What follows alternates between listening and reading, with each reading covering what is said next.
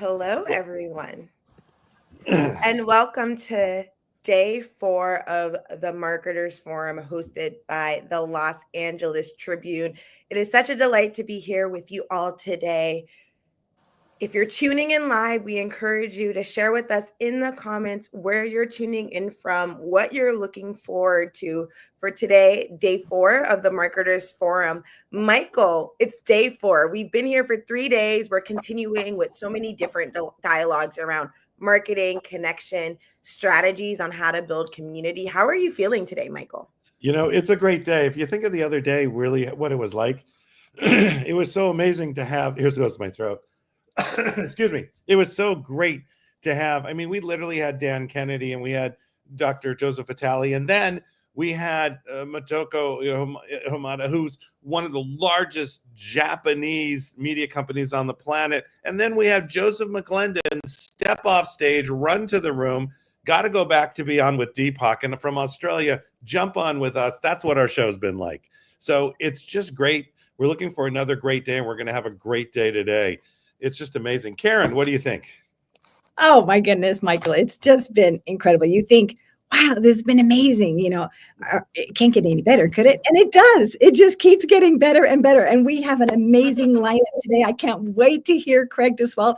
Hold on, because he is so incredible to listen to. He connects with everyone, like you said, Ava, and he is just so funny, but he is just so heartfelt too. So I can't wait for all of our speakers today. That's so wonderful. Rex, how are you feeling going into day 4 of the Marketers Forum? Well, I feel fantastic. I think it's another opportunity for people to go beyond what they've known, try something different, implement things. If you always do what you always did, you always get what you always got. And so this is an invitation to do that extra step or extra piece or a little bit that can really move the needle forward for you. So skyrocket, strap yourself in and get ready for a fantastic day. Love that, Rex. All about taking action. Once you hear insights, how can you implement and take action? Ava Emanuel, editor-in-chief of the Los Angeles Tribune. How are you feeling going to day 4 of the Marketers Forum? Oh my gosh, Alicia. One of the things that we always say, it takes one idea that you implement to change your life. And I am looking forward to lives change around the globe. Personally, I have had so many moments of life change, where life will never be the same again, and it will go a totally different direction, and the trajectory goes a different direction because of something that you heard from someone that just changed your insight, changed your mindset, changed your belief, upgraded your ability to see things, be able to almost see greater and see bigger. The other day, my phone went on the Zoom mode and I literally can't unlock it because 8 and 9 are missing. It's on the other side. And that's what happens when our perspectives are too zoomed in. But when we hear from people who allows us a greater perspective, things that normally aren't in our radar, that we don't see, we don't perceive, we don't understand, gets exposed to us, and we've got a greater understanding. And so I am looking forward to trajectories of lives change around the globe, ripple effects, the gifts of the Los Angeles Tribune being brought to the planet, complimentary for free as a public service. The vision of our CEO Morak, our vice president supporting it, Michael Silvers, and all of our hosts. We've got such generous hosts who are giving their time, like Rex, Karen, Parisa, Julianne, Donna, and so we all kind of pitch in. So you are part of this journey. I would love for you to make sure that you share this, this show. Tag people who would want to really benefit more. It's Saturday, right?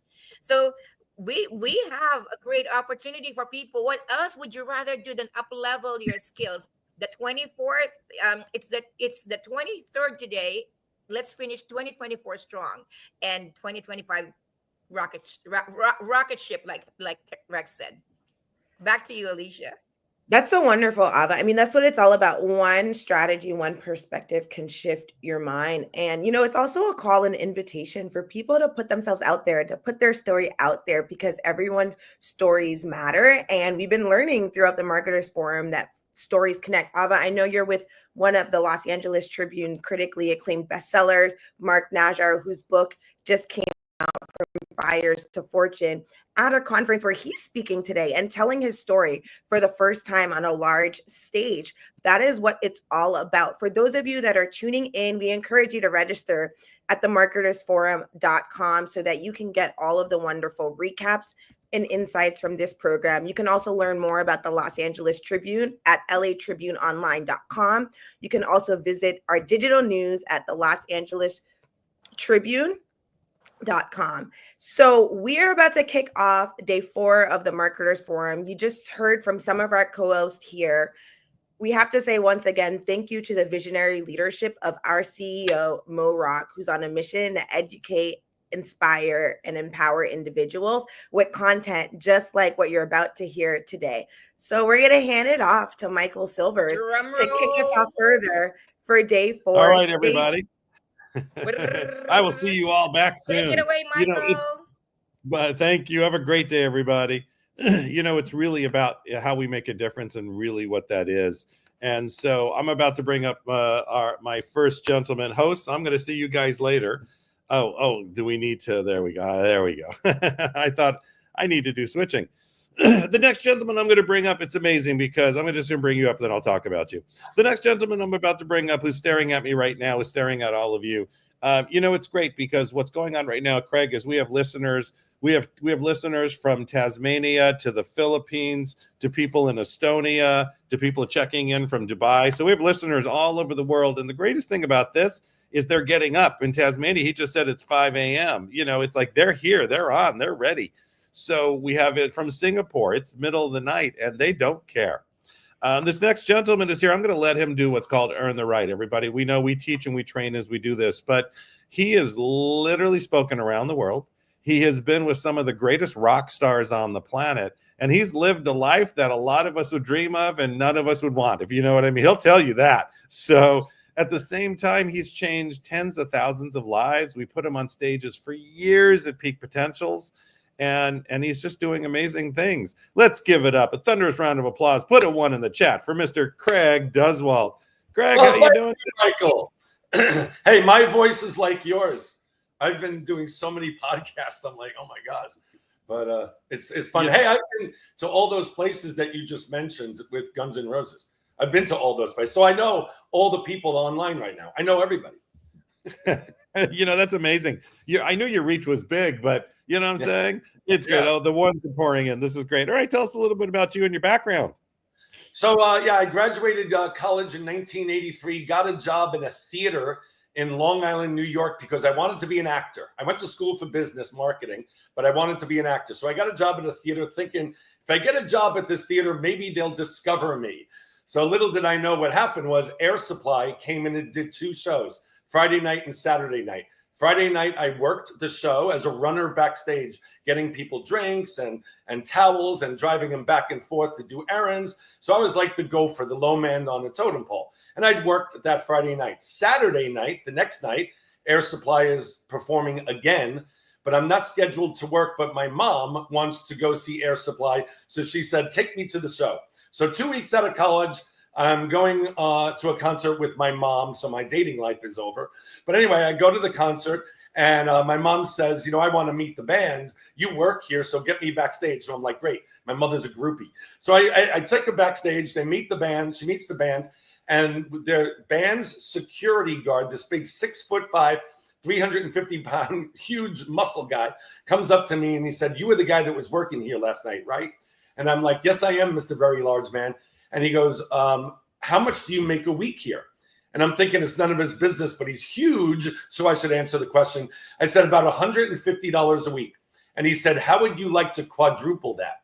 And so many things went through my mind of what this man wanted me to do to him for $600 a week. But I'm like, no, I'm in. Whatever you want, I'll do it.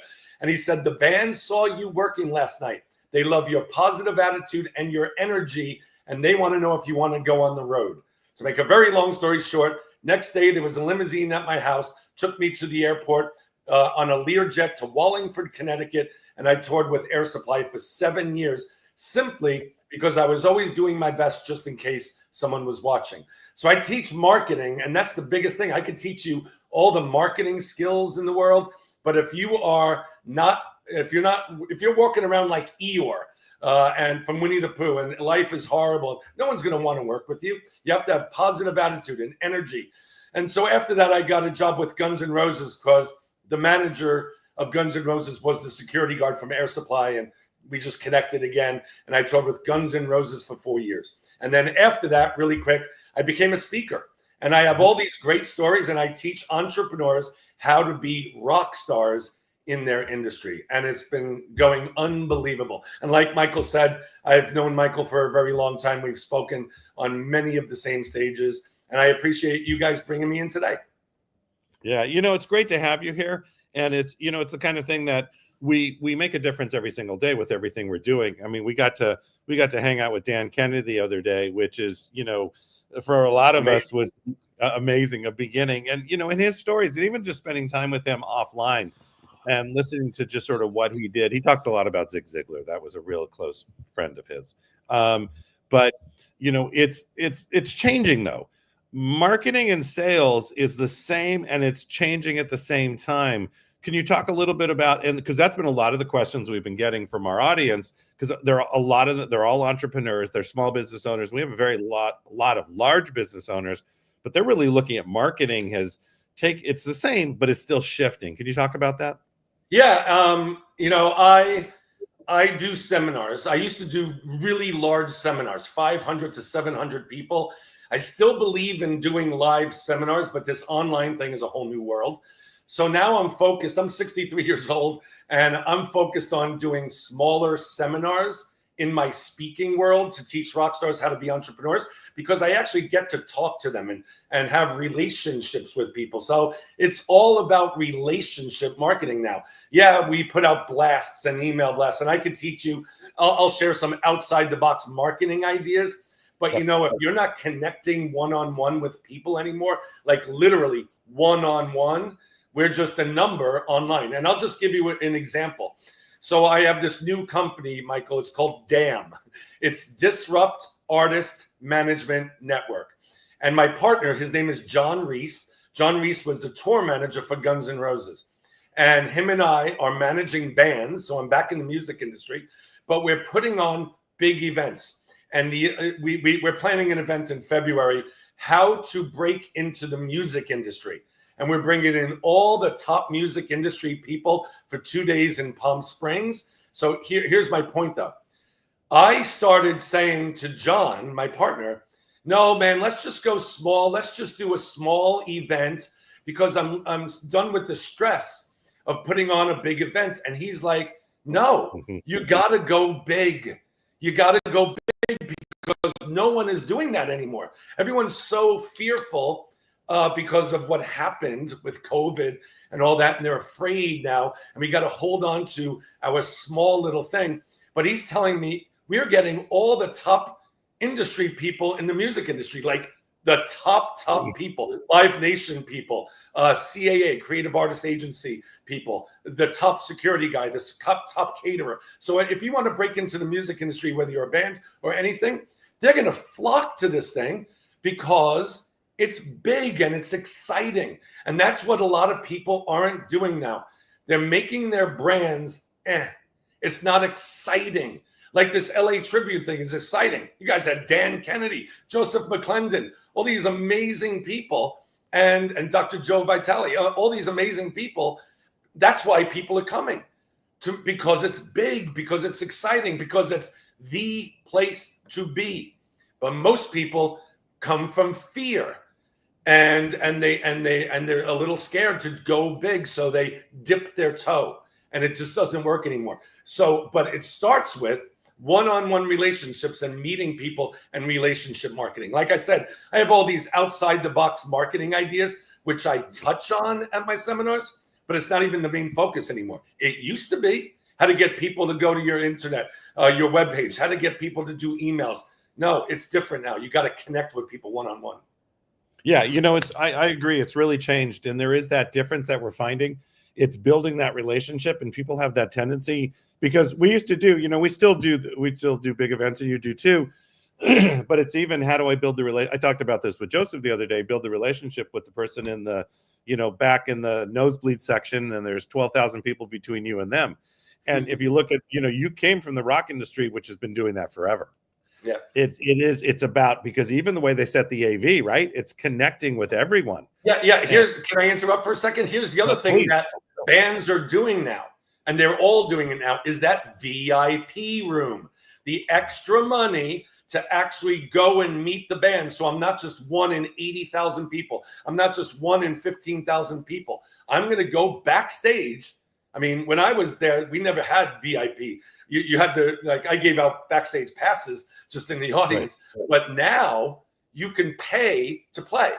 And I'll do that all day long. If I could get a picture with somebody that's well-known, a business leader or something, I'll pay to play as a sponsor or something, because I just want to meet them. Because I know if I meet them, I could, say some really cool things that they probably will remember me. Right. And the greatest thing about that is you see that everywhere, because we've gone to a lot of concerts, right? And we continue to see that happening. And that it's that relationship that really builds that long-term, the know, like, and trust.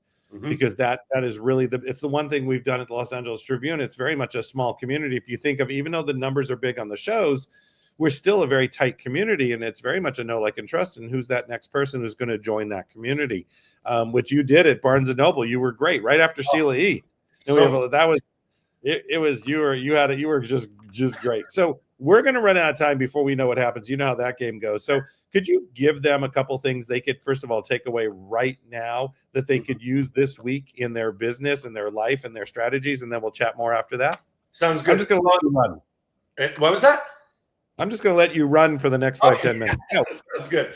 So at my seminars, I teach marketing, right? And I have actually 254 outside the box marketing ideas that you could do in your business to get noticed or get people to relate to you or know who you are, or even just get to meet you. So I'll just share some of them. So I have some props. So this is my favorite one. This is just a regular white envelope. And what I do with these, so first of all, I hate cold calling. I will never do it. I hate when people cold call me. So I just don't want to do that for my business. So if I'm putting on an event and I need a sponsor for my event, or I just want someone to come to my event, I have a database, which I blast emails to, and Facebook and all the social media. But if I want to hit someone up like one-on-one that I really don't know, but I just want to meet them, and I think they would be a good sponsor for my event, and I think they would be a good audience member, I do this. So I send, and say I'm trying to connect with someone named John Smith. So I write on the envelope John Smith, and I put his address, and in the return address up here, I put my address, and I also put my telephone number. So I lick the envelope, and I put a stamp on it, and I mail it. And John Smith will get the envelope in the mail. He opens it, and there's nothing in the envelope. There's nothing there. So what John does all the time when I do this is he's like, oh my God, there's nothing here. Oh, good. He left his telephone number in the return address label. So John Smith will call me up and say, hey, Craig, this is weird, but my name is John, and I just received an envelope from you, but it was empty. And I'm just wondering what was in the envelope. And I said, nothing. I just wanted to talk to you because I think you would be a great sponsor for my event. And one of two things happened. This never happens where the main thing that happens is he says, wow, pretty clever to get me on the phone like that. Once in a blue moon, they get mad at me and they say, dude, that's pathetic. I can't believe you did that. I'm like, dude, you called me. I didn't call you. So the beauty of it is you don't even have to feel guilty because they called you. And if they get mad at you, which no one ever does, you just say, hey, you called me. I didn't call you. But the beauty of this is it's an icebreaker. It always works. They always say, wow, that's a pretty good way to get me on the phone. And then you start talking to them. You share a story about your event.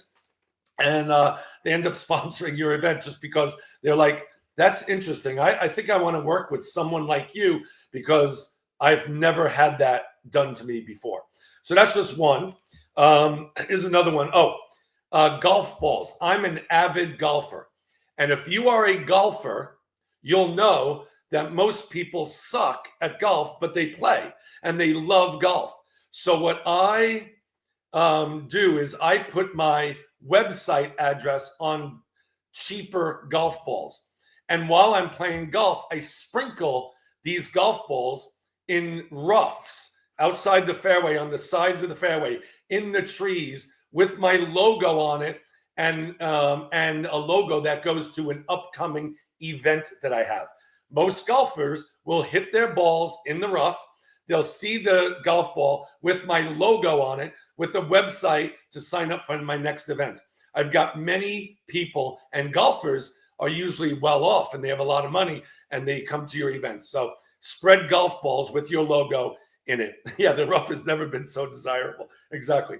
Here's another one that I love doing. If you have an office, like a physical office where, your office is on the street or in an office park or something, I have many times, when I first started as a speaker, I have people picket, Picket, outside my office, walking back and forth all day in front of the traffic that is going. But they're not picketing bad things. They're saying, Craig Duswalt rocks. I love working here. Here's a website address for his next event. And people are just walking around carrying these signs that the traffic that's passing by all day is looking at. Once again, it's like a walking billboard of your event, or just telling people that Craig Duswalt's a pretty cool dude. And what they end up doing, they go home and they Google my name, and then they see my events and they see that I toured with Guns N' Roses and I got some funny stories, And my last one that I'll share before the big one is, I used to be a real estate agent. When you're selling a house, the real estate agents always have the open house signs on the street. So I used to take these signs and put them up even when I'm not selling my house. So I would put signs up to direct them to my house that I still live in. And they would come into my house and they're like, oh, can I get a flyer for this house? How much is it? And I said, oh, I'm not selling the house. I'm selling my books and tickets to my next event. So what happens is people walk into my house and they feel so weird that they're there, because they're not really supposed to be there, because they think it's an open house because I'm selling my house, that they eventually buy at least a book, because they're like, oh, yeah, I guess I'll take a book for $20. And they walk out, and I can imagine the conversation as they're leaving my house. What just happened? I just bought a book. I was trying to buy a house and I just bought someone's book. What just happened? But again, it's billboards of open house and then flyers to your event instead of flyers for the selling the house. And then the last one is my best one. I always end my talks with this, is I teach people to write books. So I write like 96-page books, and this is a bigger one. This is, I think, 100 and something pages. Anyway, so it's called, this last one was Deliver Your Message Like a Rock Star. Always put your picture and your name on the front cover of the book, because you're positioning yourself as an expert in your field. So anyway, you take a book, you read a book, and I take like 15 of these books and I put them in my backpack. And I go to either my local Barnes and Noble, or I go, if I'm going to an airport, I take them there. And what I do is, let's just say I'm in Barnes and Noble. I have my backpack with 15 of these books in, and I go to the marketing section of Barnes and Noble, and I kneel down, I take my 15 books out, and I put them on the shelf. And that is called reverse shoplifting. It's a thing. Do you know that people spend thousands of dollars to learn how to get their books on bookshelves? I'm like, just put them there yourselves. Why is this so difficult? Why can't you just put your books on the bookshelf? You can't really get in trouble, because they're actually, if you have a barcode on the back, they'll scan it and they'll get the money. So it's like not a big deal to me. I have people doing this all over the country. Reverse shoplifting is actually my number one tip. I have in airports, every time I'm going through an airport, I always take my book, and the Hudson News always has the New York Times best-selling books out in the hallway.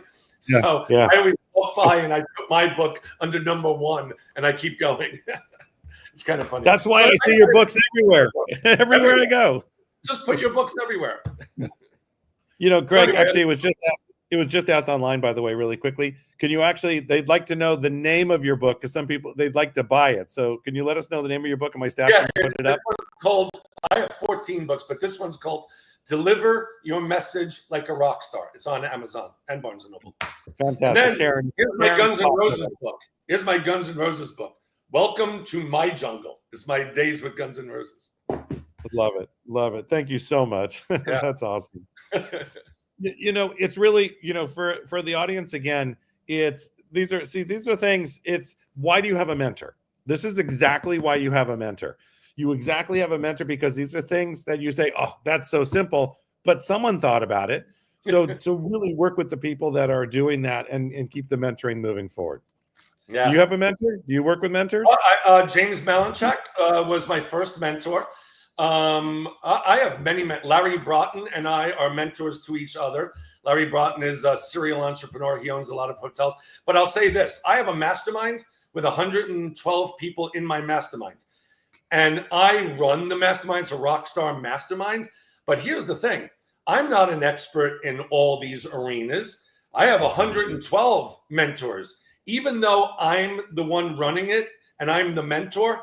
But I consider all those 112 valuable pieces because I learn from them as well. I'm not above learning from anybody, you know, and that's the key. Ask questions. Don't be afraid to ask the stupid question, you know? Yeah, you know, and that's a really important piece because always ask. As entrepreneurs, we always try to do it ourselves. Stop doing it yourself, right? Never going to happen. Yeah. Michael, the connections alone. The connections alone. So I think of this. I have 112 people in my seminar, in my mastermind. And those 112 people know at least 10 people each. You know, the reach is just, so the connections. And I'm doing this event, like I said, how to break into the music industry, February 21 and 22 in Palm Springs. My son has a band, Thredge. One of my kids is in this huge band, Thredge. We are doing this for other reasons, but you don't think I'm going to bring Thredge to the event and meet everybody in the industry, Live Nation, agents, producers, engineers, all these people that I'm hooking up with them, but that's what it is. That's why you go to these events. You meet people. Larry and I are doing an event December 6th and 7th in Los Angeles. How to get PR. It's on my website, rockyourlifeconference.com. But here, it's all about this. How do you get free PR? How do you get free media? You know people, you connect with people. And then there's ways of getting free PR just by who you know. But you have to kind of go to things to meet people. You can't do it by yourself. I'm pretty successful in this. I wouldn't even think of doing this by myself. Because I could cut down the timeline of being successful by years by working with other people that do it. Like you. Michael is huge in this industry. You get to know Michael Silvers and look what happens. Look, you know, I'm on this thing, you know, because I know Michael and I know Mary and I know Mary. Right. And Mary really put us all together. Yeah, Mary Glorfield. We had her on yesterday, actually. You know, Mary just loves to be on camera, but so I keep pushing her limits all the time as she pushes mine. Yeah. You know, but it's, you know, we only have a couple minutes here, but you know, the greatest thing is I'm thinking right away, oh my gosh, we got to get on the phone next week because with some of the things we're doing, some of the things you're doing, we got to rock them together. Yeah. And because I'll tell you, Michael, I want to talk to you about the DAM event.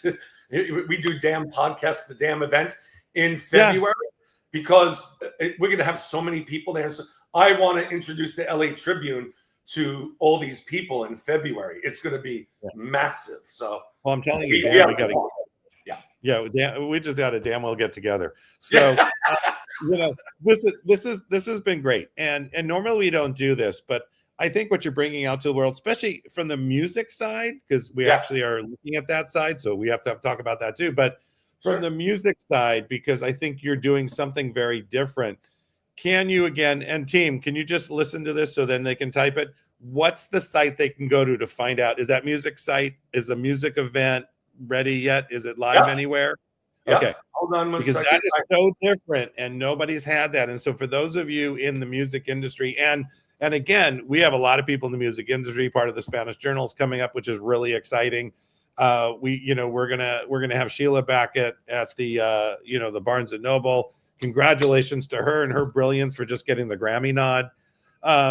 But it's so different. I want to make sure that everybody knows where to go for that, because I think that's I'm trying to put it in the comments, but it won't let me, but that's okay.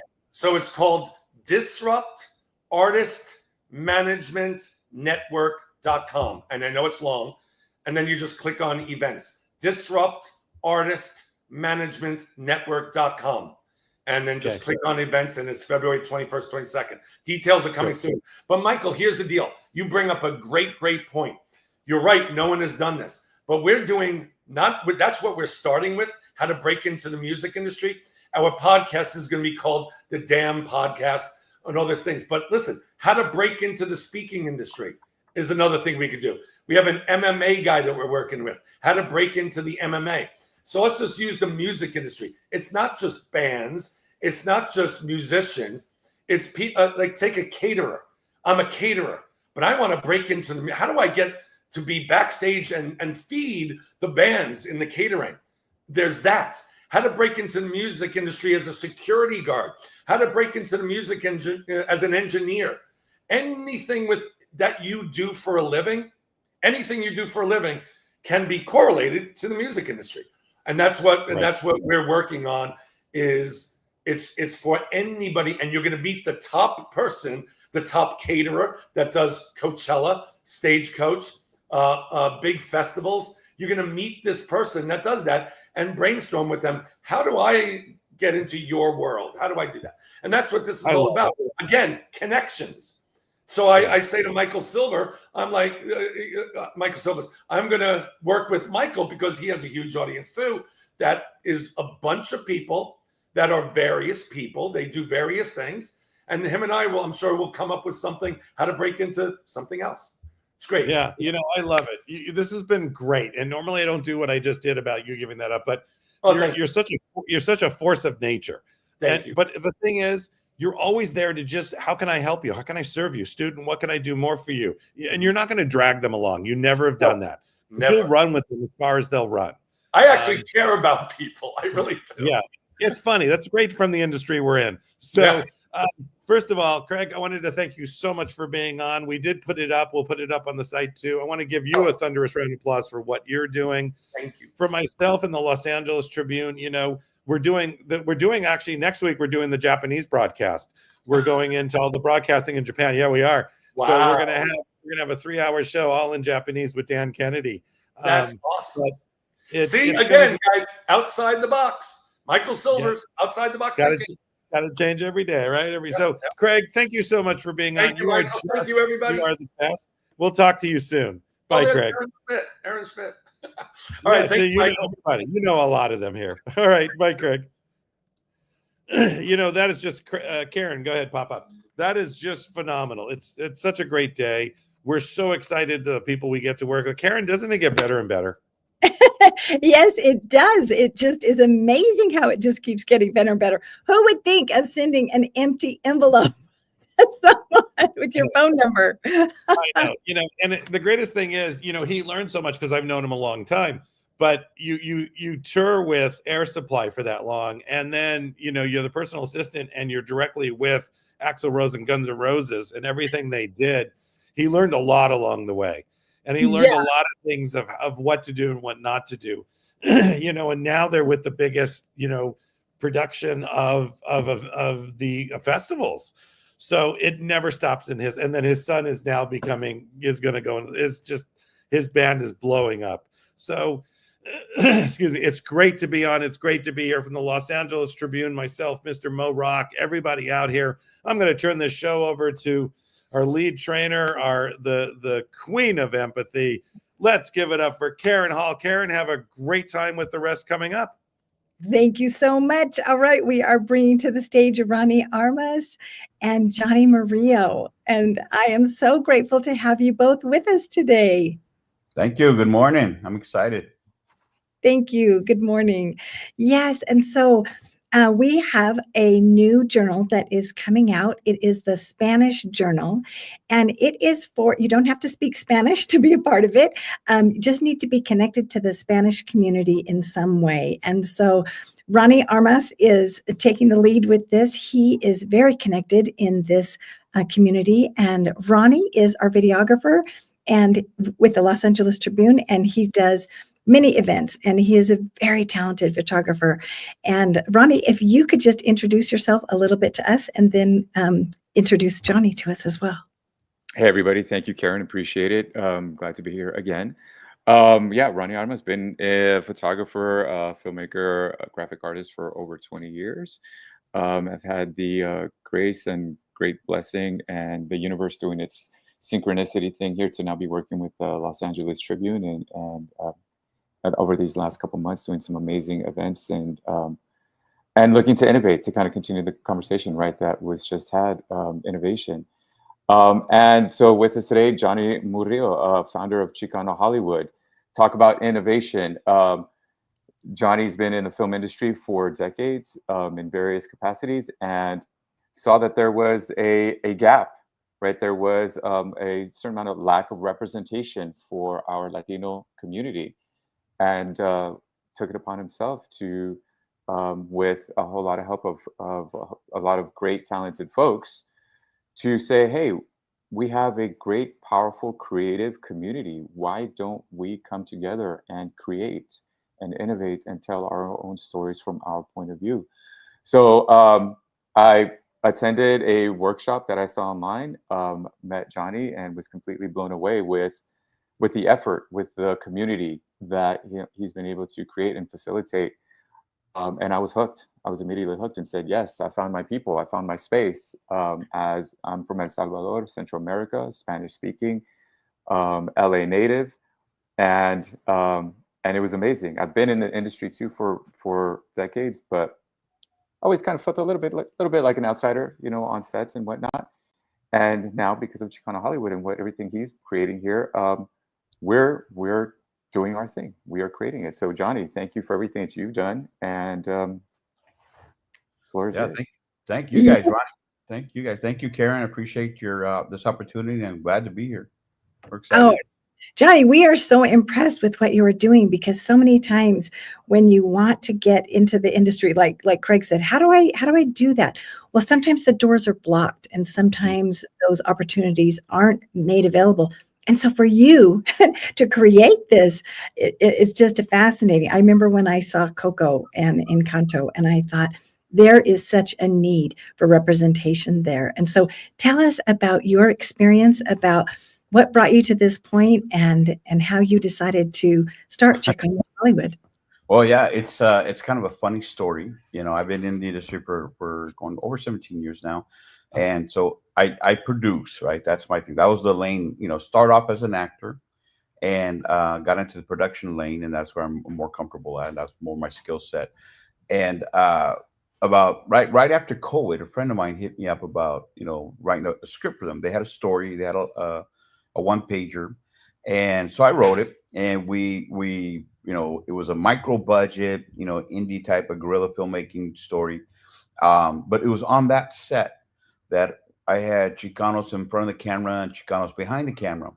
And when I say Chicano, it's not just Mexican American like me. It's like, like Ronnie is like others. We're all raised in the same barrios, so we have the Chicano voice, right? So on that set, we had both, and we had just, front and behind. And so I nicknamed that group Chicano Hollywood. So it's just kind of a fun thing.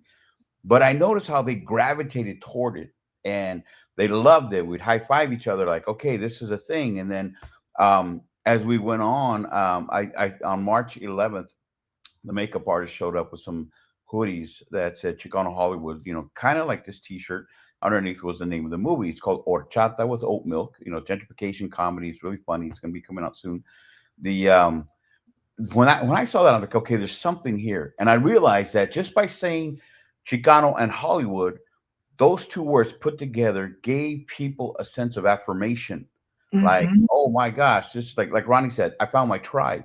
Yeah. And all they would do was just affirm them. I would get on Instagram and Facebook and just say, hey, shout out to, Echo's World, shout out to Miss Lizzie, shout out to Director LV, shout out to Ronnie. And I would just say, look what we're doing. Just put a spotlight. Look what we're doing. We're out there. We're in the game. And it's grown from there. Now we have, across all socials, about 100,000 followers. We have LA. We also have Chicano Hollywood, El Paso, San Diego, Phoenix, Chicago, San Jose, Albuquerque, Las Vegas, and we're going Dallas and Houston. And then we're also going to be going this year to New York to organize there, and also Denver and Salt Lake and a few other cities. So it's a movement. We're a company though. We're a production company. We're a resource company. But it's a growing movement because we're finding each other and we're a force. And I tell people it's our time right now. It's our time. Yes, it is. And you know what is so interesting, Johnny, is that we were talking at the Los Angeles Tribune about this need to give a voice to the voiceless. That is one of Mo Rock's missions. And that was one of the things that attracted me to the Los Angeles Tribune. And so he said, the Spanish community is underrepresented and we need to give a voice to them. And that's why we decided to start the Spanish Journal. And you saw the same thing. You saw that there was underrepresentation. And so let's provide an opportunity for them. And so this is really amazing as a producer. And the way that you saw that on the t-shirt and the hoodie, and then you said, there's something there. You felt something within you and it resonated with you. And then you acted on that. And that was very courageous to do that. No, thank you. And it's good. And I tell people, look, the days are over when Latinos step on each other to get to the next level. Now we have to lock arms and do it together. And that has really resonated with this.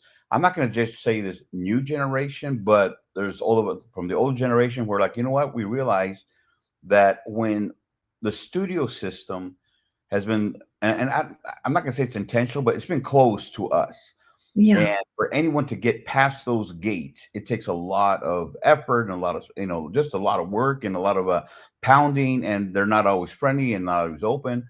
I realized that, look, we don't need them. Now, Chicano Hollywood was not an intentional disruption. We didn't sit around and say, how do we disrupt the studio system? But that's what it's become, because we have our own streaming app. We have our own content creators. We have our own social media platforms. We do our own training.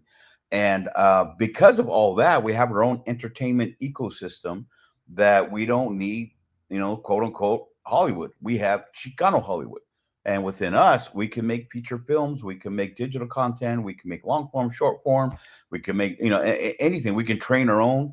So to us, it's like, okay, there was a gap. There was a community that was being silenced. There was a big misunderstanding because, we would get put in one bucket saying Latinos or, or whatever the terms might be, Latinx or all that.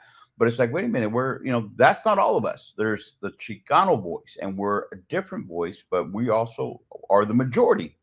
62 million Latinos in the U.S., 40 to 50 million connect with the Chicano voice. And that's including, like I said, El Salvadoran, Mexican American, where we all connect with that Chicano voice.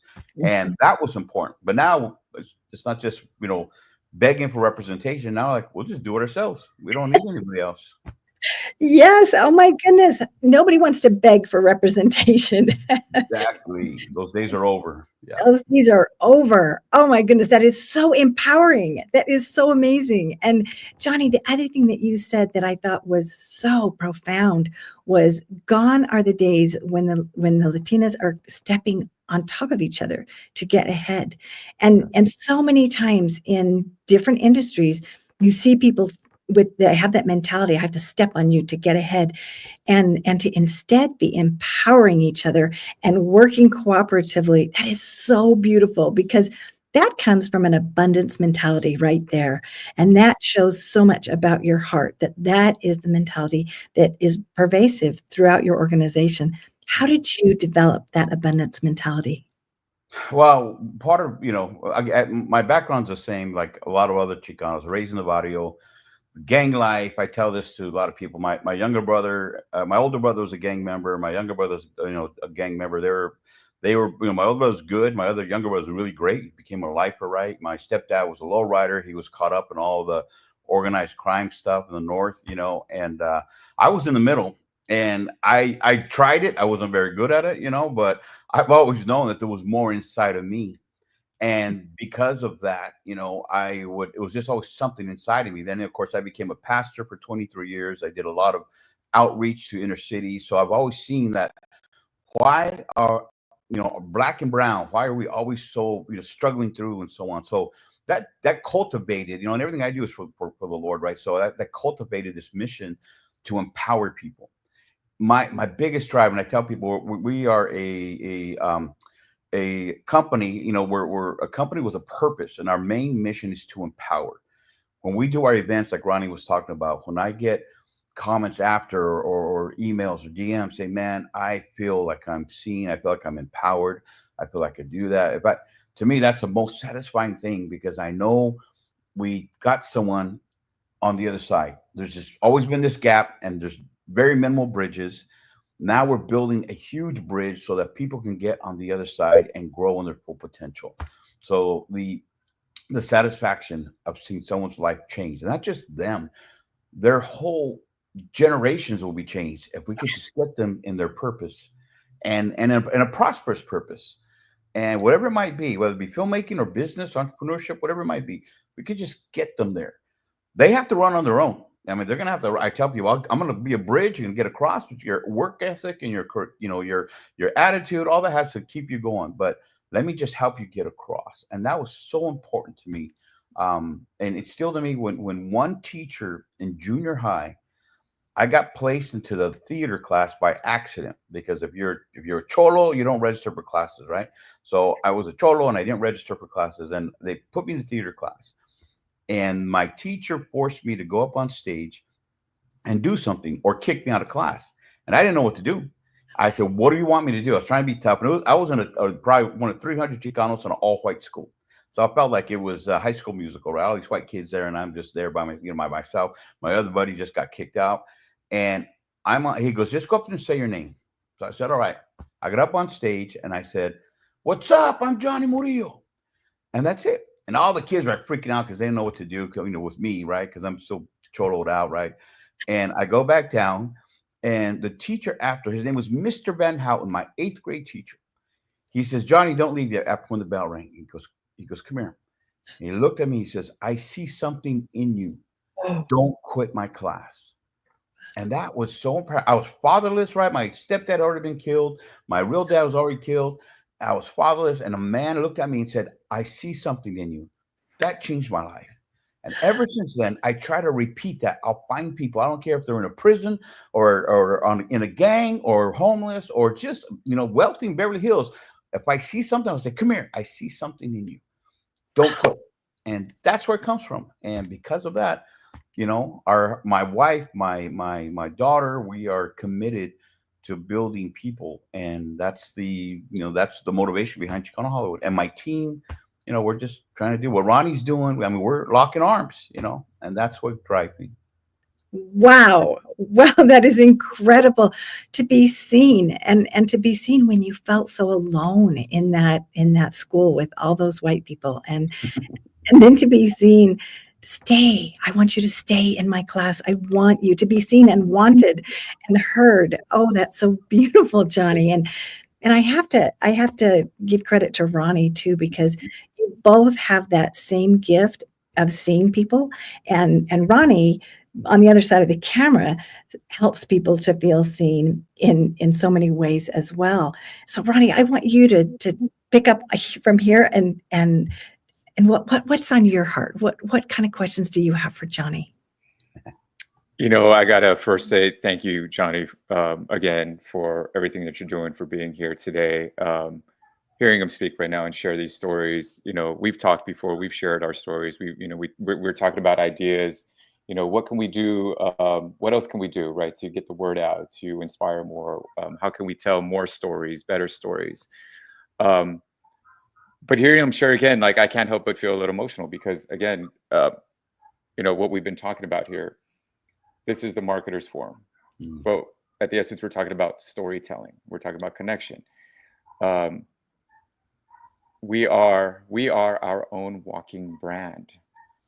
And so when we get to tell our story from our own voice, and the way Johnny just shared it right now, like I got chills. Like it's like, yes, because it resonates. I have a very similar story with a high school teacher. I hated writing. I didn't even like to write my name on a paper. I was like, I couldn't stand writing. But I had a teacher that acknowledged that and gave me space. And next thing you know, I became a poet. So it's just these stories that are so important to tell. So for me, Johnny, like, what's next? Because this is such a powerful beginning. It's such a beautiful beginning. And I know the community has grown exponentially, right? Nationwide at this point, like just like you said, Phoenix, parts of Texas, Chicago, and looking to grow, right? But what's next? Because, global, right? I would imagine, but let us know what's happening. No, I mean, honestly, global is in the plan. Like you guys are talking about Japan, there's a huge Chicano. They're all Japanese, but they love the culture. They love our voice. They have lowriders. They're all tatted up, and they're probably all tech and lawyers. You never know. But there's a huge community in Japan. We have followers from Japan, from Brazil, from multiple countries in Europe, and Vietnam. And so part of cultivating the voice, our main focus is, my main passion is training people, empowering people. As a business, we're going to continue to grow production. There's different formats now that are coming out of China that we're diving into. We just made a partnership with a company, Bria Media, out of Miami, and an entertainer named Carlos Ponce. So we're all locking arms to continue to grow. So my main focus is, how do I empower people? How do I give them skills to put food on their table? That's my main drive. And so I'm going to continue to grow domestically with hubs. And we have the foundation of our ecosystem. What I call them, we're building an entertainment economic ecosystem, using entertainment to get into the homes of the Chicano Latino community, so that we can give them entertainment and empower our small businesses to get their products into their homes. They in turn can be entertained and also consume products from our own community. So that's what we're building. So we have our magazine that we have our second edition coming out. We have our streaming platform. So we're just building this ecosystem. Again, not intentionally disrupting, but we have to disrupt, because that's the only way we're going to be seen. So international growth is super important to me. So 2025, I'm planning at least to get to Japan, having a meetup there. I'm already in contact with people there, and we'll have like a mixer type of thing, see who shows up, and then just continue to grow the voice. Craig, I think was earlier talking about a mastermind. So we're going to be launching a mastermind in 2025, where I want to empower green lighters. That's what we're missing. We don't have green lighters, and that's executive producers and also producers that can get a script and say, okay, let's get this thing funded. Let's, find funding. So those are green lighters. So I'm going to start training people on how to become a green lighter, so that with 2025, if I do 3 masterminds, at least my goal will be to have another 20, 30, 40 green lighters that we train them on how to try to find funding, try to get connections with distribution, try to, source, find your resources so you can actually make more content, whether it be TV series or feature films, starting at the micro budget level. I'm super honest. Like I've never produced something like Avatar, but I can produce up to $2 million. So I'm going to teach them what I know, and then bring people that have done that kind of stuff, so they can also open up our minds and our hearts on what our goals could be. So 2025 is very pivotal. I really am striving hard and working hard that we see some big steps taken for a community that want to say, okay, it's time for us to become green lighters. Brandon Maxwell from the Daily Chela, he said this quote, and I steal it all the time. He said, "I would rather build my own castle than knock on the door of someone else's and they never let me in." Oh, that's what we're doing.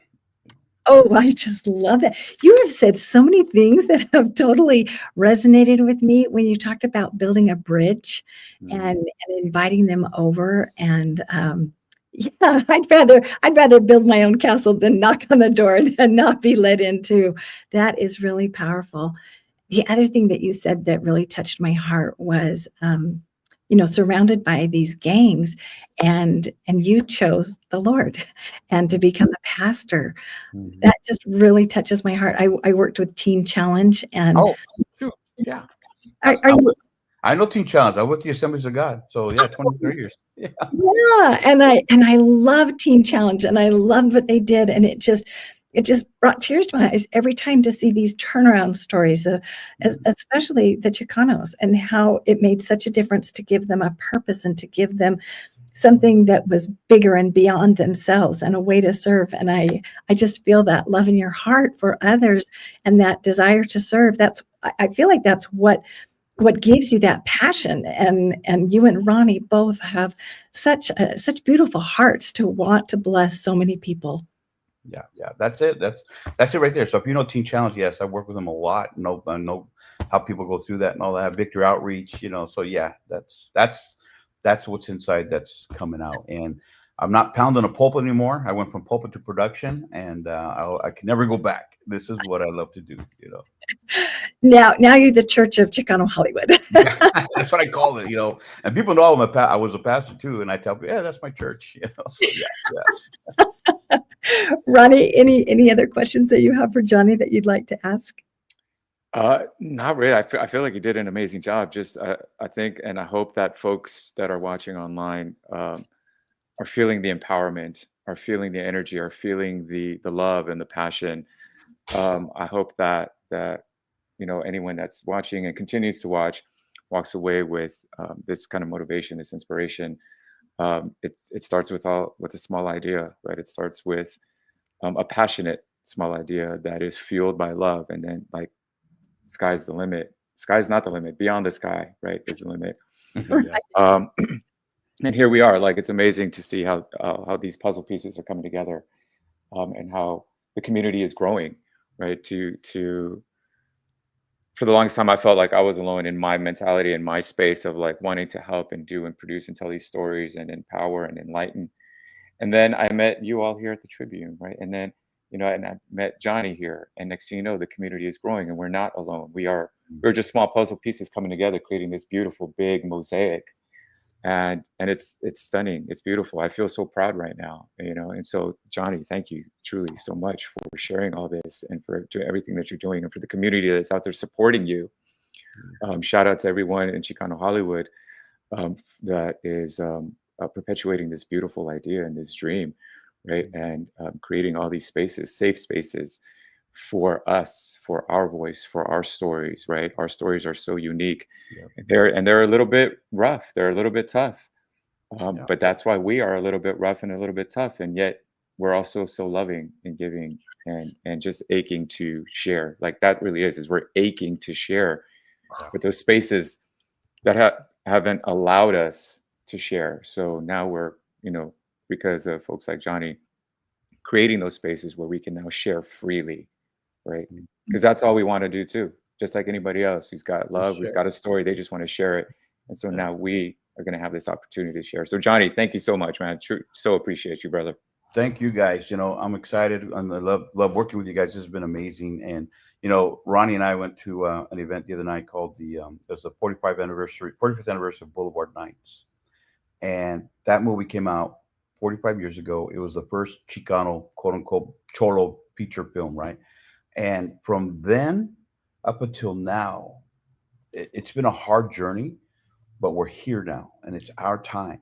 And our stories don't always have to be about churros, cholos, and chanclas. We could do sci-fi, we could do rom-com, we could do thriller, we could do action. And it doesn't have to, we don't always have to wear a sarape and a poncho or whatever. We're here, we're American. We have the Chicano voice is an American voice. It's not a Mexican voice. It's not a South American voice. It's not a Central American voice. It's an American voice. And that voice, our time is now. Let's do it together. Let's do it. Our time is now. Oh, that is beautiful. And I got kind of emotional when Ronnie was talking about how you're just aching to tell your story. And I think so many people can resonate with that, where they're just aching to tell their story. And we all want a place at the table.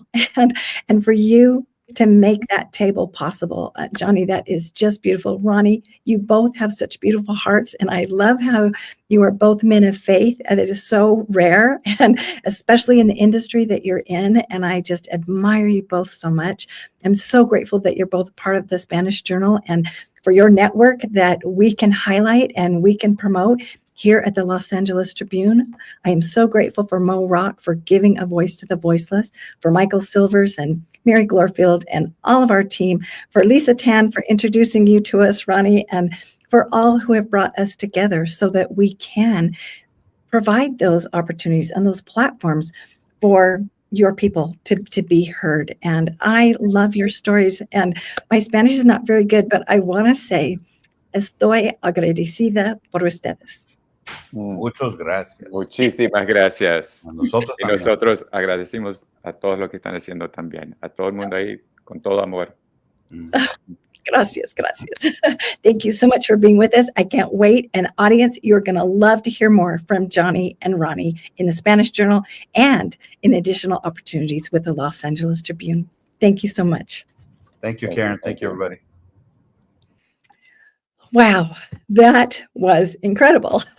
Oh my goodness. I'm like, I have to go get my tissues because just thinking of aching to tell my story and not having a place to be able to do that. And then to have Johnny and Ronnie provide that opportunity, that's just really amazing. And for Mo Rock to have that vision to say, let's create a Spanish Journal, and for Michael Silvers to help make that possible, and then to invite me to be a part of that, I feel so grateful because I love the Spanish community. My husband says I should have been born either in the Latino community or the Italian because I can't stop talking without my hands, and I love to hug and kiss people.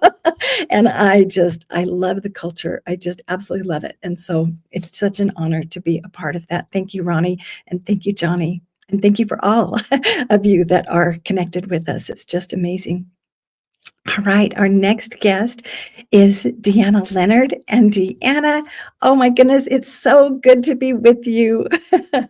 Ooh, Deanna, that's a emotional one to follow. That was so good.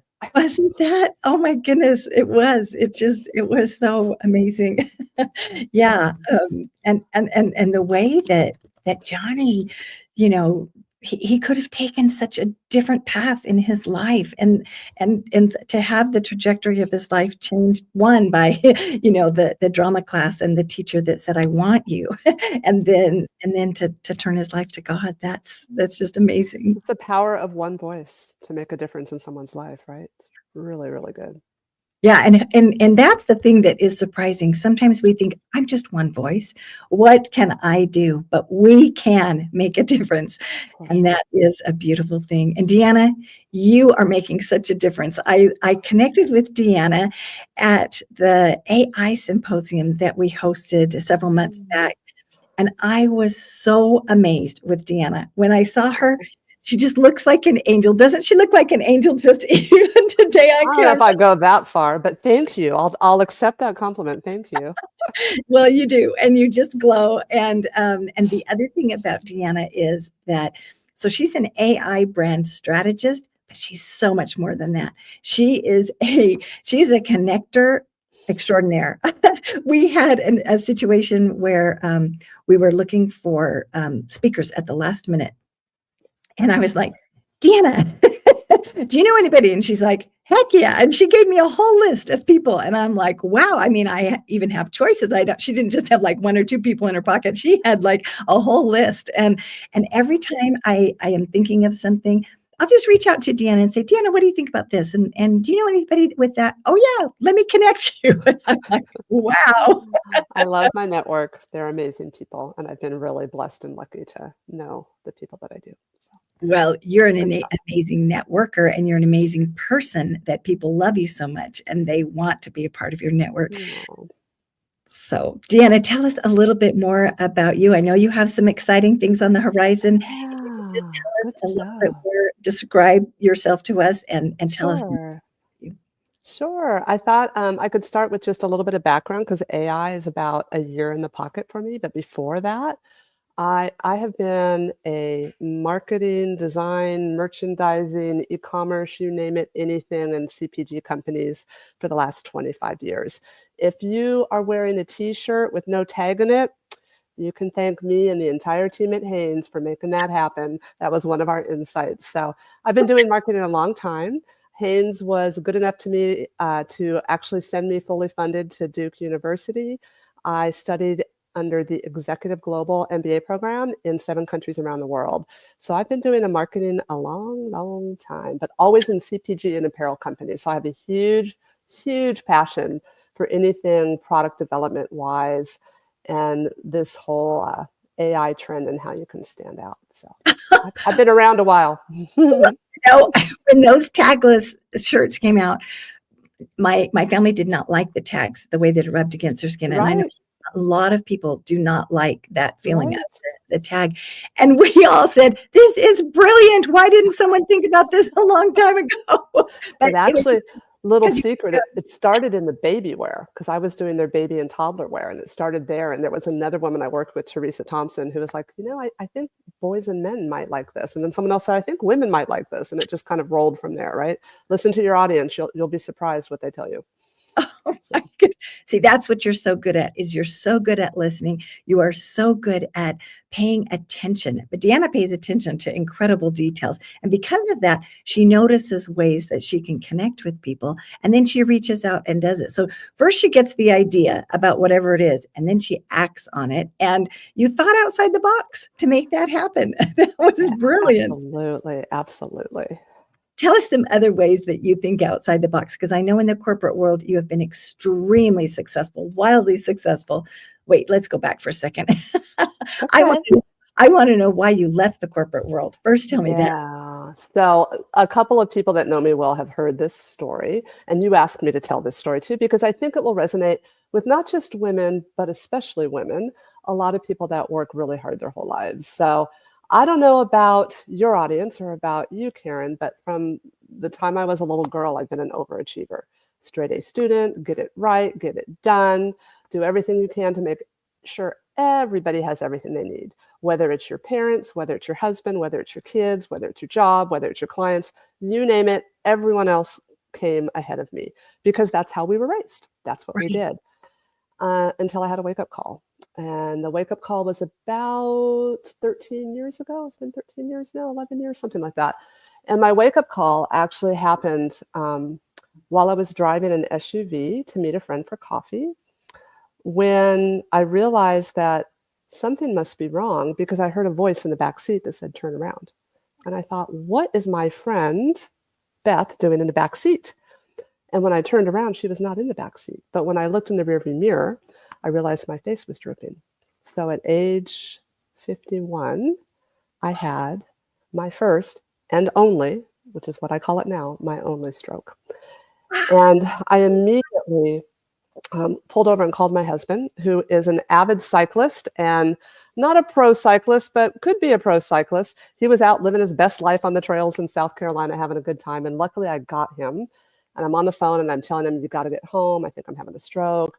This is really serious. Of course, he didn't understand me because what was coming out of my mouth was complete gibberish at that point. So frustrated, I was able to turn the car around, somehow get back home into the driveway. And the last thing I remember is passing out on the steering wheel. What a miracle that you didn't have that happen while you were driving. Especially on a highway at, 60 miles, 70 miles an hour. So yeah, I was still in my neighborhood, thank goodness. Ended up in the hospital. Lots of little details, which I'll spare the audience. But I will say that by the time my husband got there and realized what was going on, he thought our life was done. He thought I was going to be sitting in a corner in a wheelchair and he was going to have to take care of me for the rest of my life. He was scared to death for what was ahead of us. Luckily, I got to the hospital in time. They were able to give me the shot that clears the blood clot. But it's what the doctor said to me as I was getting ready to leave the hospital that really scared me to death, which was, you were lucky. You had a minor stroke. The next one will kill you.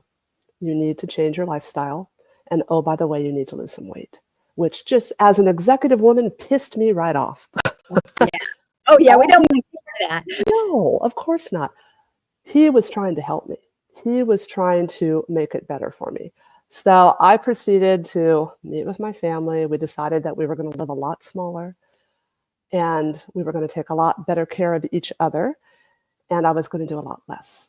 So we relocated. I took a smaller job in a smaller town, and I proceeded to work on my health. And in 9.5 months, I lost 80 pounds. I got healthy. I did my first road race. I did my first bike race. And then I actually rode RAGBRA. For anyone that's tuned in from Iowa, they know what RAGBRA is, Register's Annual Great Bike Ride Across Iowa, 517 miles on my bicycle. So it was a deliberate effort to focus on getting healthy so I could do what I loved, which is where I am now. I left corporate and decided to become an entrepreneur, a speaker, learned AI, and I'm just having a ball ever since. That is so awesome, Deanna. And what an incredible comeback story. It was a journey. It was a journey, but it was so worth it. So worth it.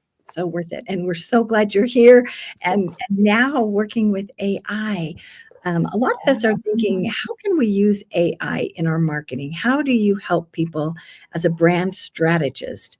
Because you do think outside the box. I've seen so many examples of how you think outside the box. How do you do that to help us stand out in this sea of voices? Yeah, it is a sea of sameness, right? There's a lot of scrolls that just keep going and no one stops on your post, right? And it isn't necessarily all about AI. It's, in my opinion, about connecting with your audience. I think Nicole did a great job talking about that yesterday. I think Debbie does a great job talking about that. It's being authentic to who you are, figuring out what that voice is, and then illustrating it in the most beautiful scroll stopping way. The other thing I will tell you when it comes to figuring that out, a lot of that is about listening to the audience you already have, listening to your friends, listening to your family. For years, people told me I was a great networker. For years, people told me I brought the sunshine. For years, people told me I was wise and I was kind. And I'm like, you are all crazy. I'm none of those things, right? Until I finally stepped into that, that's when the doors started opening up. So, oh my goodness, that's amazing. First things first, like know what you stand for. And I know they talk about 7 layers deep and know your why. Yes, all of that is important, but know what you stand for, because that's your tribe out there waiting for you to help them. Oh, Deanna, this is really interesting because we talked, I think it was Eleni Kalakos that said, take care of the people that you have. And she was saying as an actress, you know, and as a speaker coach and things like that, that you need to nurture those people. They are your best clients. And you just reiterated that very important principle, because so many times we're thinking, oh yeah, I got these people, but who else do I need out there? You know, I got to go find those elusive, unknown people out there. Right. And if you're posting and you're not getting a lot of traction, a couple things could be going on. Number one, sea of sameness, right? You're not standing out. Number two, maybe who you want in your tribe isn't on that particular channel. Maybe you're going about it all wrong. Maybe you're posting too long, posting too short. Again, go to your tribe, do some tests, do some masterminds, reward them, celebrate them, and they will help you grow your tribe. I've seen it time and time and time again. Oh my goodness. Okay, so listen to those people that are already your tribe, that already love you, that you're already interacting with.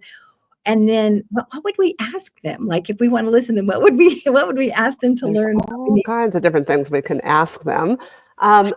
Number one, it's very hard for people, especially people, I think, coming out of corporate, to actually shut up and listen, right? It's called active listening for a reason. We have one mouth, 2 ears for a reason, right?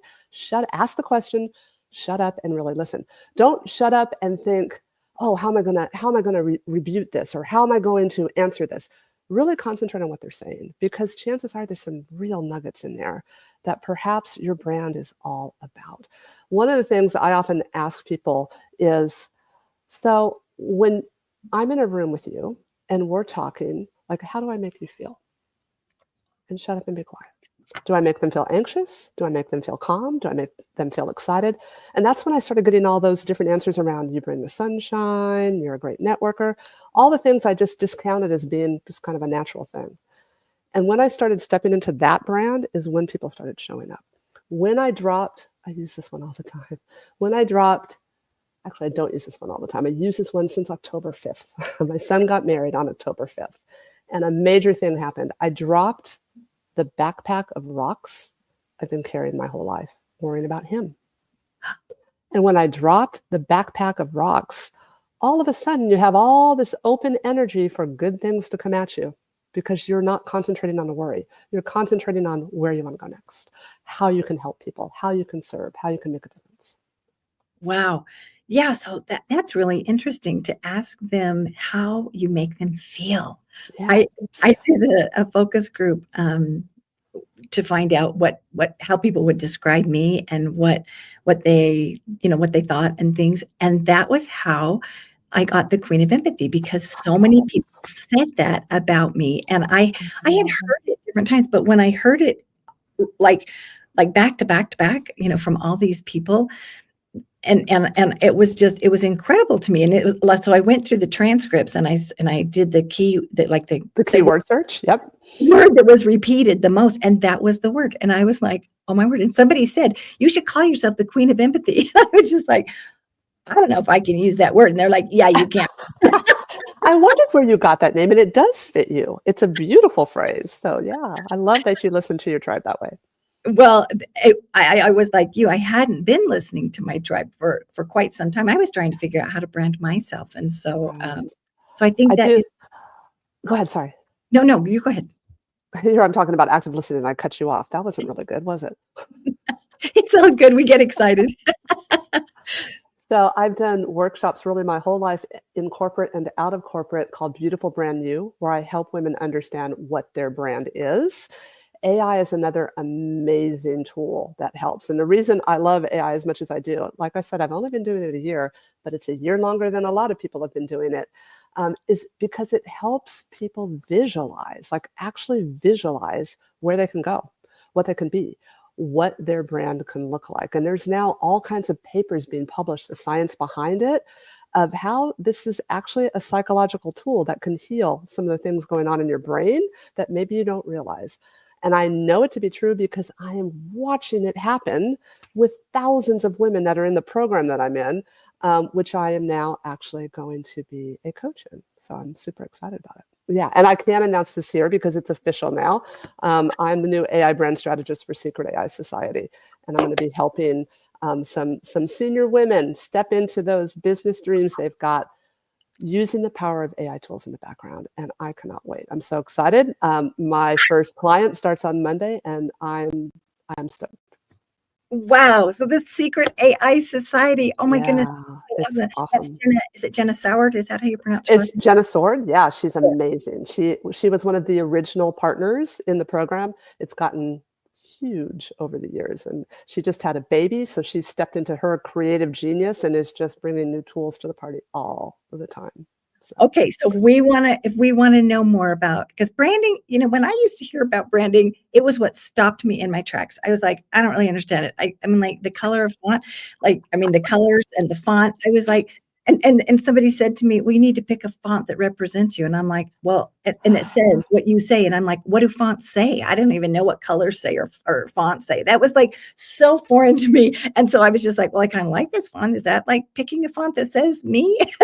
So if I came to you and I had those thoughts and I was trying to figure out about branding, what would you say to me to help me? Well, first of all, it's not one conversation, right? It's not one conversation at all. And fonts, colors, style, illustrations are just a part of it. First, we have to dig a little deeper and find out who you are and what you love and who do you want to attract. That's branding.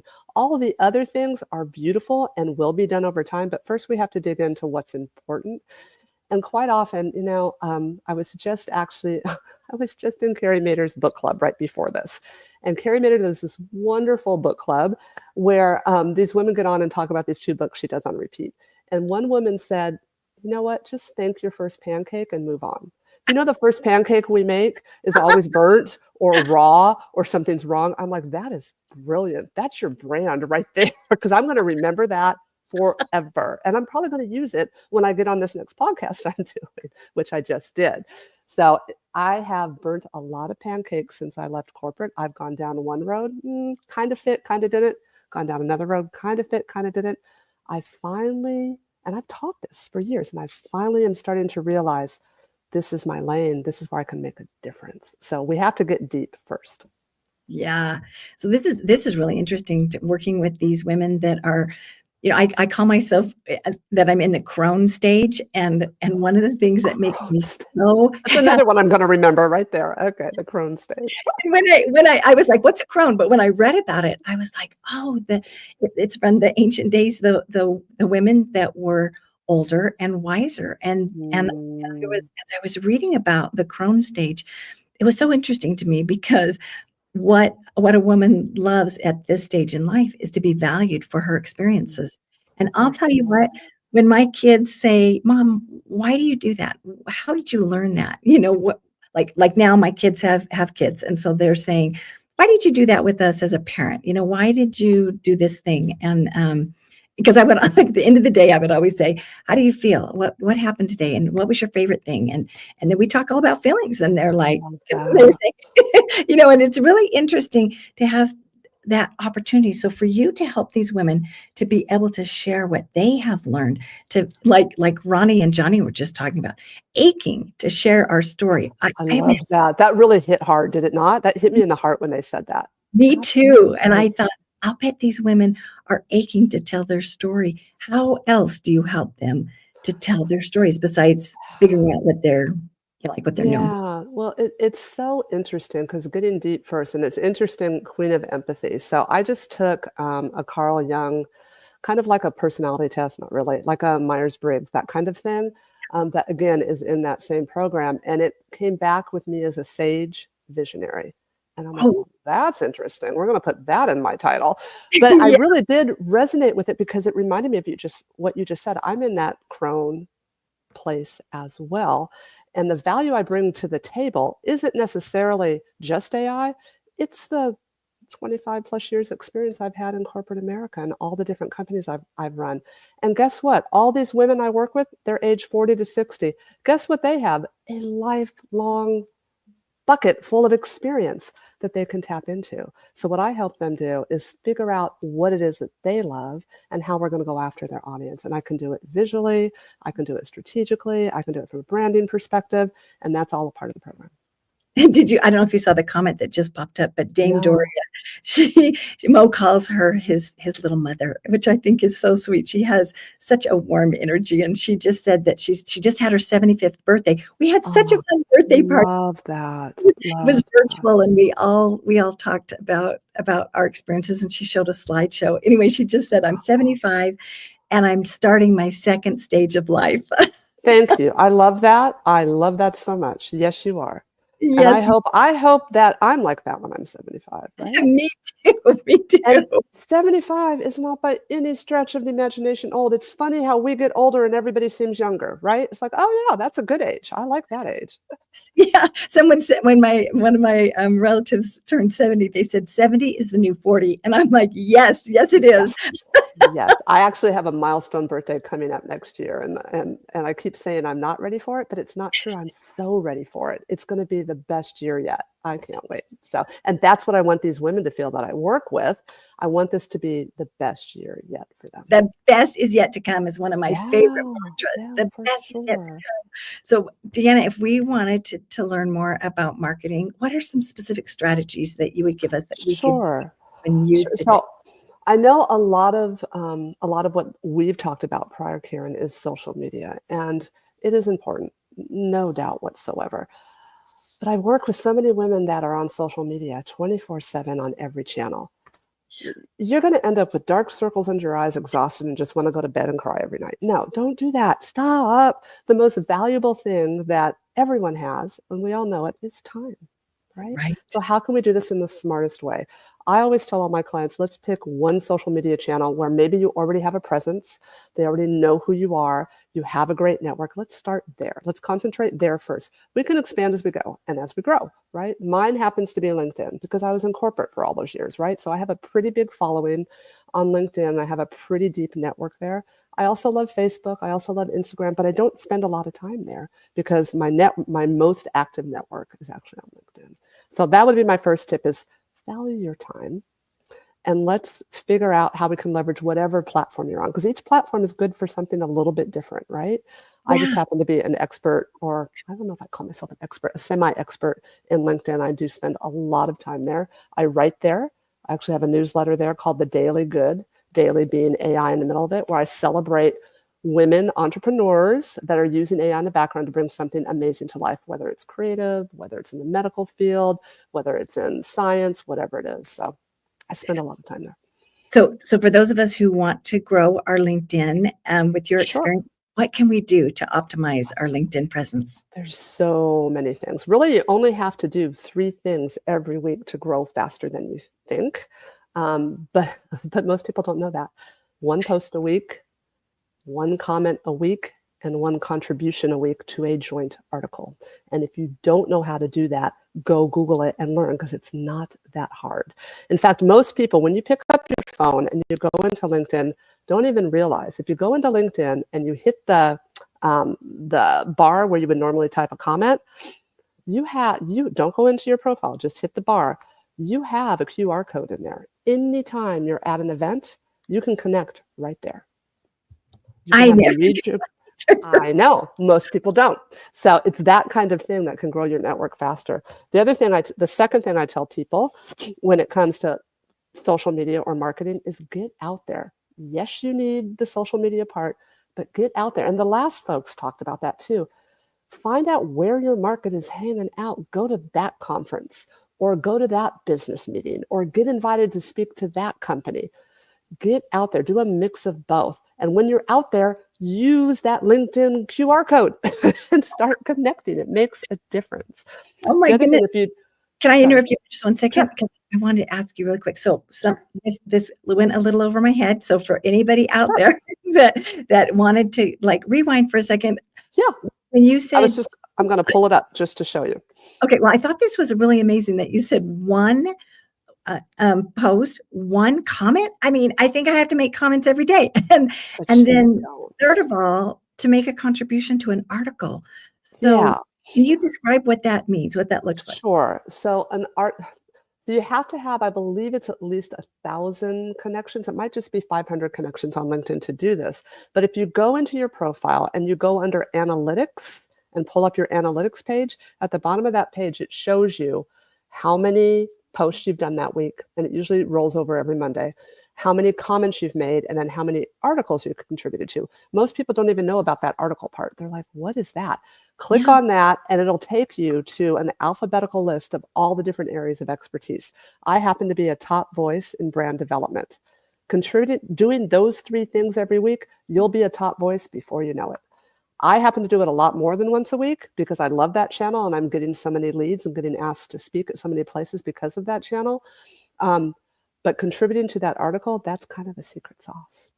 And that's a freebie tip that I learned from another person that gives a free lunch and learn on LinkedIn. So that is absolutely brilliant to look in the analytics and to find out all the different areas. You'll see how you're doing. You'll see how you're doing. And once you're in the analytics, just hit the 1 contribution. You'll see it in there, and it'll pull up the page. It shows all the different article areas of expertise that has articles. Then you click on your area of expertise and you'll have 25, 50, 100 different articles to pick from that you can contribute to.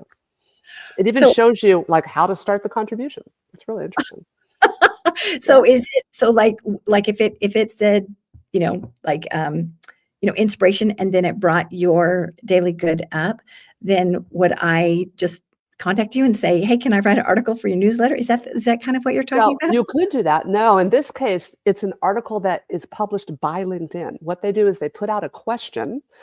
And as you start getting into this, they'll start actually even feeding you the question, but they'll put out a question like, you're implementing AI into your Fortune 500 company and things aren't going well. How do you handle it? And then hundreds of people, usually it's 20 to 40 people, will contribute to that question. And then LinkedIn will publish it as an article. Okay. Yes, I have had LinkedIn ask me questions. There you go. You probably, the tricky thing about LinkedIn is they ask you questions about different subjects. You can control that. You can go pick your subject. And if you stay consistent with your subject, probably within 2 to 3 weeks, you'll get that top voice banner. Oh So my God. I picked brand development because it's what I'm really good at. The next thing I'm going to get a top banner on is AI, because that's the next thing I think I'm really good at. This is amazing, Deanna. I never knew how these people became top voices. That's how. Wow. That is mic drop moment right there. Good. I'm glad it was helpful. I'll probably have to do like a free lunch and learn or something on that, because I have a feeling most people have no idea what goes on behind that algorithm in LinkedIn. It's pretty amazing. Like my network, since I started my own newsletter, and since I started Top Voice, and since I started posting a little more regularly, my network has really, I won't say exploded, but gone up. But here's the other thing. Here's the other misconception people have. You don't have to have a network of 20,000 people to have a great business. You have to have a network of the right people. And you can't have a network of the right people if you don't know what you stand for and you're not consistent. I believe Nicole said that as well. You're not consistently showing up in your gifts, in your glory. You know, I thought that was really interesting, because that was another thing that Eleni Kalako said, was the consistency in building trust. And when Nicole reemphasized that and how important that is. I mean, like, you know, if we had somebody that called us once a year, we wouldn't feel as you know, connected with them. And so that trust factor is very, very important. Deanna, these are really brilliant tips that I want to come to your lunch and learn. Okay, well, I will make sure that you get invited. I may make you speak, actually. If you want to come to Deanna's Lunch and Learn for free to learn about how to optimize yourself, let's go. Let's have fun. It's also not just about you and LinkedIn. It's about looking at groups. It's about looking at other people. It's about making comments. And it's not about selling. It's about really making a difference and making a contribution. And they will find you. They will come and seek you out. I have it happen all the time. I had someone just reach out to me yesterday saying, hey, would you build me a website? I didn't advertise that I do that. I did say, oh, by the way, I won second place in this website competition. This is the woman who 2 years ago would cry over tech. And now I won a website competition. How did that happen? You know? You used to cry over tech? Who would think? Lord, yes. Oh, my goodness. Terrible That's stress. amazing. You know what else you said that really hit me? And I bet a lot of people out there in the audience, this was incredible to hear, that it's not about the numbers. We hear all the time, oh, they have this many followers, they have this many downloads, blah, blah, blah. And we get caught up in thinking, oh, well, that's why I need to comment every day, and I need to go on every platform. And you just pointed that back out again. Take care of those people that you have. And you can still have a successful business. Oh, Deanna, sure. Talk some more for you. I'm sorry? I said, could you elaborate some more about that with you? Yeah, sure I can. So part of the reason I believe that is what I've learned from some of the experts in LinkedIn, but also because I know I've seen the people go down the social media hole and not come up pretty, right? It's very dopamine hit to the brain. So it's very easy to go down that rabbit hole. But different channels are good for different things. So figure out what your channel is. And I would say Google it, but I don't say that anymore. You can go chat GPT it or Claude it. It'll tell you what each one's better for. I chose LinkedIn because I can manage it and because I know who's out there. The other reason I chose LinkedIn, and often people say, oh, well, I wasn't in business, so I can't go to LinkedIn. But guess who's in LinkedIn? The people who have money in business that are trying to figure out what to do next. They probably need you and don't even know they need you. So that's why I like that particular channel. But I like all the channels. I just protect myself because I'm not putting my health first. Right. So it's super important to me that you pick the channel that you can manage so that you can do what you love, live the life that you love, and deliver the services that you want, whether it's marketing or branding or coaching or whatever it is, whether it's AI, to those people that need you the most. Yes, and that is so important. Protect our time. It's the most valuable asset for sure. I'll also tell you that you can experiment a little bit on LinkedIn without getting penalized, because people aren't quite as active on LinkedIn as they are on Instagram or TikTok or Facebook when it comes to comments. So sometimes you think, I guess that one's not resonating. But they're busy business people, so they're only going to comment on the ones that really make a difference. Well, 3 days ago, I started some new posts because I found some beautiful things that I created in AI. And it was all about feminine leadership and stepping into that feminine side of our leadership to make a difference for people. And I thought, oh, this is really pretty. Let me just post this. Oh, okay. Well, that hit. I think in the first 10 minutes, I had 24 comments. And it wasn't just women, it was men too. And it's all about the softer side. So then I tried another one and then another one. And this one is working. This one I'm going to keep going on. So you really have some room to experiment there without worrying about it. I'm right. Work on that. Are you? Oh, girl, I need to do your cover for you. Oh my gosh. You got to go see. I've mentioned you in a couple of them actually. So you'll see that once you're through what you're producing here. Oh my goodness, Deanna, we could just go on and on. This is so much fun. Oh my gosh, I didn't realize I was talking so much. Sorry, I didn't realize what time it was. We love it. We love it. The chat is just blowing up. Everybody loves this. This is so incredible. You have brought us so many great tips. So go to your analytics on LinkedIn. Find out the articles of interest for your areas of expertise. Become a top voice and pay attention. Listen to your tribe. Listen to what they're saying about you. And grow that organically, and pick one of your favorite platforms. Pick the one that is your platform. Deanna, you just had so many amazing things. I can't wait to join you on another platform somewhere. I can't wait to read your book. Oh my gosh, I'm so excited that you're doing that. Oh. Well, I just love you, Deanna, and everywhere you go, I want to be with you. And so thank you for joining us here. Thank you for having me. Thank you for sharing your wisdom and your expertise with us. It was a joy to have you here today. I appreciate you and everybody. Thanks so much. Take care. Thank you. Bye-bye. Bye. Wow. That was incredible. I learned some really great actionable tips there. I don't know about you, but if you did, put a 2 in the chat, because it is so fun to come to an event like this and to take something away that you can use right now, that you can use today, that moves the needle. We're always wondering, what can I do to move the needle? Is it making 50 comments a day? I mean, I thought that moved the needle, and wow, how amazing to learn what moves the needle. I am really amazed, and such a heart-centered, generous soul to be able to share, to take the time. She's a busy woman to share with us. That's just fantastic. So that was great. I am so glad that we got to hear from her. So our next guest is going to tell us some more. We have some really, we have so many amazing guests that are coming today. In fact, we have some of our guests that you have never heard of before, and some of them you have heard many times.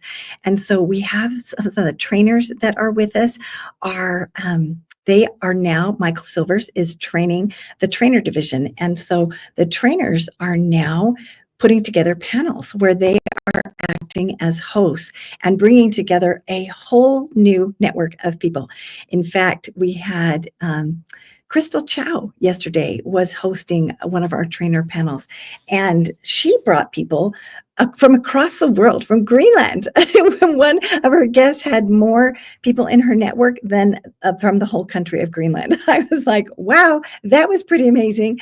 And so that was really fun. And it is great to have so many different people from around the world with different cultures, different perspectives that are willing to share with us. And so I am really looking forward to hearing from some of our guests. So was that great about Craig Duswalt? Did you love hearing about when he said, send an empty envelope to somebody and put your phone number in the return address label? I would have been doing the same thing. What's inside this envelope? What's happening here? I would have been so curious, and I would have probably called the phone number too. I don't know. But then he said, if they get annoyed, say, well, you called me. I was laughing so hard. I was here in the green room. I was just laughing so hard. So that was really funny. But Craig I got to hear Craig at the Barnes & Noble last month. And I had heard Craig speak before, but I had not heard him speak in person. And so it was really fun to get to hear him speak in person. And he was telling these stories about working with the Guns N' Roses, and he told that story about how they found him. And I was like, oh my word, it was because of his positive attitude. It was because of his energy that they said, we want you to be around, and we want to be with you. So could you just come on the road with us? And he was like, well, sure. And so he hops on the Learjet and off he goes. And I was like, wow, that's incredible. I mean, how many times does somebody just say, we like your energy and we want you to come and be with us? So I was pretty amazed about that. And then how long he stayed with them. And then the security guard that wanted him to come with Guns N' Roses. I mean, you never know who you're talking to. You never know who is going to be an angel unaware. And I think that's interesting, that as we have people that we interact with, one of the things that I love about Michael Silvers, and I'm going to get emotional when I say this, but one of the things I love about Michael Silvers and Mary Glorfield, because I work with them closely, is they love everyone. They treat the janitor the same as they treat, the star, the CEO, the celebrity. They treat everyone the same. And I watch Michael when he's interacting with celebrities and movie stars and all of these very, very famous, very, very wealthy people. And he treats everyone the same. And I see Mary do the exact same thing.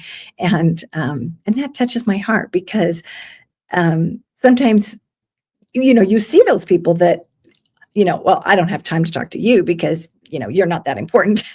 but this person, they've got my attention. I want to go over and talk to them. And so I love that, because that feeling of community is pervasive across the Los Angeles Tribune. And the first time I met Mo Rock, I was blown away, because I was sitting at a big, long table and he pointed at me. I was at the opposite end. I was the furthest person away from him. And he said, Karen, he said, come over here. And so I said, okay. So I got up and I walked around to where he was, and he stood up and he said, I just wanted to meet you in person. And he gave me the biggest bear hug. And he said, I love you. And I was like, wow.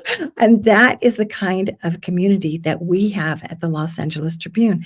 And I tell you, I got emotional with Mo, because I was like, he loves me. And if you see his name, like on Instagram, it says Mo Rock loves you. And Mo Rock has so much empathy and so much love for people. And that's one of his favorite topics to talk about. And he sends that message throughout the whole culture. And so it's really incredible, because you don't usually find that. But you know what? It starts at the top and it trickles downward, and it makes such a big difference to be able to have that kind of a culture. So I think it's fascinating what a difference the leader can make, and what a difference it ripples outward in so many different ways. Sometimes we think as a leader, well, yeah, maybe I'm empathetic, but what difference does that make? But it really does make a difference. You can bring people to the table, just like Ronnie and Johnny were talking about. You can create a table for them where they can be seen, where they can be heard, and people that don't get to have that opportunity. And that's what a gift that you can give to people to do that. And then when you show love as a leader, and when you have empathy, you can make a massive difference. Because if I feel, this was something that Motoko talked about on Friday, I think it was. She was saying that in her culture in Japan, that she makes the culture safe so that people can talk to her. And I was like, wow. One of the things that I remember Stephen R. Covey said was that in a culture, as the leader, if you want to move forward, and if you want to improve, and you want to be the best, you need to be able to listen to all the people that are surrounding you and under you. And many times that door does not feel open. Maybe you go in and you tell the leader something that you've noticed, and they're like, oh, that's no big deal. Well, then do you want to go back in again? Maybe not. And if you're minimized, or if you're invalidated, you might just feel like, you know what, it's not worth it. My comments aren't valued, so I'm not going to continue making them.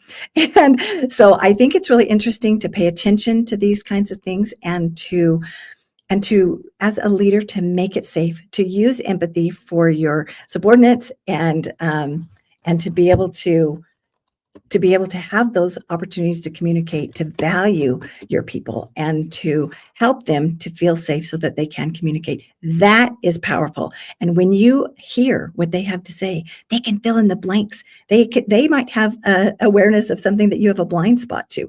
And so if we can listen with empathy, if we can love our people and lead with empathy, we can create that safe environment where we can gain that information that we need to move on. So I want to bring up our guest. We have Jeff Ross, who is with us, and he is an expert in digital marketing. And so, Jeff, I am so glad that you are here with us today. Thank you so much for coming. And I met Jeff because we are connected on social media, and he is a part of the podcast network at the Los Angeles Tribune. And Jeff, I first heard him speak at the AI Symposium. And Jeff is a whiz with AI. And so he uses AI a lot in his digital marketing, but he uses it in other ways as well. So Jeff, if you could tell us about the caffeinated kangaroo and about the laptop lifestyle dad. You are just amazing, such a heartfelt person. And I love your faith as well. He's a devoted husband and father. And so tell us some more about you, Jeff. Yeah, thank you very much, Karen. And I'm so blessed to be brought into this amazing community on the back of your invitation a few months ago. It's been an amazing ride so far, and it's got me out of my comfort zone and just loving being involved in this amazing. What is that saying? Like when you find your tribe, you find your vibe, and definitely found it here. Yes. So I've been an internet marketer for a while, but I got into the space and I did what everybody else did. I got into the space because I was passionate about the products, and I was, just wanting to help, wanting to serve. But then I fell over my feet. Put your hand up if you've gone into that space where you don't know what you don't know, and you probably scare a few people away because of the whole direct pitching and link spamming approach. And well, that was me, and so I had to learn how to slow it down. I had to learn how to master the art of the heart-to-heart connection. And master the heart-to-heart. Yeah. And so look, it's a skill that anybody can apply. And like I was bullied as a kid at school. And so learning how to relate and connect with people was really hard for me. And so I've just become a student of how to find that heart-to-heart connection to connect, relate, and resonate. And when we can find those elements, we can find those areas to meet people where they're at. And so I've learned how to master the game of becoming a storyteller, to become a person of influence, to learn how to master attraction marketing, social selling 101, to take people along the customer value journey, and leadership. And AI has just been a brilliant tool in all of those areas. And I feel like, it's AI plus our heart equals our superpower. Oh, I love that. I love that. AI plus our heart equals superpower. So Jeff, if we wanted to do more in the digital marketing space, and we were trying to, help our visibility, connect, and be able to form those opportunities where we could tell our stories, what would you recommend for us to be able to do that? Well, first of all, to master the tools, and leverage the tools to help to amplify your voice. AI is a great tool, but it's only as good as the information that you put in. Put garbage in, you're going to get garbage out. Put great stuff in, you'll get great stuff out. And one of the quick tips that we're teaching our students right at the beginning is to get AI to sound like you, so you don't lose your authentic voice. Right. And just quickly, like, ChatGPT 4 now, if you've got the paid $20 a month version, it now allows you to speak to it, and you can have a two-way conversation with it. And so I've been teaching people to start to speak to it in your own voice, the way that you talk naturally, and with the crafting some prompts around that to get it to bring out that best out in you, so it can be a ghostwriter for you. And by you just sort of like get into your phone, have a little verbal conversation, ask it questions to ask you questions, to have that two-way conversation, you can create some pretty brilliant content together. So are you saying that, because I have 4.0 and I put things in and I say, here's my bio, here's my article, recognize my voice kind of thing. Are you saying to actually talk? Like Yeah, verbally? so you have to do it on your mobile phone version. So you have to download the app on your phone. Uh-huh. And in the bottom right-hand corner, there's a little icon there. It's like a little voice sort of memo icon. You can push that, hold that down, and you can talk to it. And you can ask it questions, ask you back, ask you questions back, so you can have a two-way conversation. So it's like a human virtual assistant. And I've been using it as a way of, doing our business planning for the next 12 months. And here's the great tip around it is I've actually got Elon Musk. I've got, Richard Branson. I've got some of the greats, Zig Ziglar, Dan Kennedy, Brian Tracy. I've got them on my board of directors. So I told ChatGPT to act like these amazing people, be on my board of directors, and let's have a two-way conversation. So ChatGPT is asking these questions like, Gary Vaynerchuk or Richard Branson would be asking if they were in the room, bringing out the knowledge and the best that it's already in my head, so we can do our business planning together. And you can do similar things with your content as well. Wow, Jeff, this is incredible. Act like, Richard Branson. Act like, I love Zig Ziglar. Where's my cup? Here's my cup. See you at the top. Can you see it? Oh, I don't know. No, there it is. Yep. Yes, love it. And so I look at that every day, and I'm born to win. The other side says born to win. And I just act like Zig Ziglar and ask me questions. I would never have thought to do that, to tell tell AI to do that. Brilliant. Not just simple little tip, but it's amazing how much it just takes things to the next level and amplifies you. Wow, that is great. What else? What else could we do? What other fun tip do you have for us, Jeff? Well, I'm all about personal branding, and I love the theme of this marketing forum, how it's been about, being authentic, being purpose-driven, being about the heart-centered connection, and even to the neuroscience and the spiritual level. That's what we're all about. To become a person of influence, we need to become someone who's worth following, right? So, positioning ourselves as a personal brand. And this is something I've always struggled with. Like, I've been an internet marketer for over a decade and a half, and I've read all the books, .com secrets from Russell Brunson. And one of the things that he says in his book is to, create that character that people can follow along with, that can attach to. And I always struggle with that. And so I put all this information into ChatGPT, and I gave it all my brand elements that I already had, the things I stood for, the things I stood against, my mission, my vision, my core values. And what it's done, and by positioning in that way, it's helped me to create a character and to become a master storyteller. The caffeinated kangaroo, for example, was born out of leveraging AI and this principle. So I put into ChatGPT and I said, look, I want to come up with a statement that's just not cliche, that expresses how excited I am. You hear, I'm fired up, I'm pumped up, I'm excited. I wanted to get away from that, and I wanted to create something that's unique and something that's original. And so I put into these expressions into ChatGPT, and I gave it the instructions of what I wanted to do, and I gave it some examples to mimic and follow, like Steve Irwin. Crikey's Terry, would you look at that marvelous specimen? Being an Aussie, like everybody knows Steve Irwin, right? Right. So, right.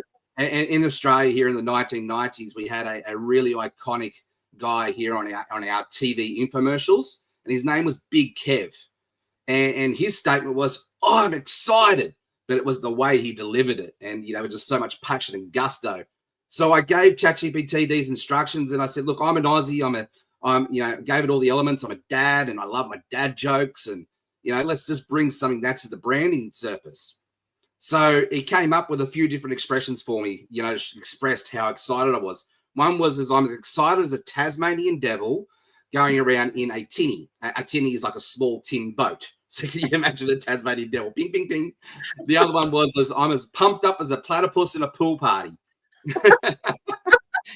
But then the one that really struck a chord with me is I'm as caffeinated as I'm as excited as a caffeinated kangaroo jumping around on a trampoline. And I thought, right, that's it. The caffeinated kangaroo was born. And so I got the statement, I got the line, and then I started playing around with AI imagery, and we got the logos, and now we're bringing it together with AI video. And so the caffeinated kangaroo is my mascot. I didn't realize what I'd actually done, but I started a fad. All of our students now have got like the pumped up platypus. We've got the Lux lioness. We've got the Kaching koala. So people are following along. Wow, Jeff, that was brilliant. I love all the ways that these creative, brilliant ways of thinking out of the box to use AI for your digital marketing. And so if we wanted to find you, Jeff, how can we find you? So let's connect. Yeah, well, we've got the Linktree link there. So Linktree/laptoplifestyle-dad. That'll give you my WhatsApp, my email, my Facebook groups, and yeah, so we can connect there. And is that the name of your podcast too, the Laptop Lifestyle Dad, if they want to find you and listen to your podcast? The Laptop Lifestyle Dad Show, and it's actually hosted on the LA Tribune. Yes. So you can always find it here on the LA Tribune. And Jeff, thank you so much for being with us today. It was great to visit with you. My absolute pleasure. Thank you. Thank you. Bye-bye. All right. Our next guest is Scott Schilling. Scott, we are so glad to have you here. Thank you so much for joining us. And I was just talking to Rex Sykes this morning, and he was telling me how you two are friends, and I did not realize that. And so I'm going to bring Rex up. And Rex, we are so glad that you are here again. Yay, Rex. Well, truth be told, I was just texting Scott while driving to get back here so that I could be here either with you guys or later. But congratulations on you both being here. It's the banner day to have Scott Schilling on the show. So thank you, Scott, for being here. My pleasure, Rex. Thanks for being so kind. Yes, it is a banner day. So I got to meet Scott. He interviewed me for his podcast. And I was like, wow, he was quoting my favorite scriptures. I'm like, I love that one. I love that one. We were just having the best conversation. And because he has been involved with so many events and so much, he's done so much marketing, I thought, Scott, I would love to have you talk to us about marketing. And he is known as the authentic connector. And wow, is he connected? And I didn't even know that he was connected to Rex. So this was really fun. So Scott, if you could introduce yourself to us and tell us more about you. Well, thanks. I greatly appreciate it. Been very blessed throughout my career to do a lot of things, speaking, training, and coaching, consulting. And classically, I'm a sales guy, but if you're a sales guy, you're classically a marketer at the same time, or you darn well better be from that side. So I've been very blessed to do a lot of that, thousands of stages over my career. And my desire now is, well, it always has been, simply take that knowledge gained and share it with as many people as possible. So I'm honored to be here. Thank you. Well, so tell us, how were you involved in this speaking and training world? Tell us just a little bit more about that. Well, I was blessed to be on the Get Motivated stages back in the day when we had 20 to 25,000 people in an arena, and shared the stage with every name you know. You may or may not know mine. That's cool. That wasn't my task at the time. My task was to make the money so we could pay the guys whose names you knew. So, but I. The value of, I know your Zig Ziglar Cup, we talked about this before, but one of the greatest stories actually came backstage in the green room one day with Les Brown and Zig. Les said, we go city to city every week, and I change my, I change my talk to be fresh and everything. And Zig, you use the same dang talk every place we go. He goes, I don't get it. And Zig, in his normal style, just went, Les, 2 reasons. Number one, the people in this city need to hear this talk. But more importantly, I teach truth, and truth never changes. So that's why he's worth having on any show. Absolutely. Let me just say this about Scott, because Scott, not only is he the authentic connector, but he's authentic, and he's got a powerful story, his own life story. He's an author of a couple of books, and does videos all the time, and I mean he's really contributing and serving in so many ways, but his story is a powerful story. If you haven't heard it, you need to hear his story. Well, yes, one of the things that Scott and I were talking about when he interviewed me on the podcast was that it was his job to promote these other people, and that people didn't know his name, but they knew the person on the stage, they knew their name. That takes a lot of humility to do that for so many years and to elevate other people. And it takes a really big heart. I love that about you, Scott. And that really spoke to me about your humble soul. And the other thing, thank you, Karen. I appreciate that. Well, the other thing that I noticed about Scott was, and I said this to him, I said, you help enough other people get what they want in life, you get what you want in life. And that's a Zig Ziglar quote. And he was like, yes, I know that quote. And so it was really fun because we had so many favorite, not only favorite scriptures, but favorite Zig Ziglar quotes too. And I bet you do too, Rex. Yeah. So if you were going to give us advice, Scott, we have a lot of speakers, we have authors, we have podcasters that want to become more visible. What would you recommend for them? Because you've been on both sides now. Well, I think I've been on every side at some point in time. But really, there's 3 keys to marketing. It's all about them. Number 2, it's all about them. And number 3, it's all about them. The reality is it's all about the audience, the prospect, the promoter, whomever you're doing. Sales and marketing are not dirty words. They're core skill sets. By definition, sales is the exchange of a product, good, or service for an amount of money or its equivalent. It's simply communicating a message. And marketing is the process or the technique of promoting, selling, distributing that product, good, or service. So marketing is an investment. It's not a cost. And so part of what I work to do to help people understand is how to take and reframe this in their head. In fact, one of the best pieces of marketing I have ever seen in my life. I was going to a Get Motivated event in Tucson. I was being driven to the event, and we pull up to a stoplight, and I look out, and there's a Ford Explorer next to me that has styrofoam Girl Scout cookies on the back. On the windows, it's painted "Honk if you love Girl Scout cookies." And when we pulled up, as soon as we got window to window, in the back seat with us was a little girl that went. And I went like this. They pulled over, we pulled over, and I bought like 5 boxes of Girl Scout cookies. It's the best marketing I've ever seen in my life. The reality is marketing is simply telling a story. And what we tend not to do is understand the foundation of that. It's like the first conversation you and I had. I said, what I learned a long time ago doing over 3,000 live events, the promoter is number 1. The audience is number 2. I'm third at best. And so the reality is you've got to understand your audience. Like I said, it's all about them. It's not, people get so wrapped around the axle about their own invention or their own this or their own that.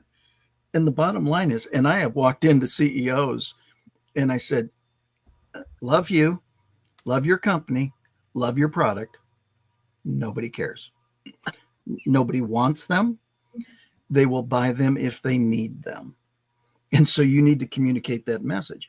And so people work too hard to sell everything to everybody, whereas marketing should really create a demand and a want for them to want what you have. I don't ever want to sell anybody anything, but I want you to buy a lot from me. Therefore, it's my responsibility to create that environment for you to take advantage of the offering I have. And when you do that well, a couple things happen. If I sell you and you don't like whatever you bought from me, you're going to be mad at me. If you buy something from me and you don't like it, you're going to be mad at you. You'll never be mad at me because I didn't sell it to you. I facilitated. And that's where people lose in marketing so often, is they don't understand. And I remember when you said, what would you like to talk about? And I said, well, the 3 absolutes in any presentation and how to supercharge your marketing. Well, the first is WIIFT, what's in it for them.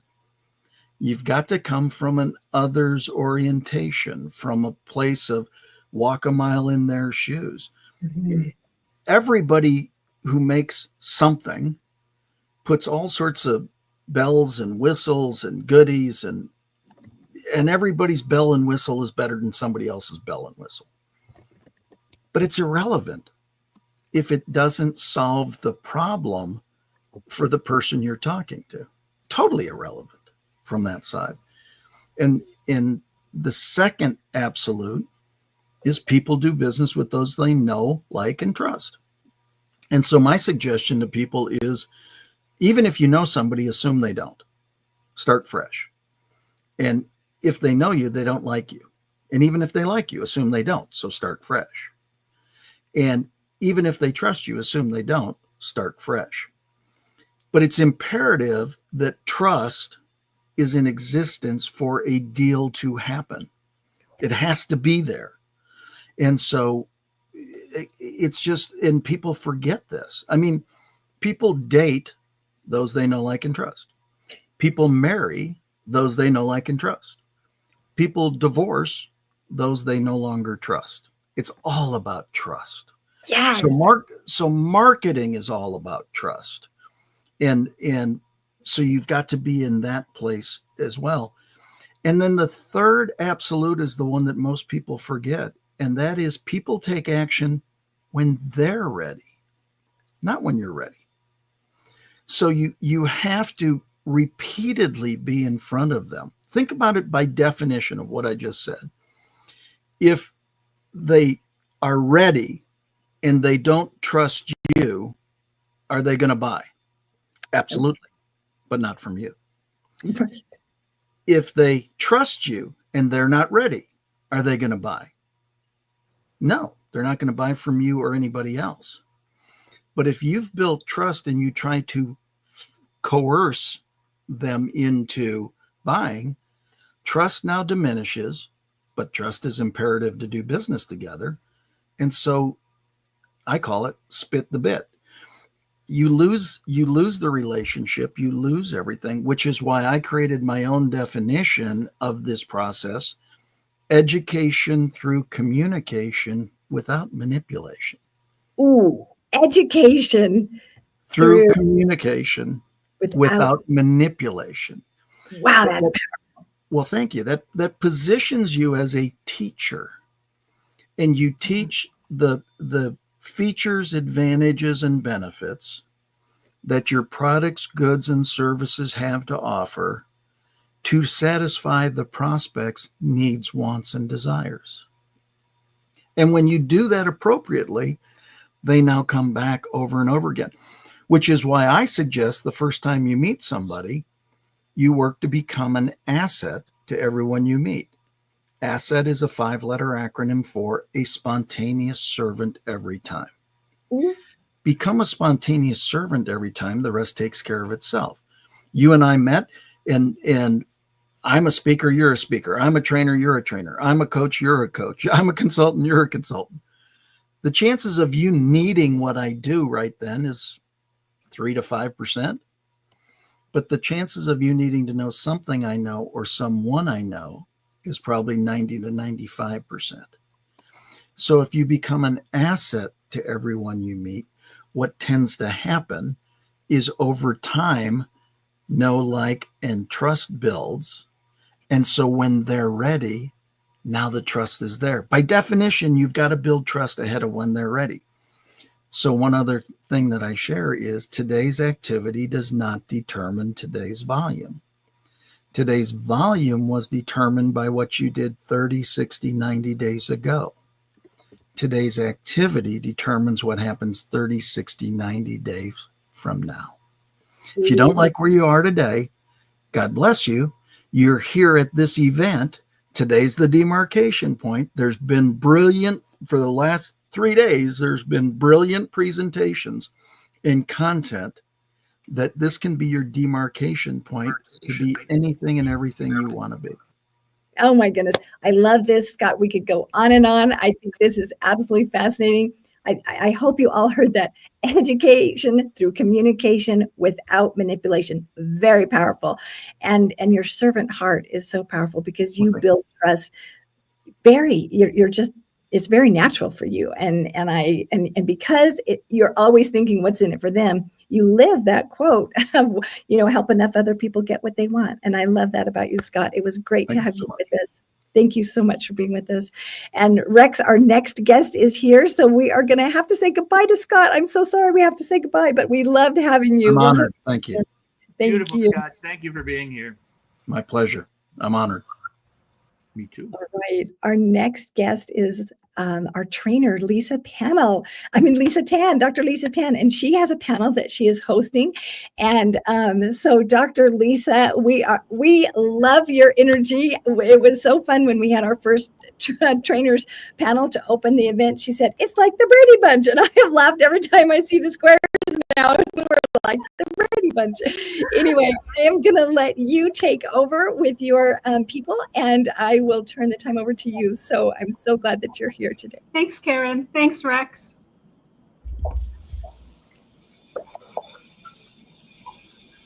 Wow. Here comes my Jedi Council. Woo! I mean, today we've had Chris, Ronnie, Johnny, Deanna, Jeff, and Scott on already. But I am so excited to lead us into the next group that I'm calling the Jedi Council. Now, if you're wondering why I'm calling these special marketeers the Jedi Council, well, it's because Joanne and I, we ran into Darth Vader right outside the Chinese Theater in LA. And did we run the other way? No. We stood firm. We took out our lightsabers and we defeated Darth Vader. So today with our lightsabers, we're going to slash the BS out of marketing and give it to you straight. Just like how Dan Kennedy says it. This is no BS marketing. And today I'm going to have our Jedis introduce themselves, name, a little bit about your business, and most importantly, what's your favorite food from your culture? And I'm going to have Joanne start. Oh, wow. Hi, Lisa. How are you? Hi, Joanne. So my name is Joanne Callahan.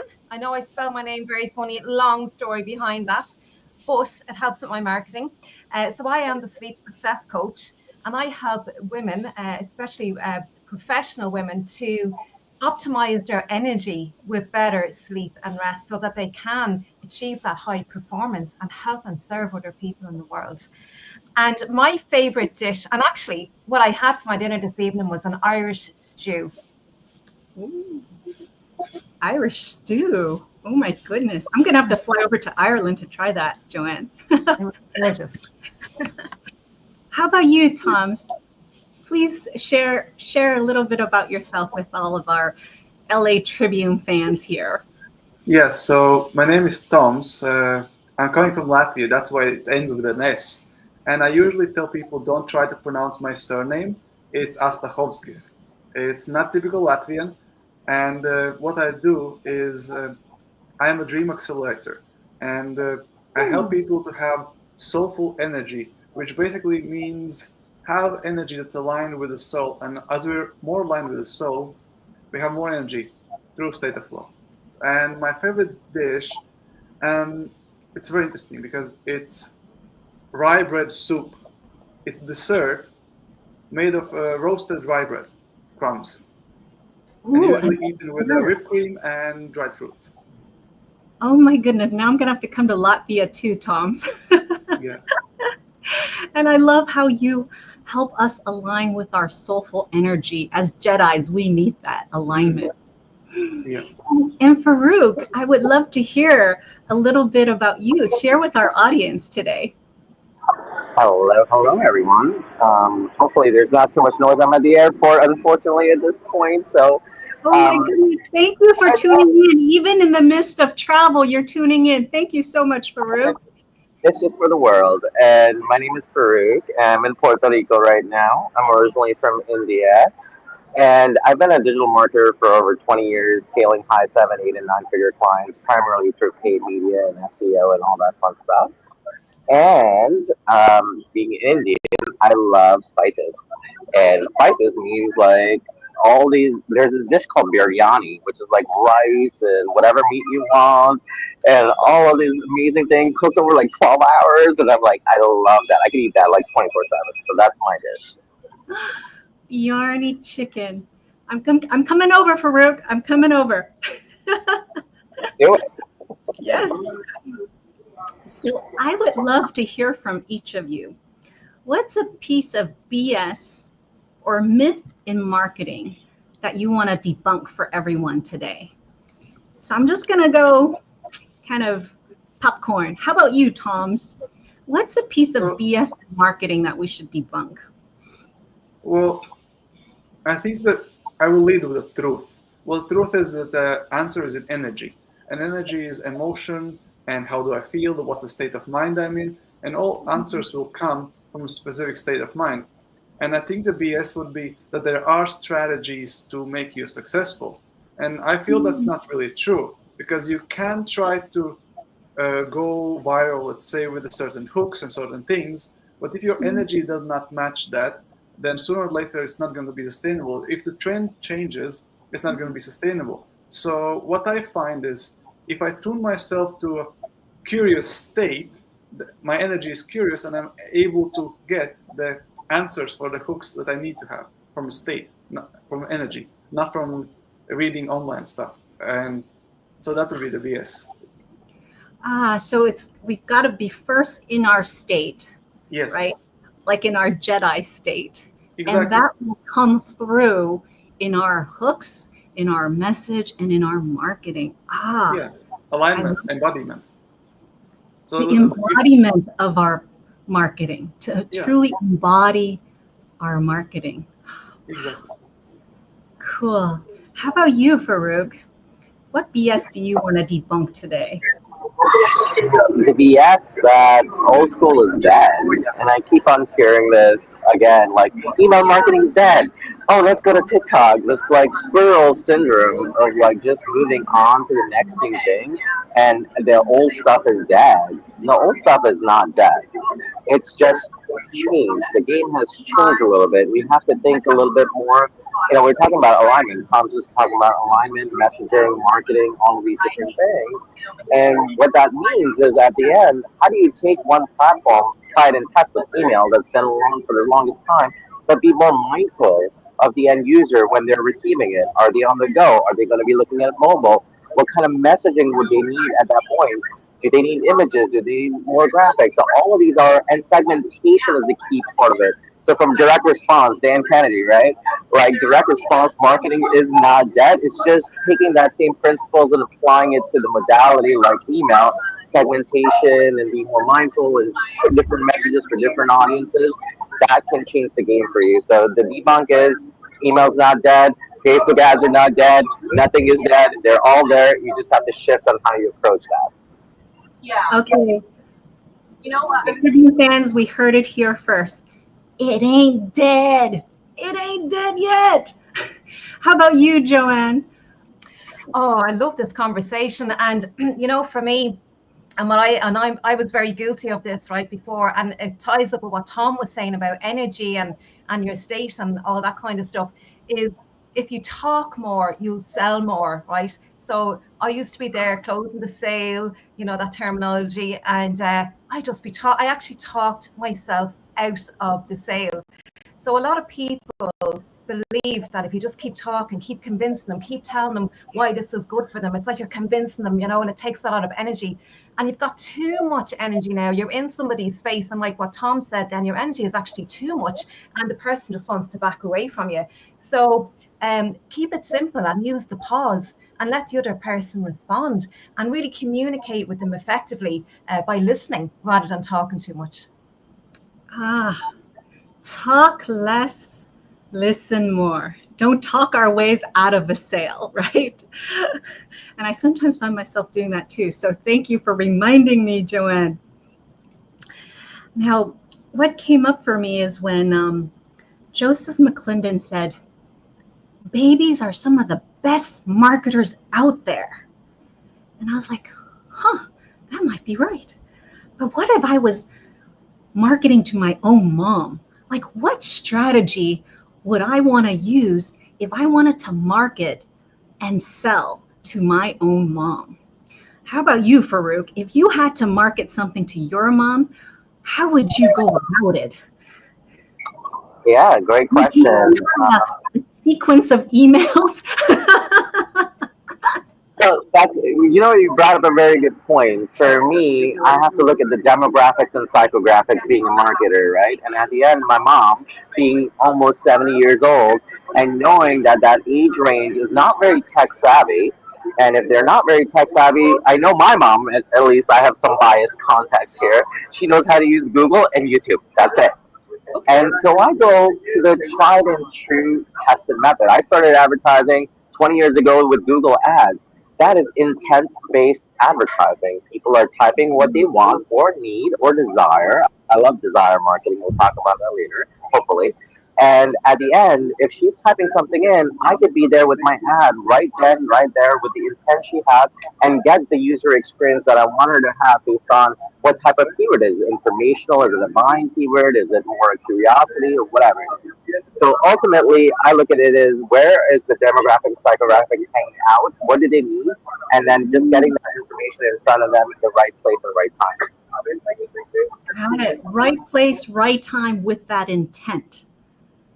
How about you, Toms? If you were to market to your mom, maybe you want to market a new dessert that you're making for your mom, and you really want her to try this new dessert that you're making.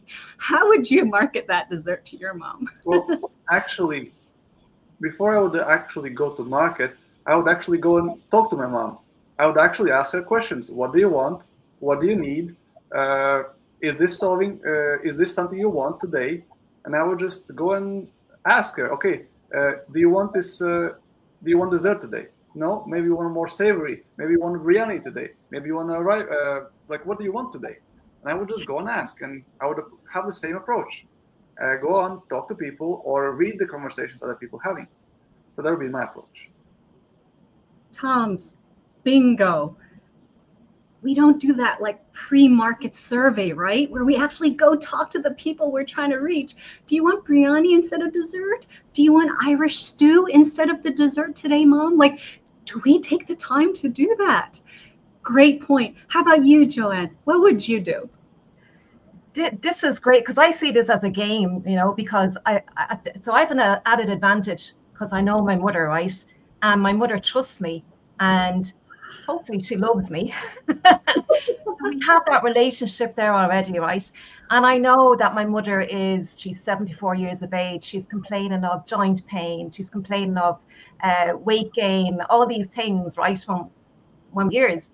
And so I know that these are a pain for her. So I would say something like, oh, Mom, why don't you try a food blender and make your smoothies first thing in the morning? It's easy, it's fast. And I wouldn't say something like it has 10 speeds and all these great features. I'd tell her the benefits because I already know her pains, and this is going to help. And she wants more time. She wants convenience. She wants less cleaning up with the dishwasher, which is great. So yeah, it's keeping it really, really simple and highlighting those benefits that we know that will help with the pains that our mothers and people alike are experiencing. Joanne, you highlighted, well, most people say know, like, and trust, but you actually said today, know, love, and trust because of that relationship you have with your mom already. And not only that, you know all her pain points, and you also know what she wants, right? I mean, can you imagine if we got that intimate with our niche and really understood them so deeply? How far our marketing can go, as deeply as we know our moms. And something that Jeff Ross said earlier that really got me to think about this. You know how he has that kangaroo, right? He had that kangaroo logo. And his thing, Jeff Ross is the caffeinated kangaroo. And every time I think of probably coffee now, I think of Jeff Ross. Or when Joseph McClendon brings up the FedEx arrow. Once you see the white arrow within the FedEx sign, you can never unsee it. And Jim Quick, every single picture you see Jim Quick, what is he doing? And every single t-shirt he has on, he's got a brain on it. So anytime anyone says the word brain, I think of Jim Quick, right? And guess what? Can I show you all something? I'm so proud of this. I've got my Spark Inner Fire podcast t-shirt. So what this kind of all is leading me to think about is the unspoken side of marketing. It's not really what we say, but maybe how we say it that appeals to the other senses, right? The visual, the auditory, or just the fact that we've been talking about biryani and Irish stew. I'm like, I'm savoring right now. But yeah, can we all kind of talk about this unspoken side of marketing, almost like the subliminal sides of marketing? Joanne, is there anything you want to share about it? Because this side really fascinates me about marketing. Yeah, we can learn. There's all these great courses out there on marketing and sales, and they're all great. But I think ultimately, Lisa, it comes down to who we're being. It's that being, and we're being that every day. But it's connecting with our heart. And we've heard a lot of the speakers talking about being a heart-centered leader, a heart-centered servant. And when we know our own core values and what it is that we want to share with the world, that comes out, it just shines out. And it's not like we're making a big effort, we're trying very hard. This is where the magnetic marketing comes in, and where what Dan always talks about, the magnetic marketing. And it's really being aligned with our core values and projecting that out in our being, who we are being, and being authentic and real. Yes, being magnetic, authentic, and real. How about you, Toms? What is it about like the unspoken side of marketing that appeals to you? Well, what appeals to me the most is actually symbolism. And as Joan said, it's all about being real and embodying the core values. So the symbolism has to match those core values sooner or later. And for me, it's a bee.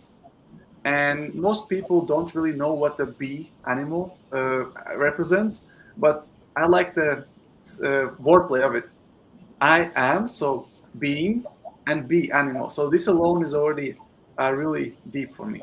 And then, of course, the worker bee, community, all these things that subconsciously comes for people when you talk about the bee. So, but then again, have to embody it. It's just about picking a logo. It's about embodying it as well. So well said, John. Yeah, Toms. Did anybody in the audience notice that Toms has used the word embody twice already? Do you see how he embodies that energy? And when he brought up bee, I can't help but think I'm a queen bee. That's my queen bee energy coming through. So Farouk, how about you? Yeah, it's we're talking about subconscious elements within the marketing and how you can utilize that to take the person, whatever they're desiring. If you believe in your product and service, I think that's the number one key. If you're in line with that, then you really want to help and serve. Ultimately, it's about service. And if that is the case, then why not utilize the psychology of this? I remember like 10, 15 years ago, I saw this graph where if you actually Google brand emotional color, there'll be like a whole chart of all these logos and what they embody. From, for example, like American Express to Facebook, all blue, because they want strength and trust. That's what that means from an emotional standpoint. And we take these elements in our marketing. What I love to geek out about is really when somebody comes to a page, let's just say to opt in or buy, I love split testing these colors on just the call to action button, for instance, and seeing what like takes them to that next step and take them further along the journey. So for me, it's speaking out, it's taking these like subconscious elements in a conscious way. I think that's the key part, and aligning that where the person wants to go and marrying the two. That's what I love doing about it. Oh, the marriage of all this. And thank you for not letting me feel like I'm the only geek.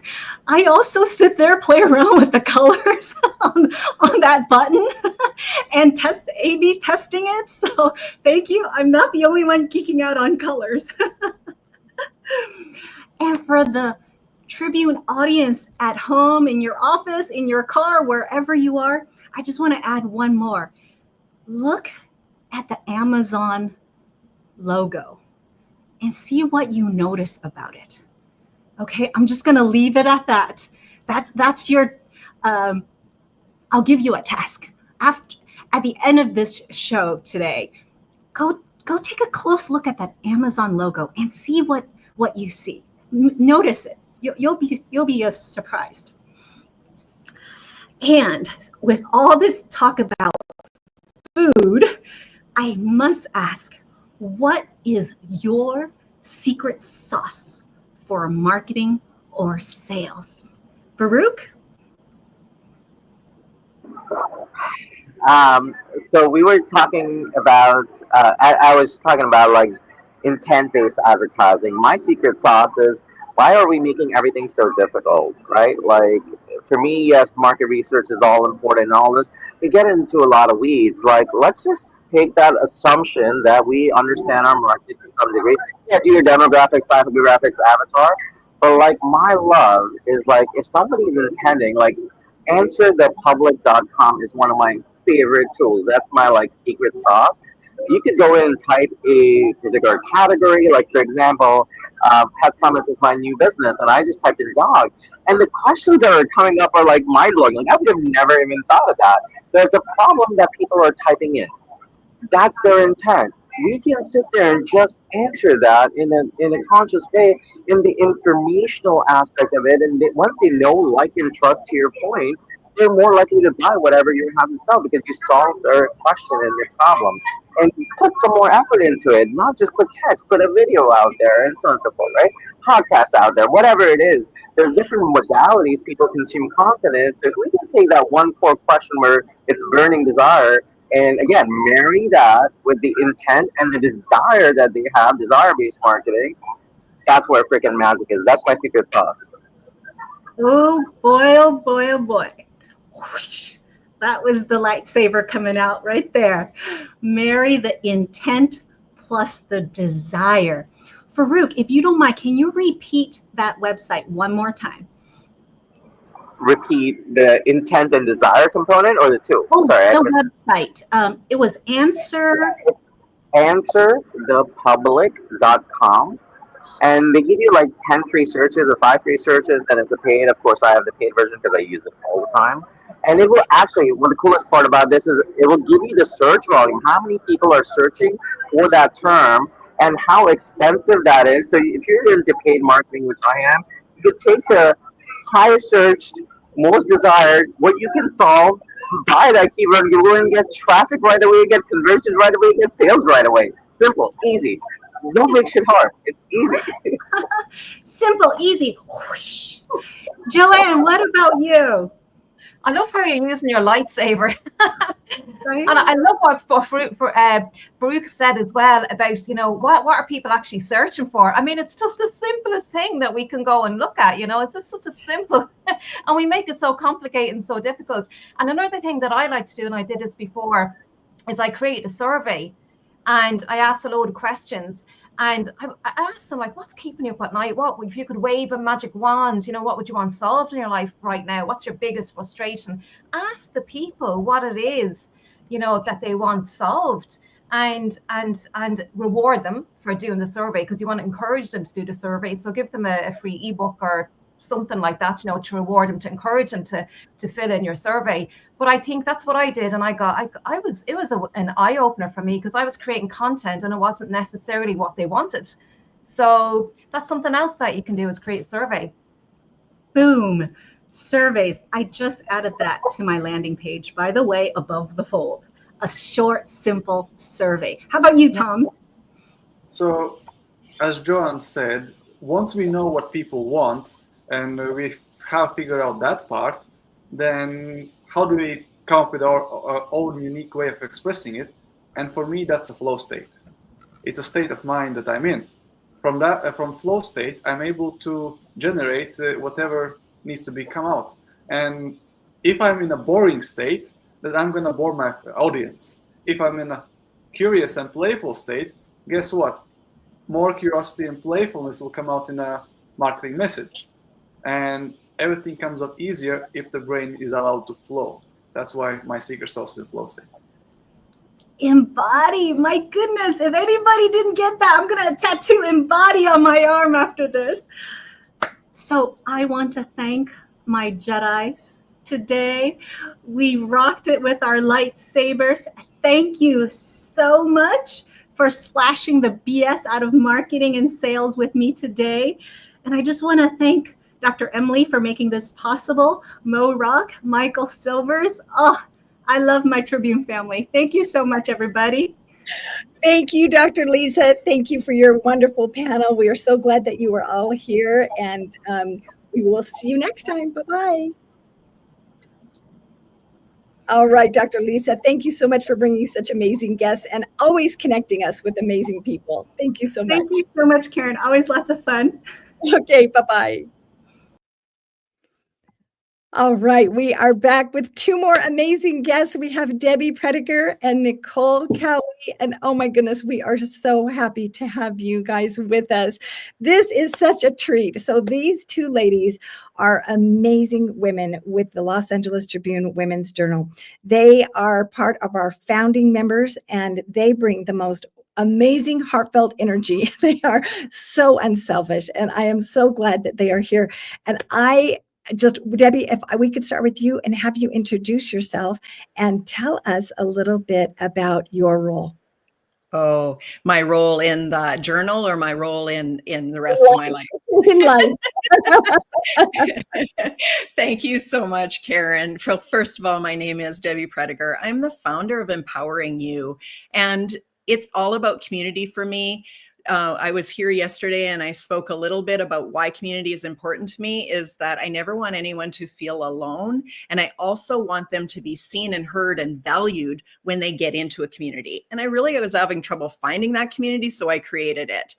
But alongside of creating community, I also create masterminds, retreats. I teach business strategy. And there's just a lot to what I get to do. And it's all about empowering you, your story, your vision, your dreams. Well, Debbie, I'm going to have you just repeat something that you said yesterday about all the different roles that you have had, because I think it's so fascinating how now I can, it's like turning over the back of a needlepoint. You can see how the dots are all connected, and it's so beautiful. When at first it looks like a mess, but then it's like you look on the other side, you're like, oh, what a beautiful, creation. Tell us a little bit more about those dots. So Nicole's laughing at me because every time we talk, she learns something new about me, and she's like, are you kidding me? And so I don't even know where to start, but I was raised on a family farm. So, the work ethics of a kid on a farm, you do what needs to be done. I was also running silage crews and everything else, and running the household by age 10. So I became somebody that stepped into a leadership role really early. But through that, I started as a nurse. I went into computers and had 3 different computer stores back when you couldn't network computer long distance stores. You had to literally run between them. And I managed a team of staff. I also became a photographer that led me down a role of being a journalist and providing photos for newspapers and magazines and TV and telling people's stories. And I fell in love with that. And wow.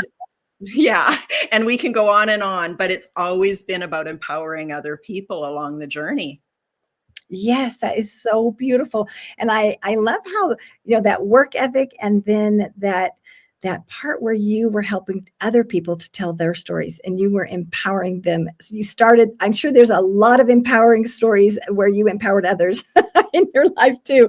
Wow, that's fantastic. Well, I am going to bring up Nicole. And Nicole, if you could tell us some more about you for our audience, because you just are such a beautiful soul. And I want people to get to know you more too.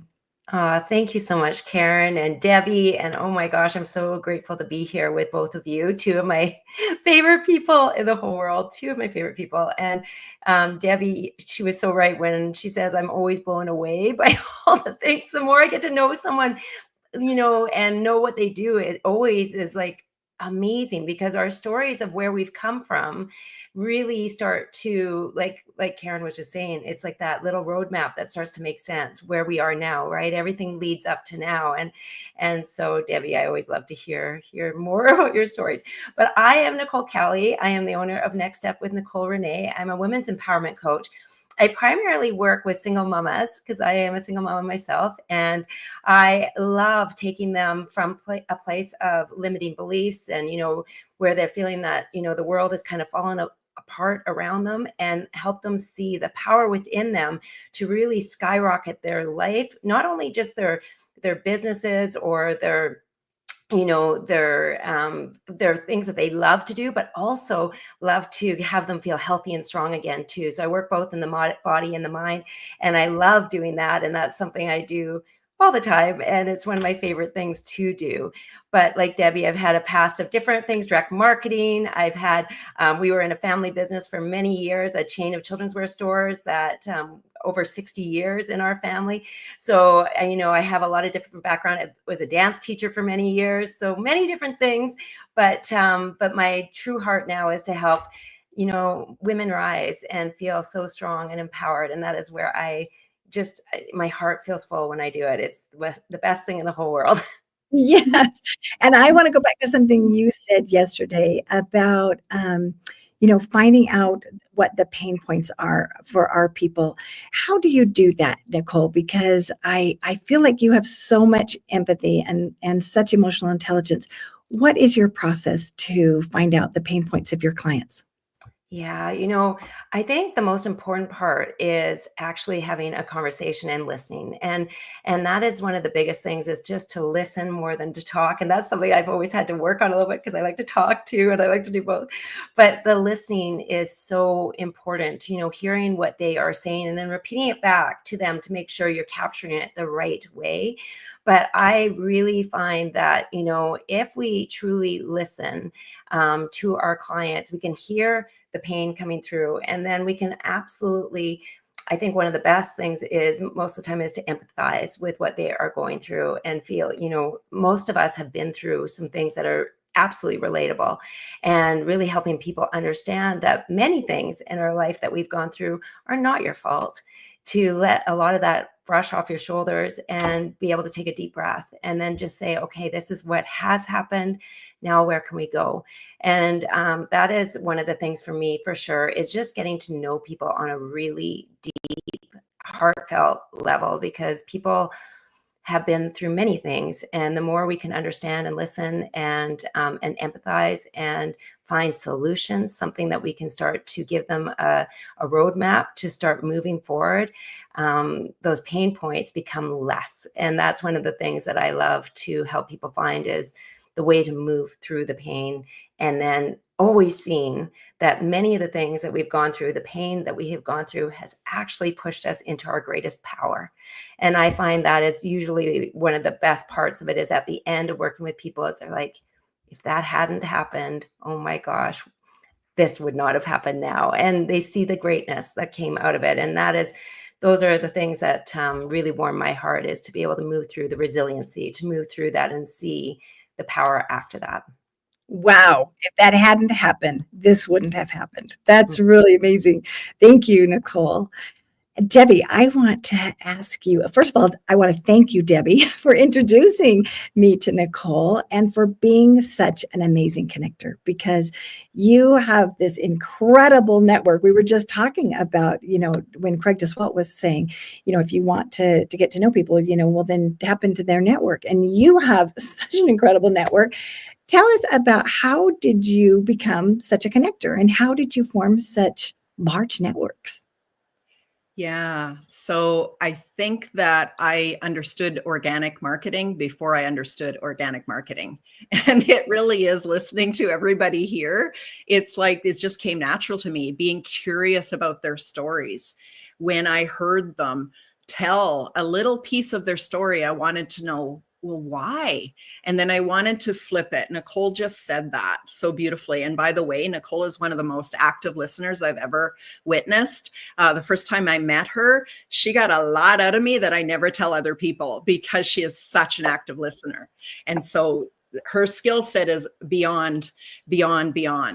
But when I listen to people's stories, I'm looking for the in-between, the gap, the misbelief, I wish I had this, but it's not possible for me. I'm looking for that so that I can recognize and then seed into them that they are meant for greatness. There is something inside of them that they maybe haven't seen yet. And it's that curiosity, but also easily a gift, that I can see the greatness in other people. And I know that that's a term that we hear quite regularly. I don't believe that a lot of people use that gift the way it's meant to be given.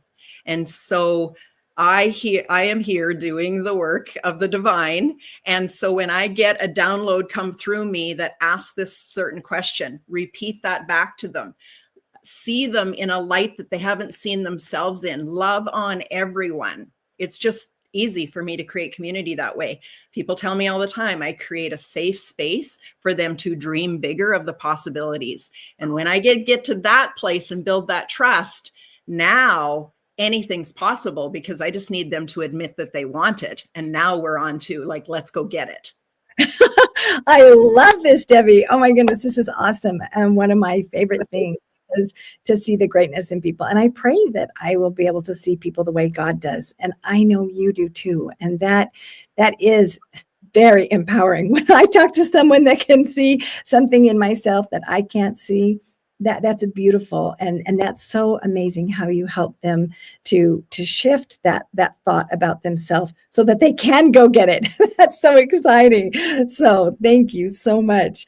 And Nicole, I'm going to bring you back up again. And one of the things that Debbie just said that I thought was so true was, what an amazing listener you are. And like Debbie, I've had conversations with you and I felt so safe. And I think that's a real superpower that you have, is to help people feel safe. And with you and Debbie both doing that together, it's no wonder you two are such good friends because you both have that gift. And so how did you develop that ability to help people feel safe, Nicole?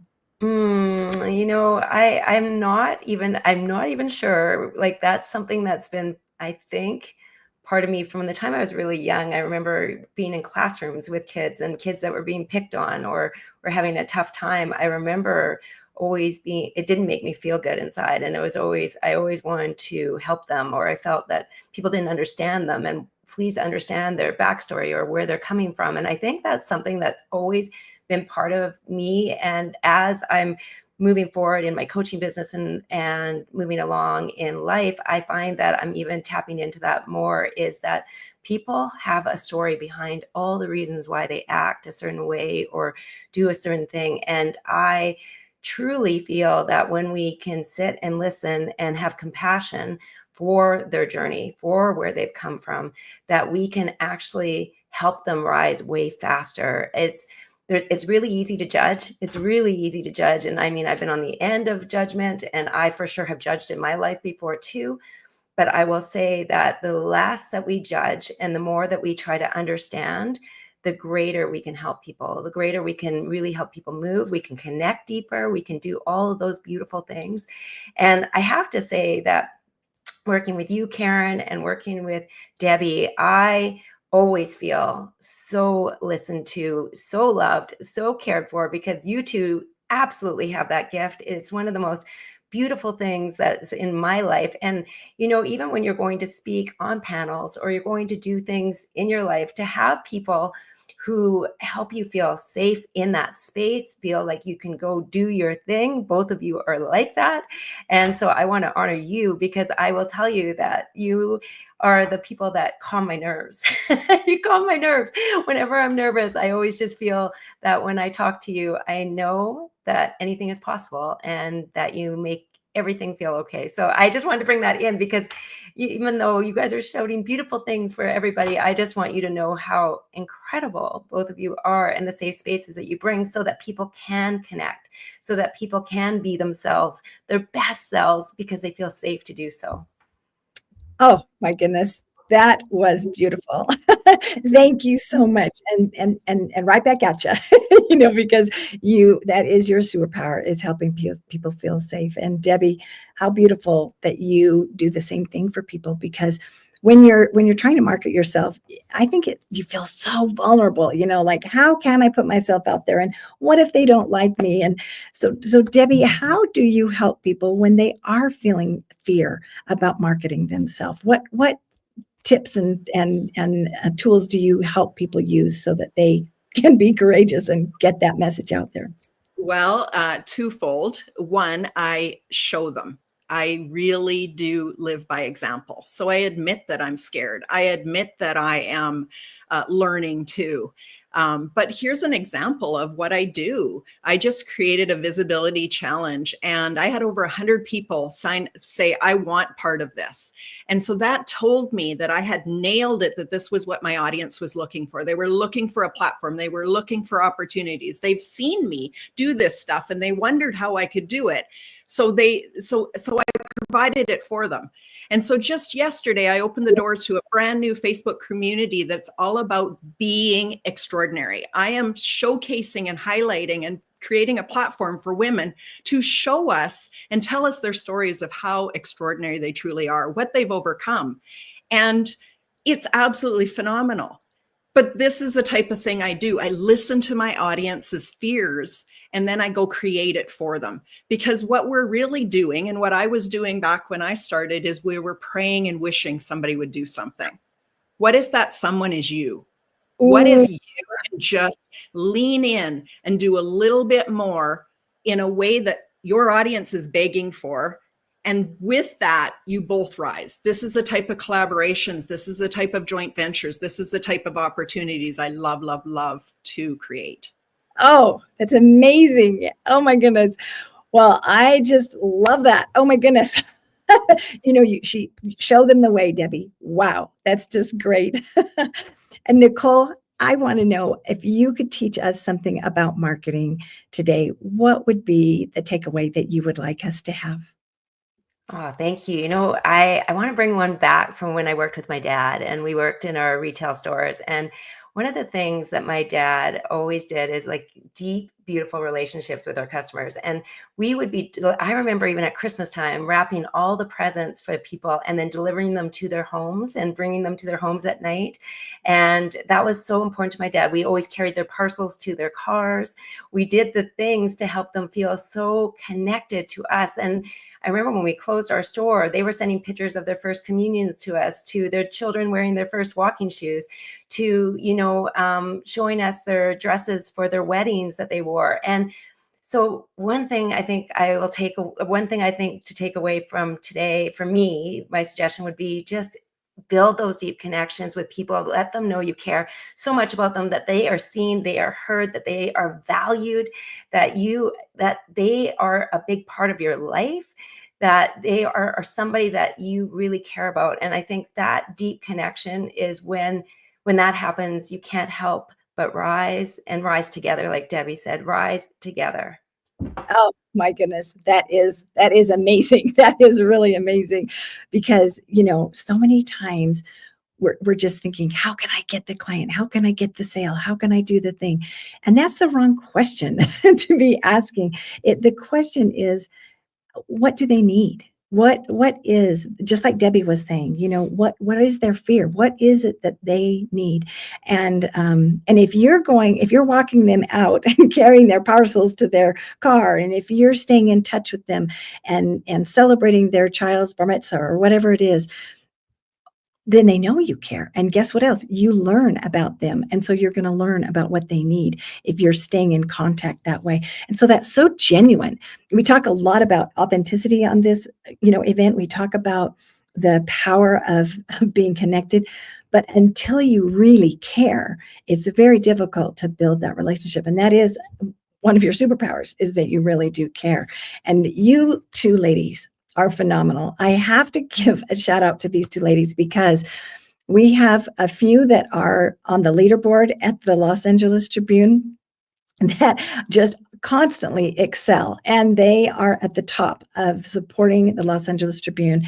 And Debbie and Nicole are two of those. Barbie Ray and Jackie Wilkinson are the four that make the top on the leaderboard. And so I just have to applaud you because you care. And that's why you make so many comments. That's why you show up so often. That's why you share on your social media, because you care. And you care about us as speakers. You care about the Tribune. You care about the mission that we are putting out there. And because you care, you show up and do the work and you sacrifice. We have, Crystal and I there. Crystal's in Singapore, I is in Malaysia and Japan. And so in the middle of the night, we have our Aussies. Jeff was just here. He got up at 5 a.m., to be here. And Jane Slack-Smith, she's up in the middle of the night. So we have these people that are making these massive sacrifices because they care. And when you do that for your clients, that makes all the difference. In fact, I was talking to Barbie Ray about this, and she said that until people open their heart to you, they won't open their wallet. And I thought, wow, isn't that the truth? I mean, if we want to convert someone to become a client, well, we have to be able to connect with them on a heart level. And that's why you connect with them on a heart level, because they know that they have a friend in you first before they have someone that is selling to them. And so thank you, ladies. Thank you for your beautiful hearts. Thank you for all the sacrifices that you make to support the Los Angeles Tribune Women's Journal, to be part of our founding members, and to speak at our events and to show love to everyone. I am so grateful for the love that you show to me. I am so grateful that you have been a part of it from the very beginning. And I love every opportunity that I get to be with you ladies. And I hope that all of you will look them up. Next up with Nicole Renee is Nicole Kelly, and Debbie is Empowering You with Debbie Prediger. And she also has a podcast, Light.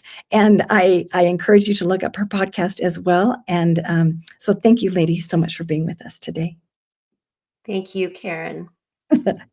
Thank you you so much, Karen, and the Los Angeles Tribune. Yes. Thank you for giving me the opportunity to thank them for all they do. Yeah, thank you very, very much. We're so lucky to be part of it. We are so blessed. Thank you, ladies. Bye-bye. All right, that was awesome. Well, our next panel host is Dr. James Dentley. Dr. James Dentley, we are so glad you're here. I'm excited to be here, Karen. Great job. That was a great interview.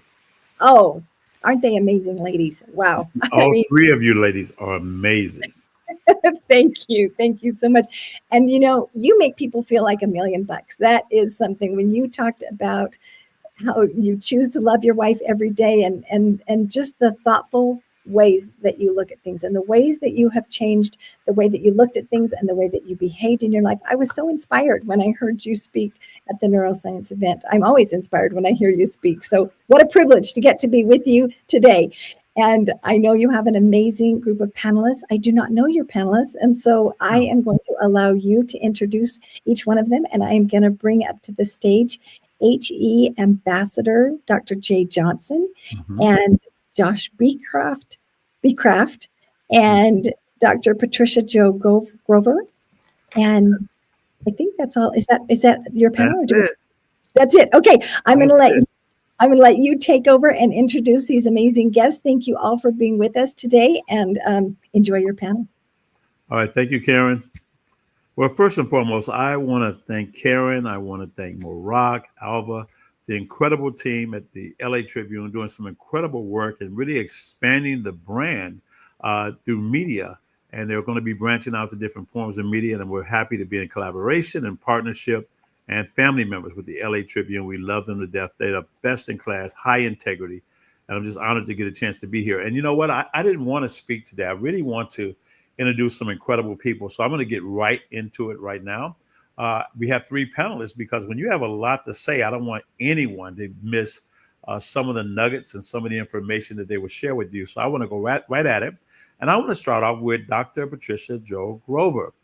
Dr. Grover is an international best-selling author, a global speaker, consultant, a business sculptor. She's a coach as well. And she is the host of the Rise Above show on JD3 TV. She's also the host of Good Morning Risers. She's the founder of the Unlimited Achievement Books with the Rise Above Challenges anthology. I mean, she's got book series out there. She has a mastermind peer-to-peer marketing group. She is the best in class doing it. Hello, Dr. Jo Grover. How are you doing, Patty? Hello, everyone. I am excited to be here. Thank you so much, LA Tribune, for putting on this event, and Baron James for inviting me. It's my pleasure. My pleasure. Well, let me move on to Dr. Jay Johnson. This gentleman is I regard all three of them as friends of mine. We work very, very closely together. He is the person I call on when I need anything and everything because I can be a little needy at times. So this gentleman is a doctor of philosophy. He is a CEO and founder of I Empower Inc., Travel Visionaries, My Business Sins, and the president of Unsilent Heroes and director of monetization with Wolo Global. Dr. J has been honored by the United Nations as a UN Peace Ambassador through the Word of Life Christian Fellowship. Oh, I've got to slow down, boy. It's a lot here. The international best-selling author. He is a master trainer. I could tell you that because he's a trainer in the Inspired to Speak family. He's a speaker coach who leads mastermind speaker training workshops, motivational seminars all over the world. He's written over 500 signature talks, and to be honest, he's written every last one I've ever done. So I may be $4.99. I'm just joking. But he shared the stage with a lot of iconic individuals, everyone from Sharon Lechter to Les Brown, Mark Victor Hansen from Chicken Soup for the Soul, Tony Robbins, my goodness, Kevin Harrington from formerly of Shark Tank, E.T., the incredible Eric Thomas, President Bush, President Clinton. Dr. James Earl Jones. I mean, this guy is just absolutely incredible, and he is an up-and-coming rising speaker that you're going to hear a lot about because he's impacted the world, and such a gentleman with great character as well. So I can't wait to hear what you have to say because I'm going to throw some surprise questions at you. And then finally, we have the amazing Josh Becraft. He's the creator of 2MM Shift. It's a newsletter and community that shows how small changes can create major impacts over time. He has over 15 years of experience and successful experience in digital marketing. He's an equity partner with numerous companies and helping people to develop business strategies to increase their marketing, increase their bandwidth, to help them find the results they desire in their marketing, not just putting things out there, but really result focused. He's worked with some of the top industry leaders in the world and leveraging insights from exclusive networking experiences. Now, he's based in Northern Michigan, so he's a lifelong learner. I can tell you that. He is a former musician as well. He's a great son. I know his dad personally. I got a chance to spend time with him, and boy, the apple in the tree, that applies over here. And he's a dedicated father and has 3 amazing animals. So you tell he really, really cares. His mission is really to inspire others to make meaningful, manageable shifts for lasting growth and in life and in their business. Hello, guys. How you doing? Hello.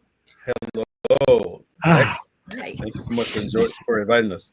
Well, you know, there's so many cool things about each and every one of you all. I know all 3 of you all, so I could really introduce you without reading anything. But I didn't want to miss some of the key elements of some of the accomplishments you've had, what you've done, because you are impactful life changers. So I thank you for being here. So I want to first start off with a question for Patty, and then we'll go to Jay and then into Josh. And let's start from the beginning. You know, this is a marketing event hosted by the LA Tribune. And as a goal achievement strategist, I know when you have marketing, you got to have goals. And one of the challenges that most people have is that we don't really know how to set them properly. or we just want to do things all willy-nilly and we don't really focus on what outcomes that we want that are measurable. So how can you explain to everyone when it comes to marketing, how does goal achievement really tie into your marketing? We all have to know where we're going. You know, if we don't know where we're going, we're going to be spinning our wheels and not getting anywhere. So whether it's a goal that we're trying to achieve in business or personal, no matter what, we need to have that focus of what we want our results to be and where we want to end up. So that's the biggest thing. And then I say most people are familiar with SMART goals, but I say they have to be smarter because they have to be editable and revisable because life happens, things happen, and we need to be prepared for it. Especially today, you got to be ready to make shifts, man. Technology is causing us to shift in a way that makes our life easier, but so many of us have a fixed mindset and we do things one way, and sometimes life and the times and technology will pass us by. So thank you for being that, because goal achievement is extremely important. Well, His Excellency Ambassador Dr. Jay Johnson, you got so many titles. When I met you, you were just Jay. You're just Jay. Yeah, you're doing some incredible work, man. I'm happy to have you here. Signature Talks, you have a gift to be able to help show people how to articulate a message, how to pull it out, not just verbally, but also in print as well. It's so important because it has to come from here and translate here and here when you're typing, so the words can jump off into a person's not only their mind but in their hearts as well. So how does building Signature Talks tie into your marketing? Why is that important? Oh, great question. It's very important because Signature Talk is basically helping you with your brand. And when you have a brand, it's kind of like if you look at Walmart for a second, you realize that Walmart's colors of their logo is the same, whether they're in New York or LA or California. It doesn't matter where they are. But if you go over to India and you see Walmart's brand as orange and green, you'll think something like, well, you know what? I don't think I'm going to trust it. The same way with your message. Your message should be the same on different platforms and everywhere you go as well. Not saying that you have to say the same thing, but you will have to articulate that message clearly enough so that your people, or shall I say your ideal customers, will understand this is you, this is what you have for me, and this is how you can actually solve my problem. So your Signature Talk is going to carry that brand. Fantastic, outstanding. You're the best at it, I tell you. And Josh, how you doing, sir? I'm fantastic. I appreciate it, and I'm so glad to see all you guys. It's been a little while since I've seen y'all. Yeah, I'm looking at your facial set. It is Josh. Yeah. Well, I noticed you're in another part of the world right now, I guess in an event right now, because that's what you do. You travel around, you make a big difference. So, as a marketer, what would you say was the number one mistake that people make when it comes to their marketing, and where should they be focused? Yeah, so this is a question that I get semi-frequently, and the thing that I think a lot of people do is they get really excited about their product or service, and they just want to talk about it. What they kind of fail to really assess properly is what actual business they're in, right? So here's what I mean by that, because sometimes that's confusing when I say it. If somebody says that they're, I'll tell you a really quick story on that'll illustrate this. So I was on a call with a client one time, and I said, "Oh, you're a roofer, so blah, blah, blah." And he stopped me dead in his tracks. And he said, "No, don't ever call me a roofer again." And I said, "Well, what do you mean? That's your company. You do roofing, right?" He says, "No, I'm an insurance negotiator that helps people through challenging times. We just happen to sell roofs," right? So understanding the business you're actually in informs your marketing in a different way. All of his trucks were branded with insurance negotiator and all of those things, because when somebody shows up, you're immediately making a different impact, and everybody's comparing themselves. They're comparing what they know about the industry to you, unless you do something different to make them compare you to the industry, if that makes sense. You got to shift that paradigm, and you do that by getting down to what business you're actually in, how you actually serve people, not just the products you sell. Yeah. Wow.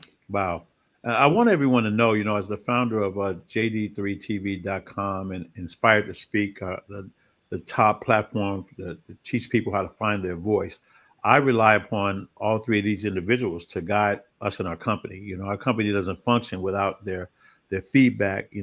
Dr. Joe Grover as a contributor, but also a guide to help us achieve our goals, and they give us as one of our board members to help us to be able to navigate our strategies, and with Jay to be able to execute, to take it into the written word, and then with Josh to teach us how to get it out there and who to get it out there to. So I want to go to Patty and talk about if there were 2 keys you can share to focus on when it comes to achieving our goals, what would those be?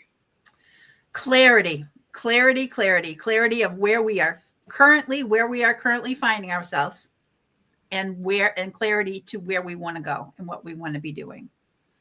Wow. So clarity is the first one.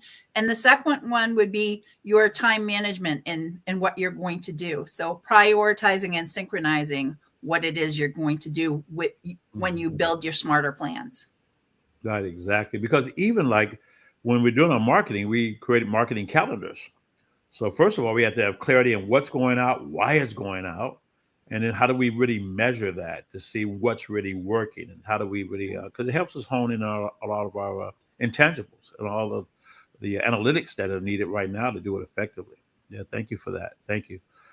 Josh, can you share with us some keys on delivering an excellent signature talk? Now, I want to say real quick for the audience, you work with a lot of people. I call them family members. Other people call them clients, because we kind of keep people forever, even if they're like a bad cousin, they just stay there, right? We just love them back in there. There's hope. But you know what? What are some of the keys to delivering a signature talk that's impactful? Because some of our clients have left you, and next thing you know, they get one client for $75,000. 2 months later, he gets 2 more clients for $10,000. These are documented facts that I know about. So what are some of the keys to delivering that signature talk? Wow, thank you so much for that question. The keys that I go with intro. You have to have a very, very strong intro. That's number one. That's going to grab people's attention, because if you really think about it, there's so much noise out there in the marketplace. So we want to make sure that we grab people's attention. And after we grab their attention, the second one would be story. You want to actually provide a story that's going to get them to lean to the edge of their seats, so to speak, and listening in to you. It could be your story, it could be someone else's story, just like Josh just told a quick story that got our attention. So after the story is going to be a problem. Number 3 is problem. There's always going to be a problem that you're going to have to solve. Now, you may have to either show that problem that they already have and make people realize that you understand what the problems are. Then the fourth one would be solution, because you don't want to leave them in the problem. You want to give them a solution to that problem and allow them to realize that you are the expert in providing that solution. Then the last one is call to action. You want to give them a place that they can actually go to actually get it. If you don't give them a call to action, just one call to action, not saying, well, hey, you can email me or you can go to my website. No, give them one call to action, because the human being mind, the way it works is that too many decisions, too many options, they're not going to do anything. So a confused mind doesn't buy. So give them one call to action. Yeah. Wow. Good stuff. Good stuff. Now, Josh, Patty talked about setting a goal and having clarity on what you want to create. And Jay came back and talked about the steps to do it. But you are the person that ties a ribbon around it and puts the key in it. You tie a ribbon around the car and then give somebody the key so they can drive off feeling really good about themselves and the outcomes. So when you look at this they set the mission, they got their calendar, they've got their conversation down, their big opening down. What's the next steps in marketing to help people to create the success that they're looking for? Yeah, so there's a couple of things. I mean, obviously, if you're going to you're going to have your signature speak, so you understand your messaging. You have to get out there and get people attracted enough to you to actually engage that messaging, right? And that comes down to a number of things, and it depends on platforms and channels and all of that. But really, the thing that you have to understand more than anything is how to create a certain bit of curiosity while creating clarity. And those two things seem diametrically opposed in some ways, right? Clarity is not very curious. It's very clear, right? But the way that we do this is we change the way we speak about what it is that we do. So I have an exercise that I take people through, because we have a tendency, if somebody was to say, what do? You just kind of say the product, service, or industry that you're in. Oh, I'm a plumber, I'm a roofer, I'm a speaker, I'm a whatever. And the problem with that is it doesn't really communicate all that well who you are. It just communicates what industry you're in. So it starts by understanding, creating this curiosity with clarity. You would be able to go through this exercise and tell people what you do without mentioning the product, service, or industry. So I'll give you a quick example. I'm in digital marketing. If somebody asks me what I do, I could say, well, I do digital marketing. Instead, I say I leverage websites like Facebook and Google to increase leads, sales, and bottom line revenue. You see how much clearer that is and how much more curious you are about my services. I never said I do digital marketing. I never even said the word marketing, right? And the reason is because I got right to the value of how it is that I help people. And all I would have to do is say, if you want to catch me at my next signature talk, go here, click this link, and we'll see you at the event, right? Like now you have a way to create messaging. So when you're putting out things on Facebook, when you're putting out things on LinkedIn and these other places, you have a different way to communicate about your products or services. And of course, it goes much deeper than that. You can go much further, but at a basic level, this helps so many people connect so many dots in their marketing. Yeah, I totally agree. I want to stay with you, Josh, and I'm going to go back the other way this time and talk about the results. You know, I would say about 55% of people that have a business or they're creating a business, we're creators. We have these ideas. You know, we have ideas and we want to manifest it. And then you've got about another 25%. They may be really kind of analytical, or maybe 20%, maybe really analytical, or they have an expertise, something they do really, really well, just don't know how to make the transition to bring it to market effectively. And then you got some people, the rest of the people really can do a little bit of both, but can't operate in both spaces running a company.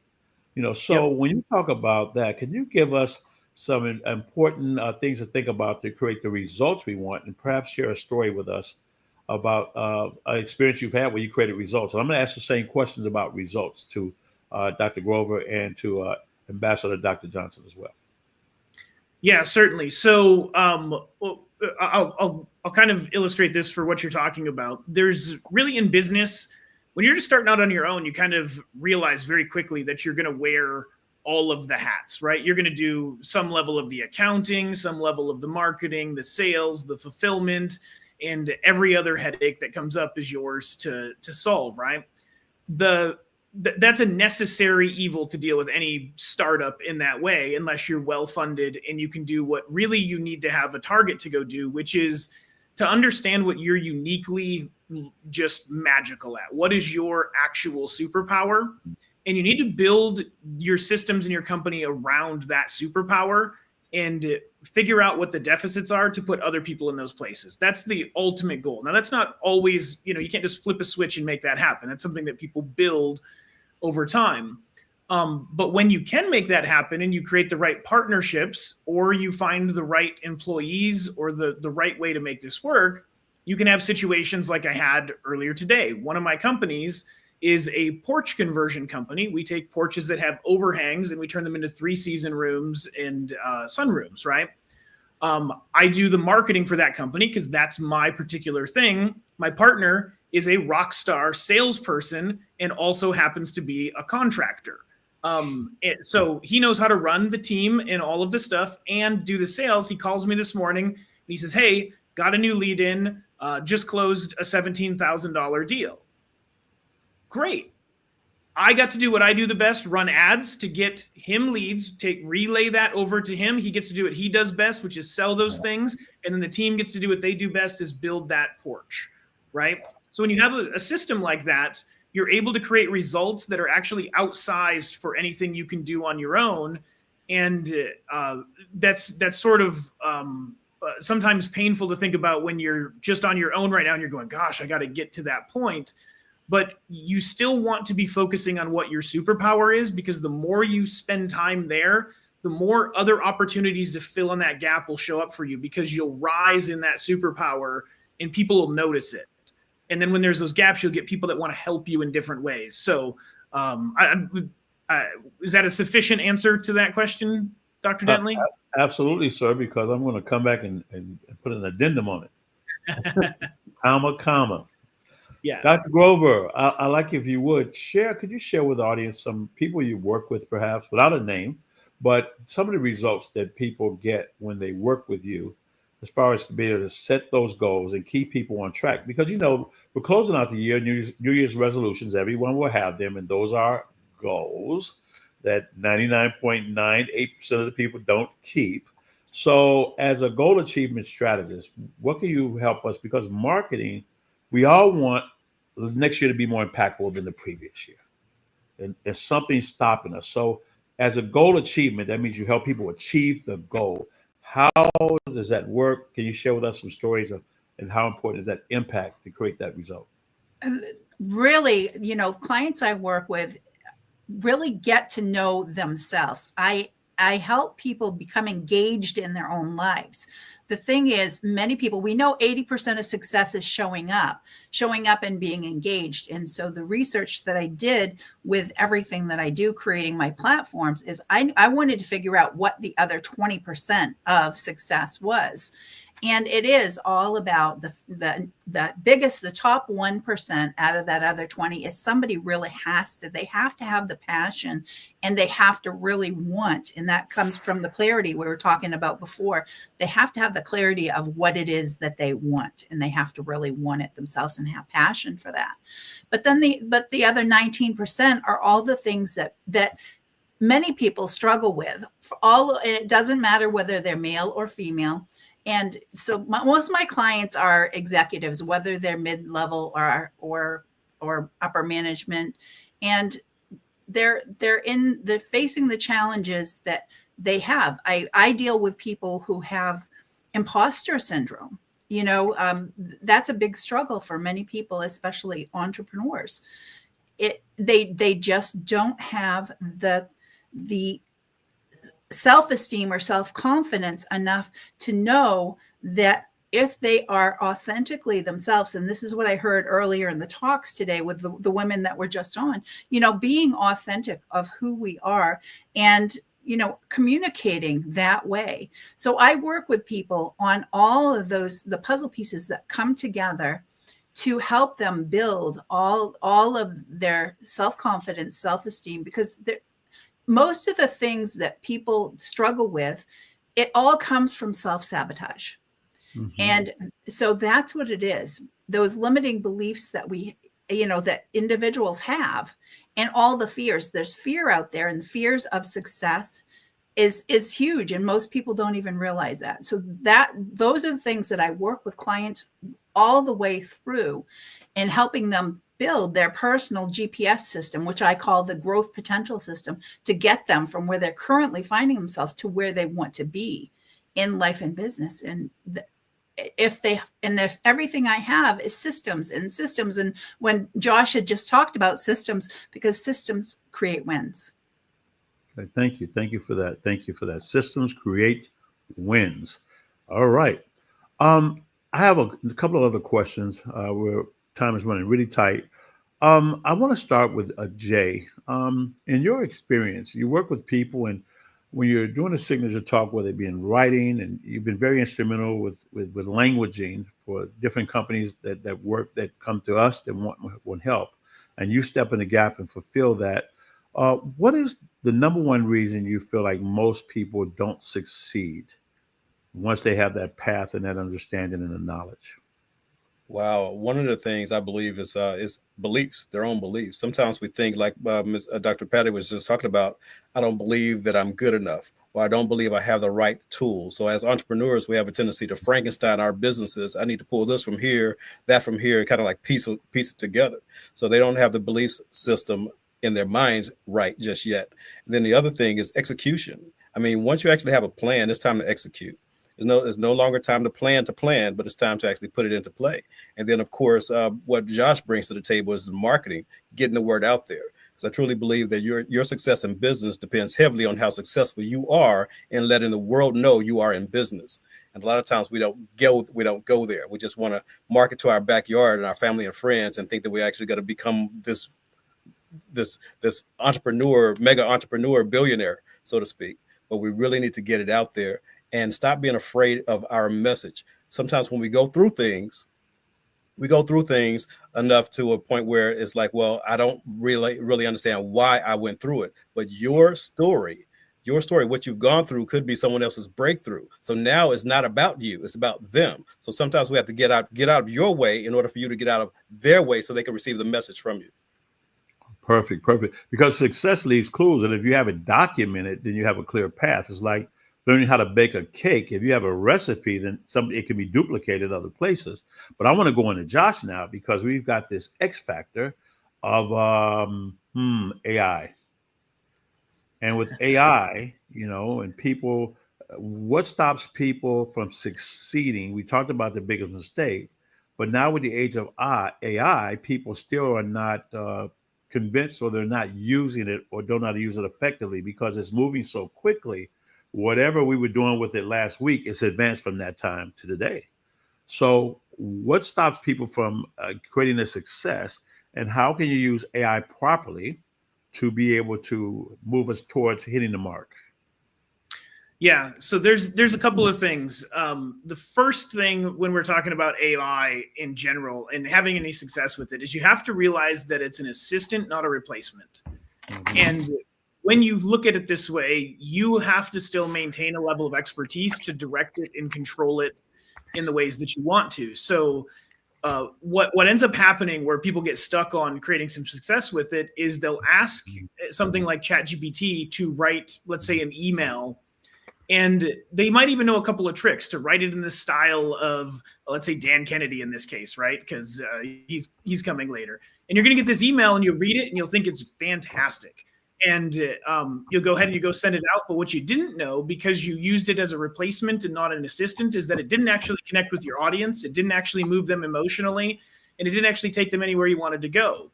So you still have to make sure that you're well studied and well researched on what it is that you're trying to accomplish. If it's marketing, if it's sales, if it's just solving certain problems, and you have to be able to direct that tool in the right directions. It's no different than having a power tool, right? If you've got a Sawzall, you don't just like pull the trigger and run around with the saw going anywhere you want and letting it cut whatever it wants. You direct it very clearly in a direction so you get a very precise outcome. AI is capable of that, but it requires expert guidance. And the only way you get that is by really being thoughtful with how you're using ChatGPT to craft messaging, to craft ideas. And the quickest, easiest win that you can have with AI is to outsource your thinking on those things. If you need an idea, if you need another angle on something, if you just need perspective, go ask it for 10 different ideas on whatever it is you're looking at. And let that spark thought in your mind, because it'll help draw that expertise out of you. It'll help you connect those dots a little bit clearer. And as you play with it more, you study more, you'll be able to direct it more. Fantastic. Really quick, can you share with our audience, if they want to reach you and work with you, or find out more about who you are and what you do? I definitely endorse you. How do they reach out to you? Yeah, so I just started a new project that is my new home base. It's 2mmshift.me. And that is my newsletter. So you can go hop on there. It's totally free. And with that, you'll get a bunch of bite-sized little insights like we did here today on the panel. Those go out twice a week, and you'll just get them in an email. I'll do a video. It'll be fun. And if you want to reach out to me beyond that, you can hit me on those socials on that page. All right, perfect. I'm going to ask Patty the same question, and then we're going to close out. And Patty, when you close out, I want you to leave. How can people contact you? But Jay, let me ask you really quickly. How can people contact you, man? You're one of the best in class. You're part of our team, our family. Wherever I go, you go. I'll take you with me, sir. So how can people contact you, sir? Hey, first of all, thank you so much for inviting me out. For those of you who want to contact me, just go to jjohnson360.com. jjohnson360.com. That's J-A-Y Johnson? Yes, sir. All right. Don't just put a J there. That would be me. No, J. J-A-Y. They call me Easy J. I'm not easy. I just live that way. Dr. Grover, share with us. I had to get one in. Can you share with us reasons why people don't succeed? They're setting their goals. They have the best intentions. They got the work ethic, but they're spinning. Can you share with that? We've got about 2 minutes. And then if you could just share with them your contact information in 2 minutes. People spin because they don't have the direction. And that's where it goes back to when we were talking about before, having the clarity of where they want to be. And so many individuals don't allow themselves to dream, and don't allow themselves to dream those big, bold, bodacious dreams and goals. And that's where it is. The world is an ocean of opportunities that are lying out there for us. So that's what you need to do, is just allow yourself to know that you are worthy and capable of having more, being more, doing more, and earning more. And once you accept that and start dreaming, then that's going to empower you to start taking that first. You got to take that first step. Intentional action. Mm-hmm. Fantastic. Intentional action. How can people contact you? How can they reach you? I will just have everybody email me at Patty, P-A-T-T-I, at patriciajogrover.com. And from there, I can send a scheduling link, whatever it is. Ask me whatever question you want, and I'll get back to you in the email. That's Patty, P-A-T-T-I, at patriciajogrover.com. Fantastic. I want to thank each and every one of you all for being here, and also for the LA Tribune and all the speakers we had today and those who are yet to come, and even the day before as well. Because when you take this information, even here, and put it into a bowl, it's like learning how to bake a cake.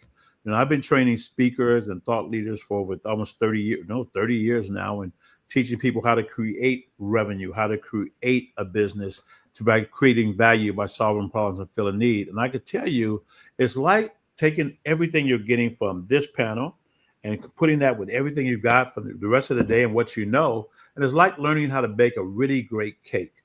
And once you get that cake just right, and you know how to bake that cake, I promise you one thing: you can bake it in any kitchen. Wherever you go, you can create the life that you want to live. So, you ready to become a speaker? Are you ready to take your life to another level? Are you ready to get on television and media? Are you ready to learn how to get your goals, how to get the marketing, and how to create the message to take you where you want to go?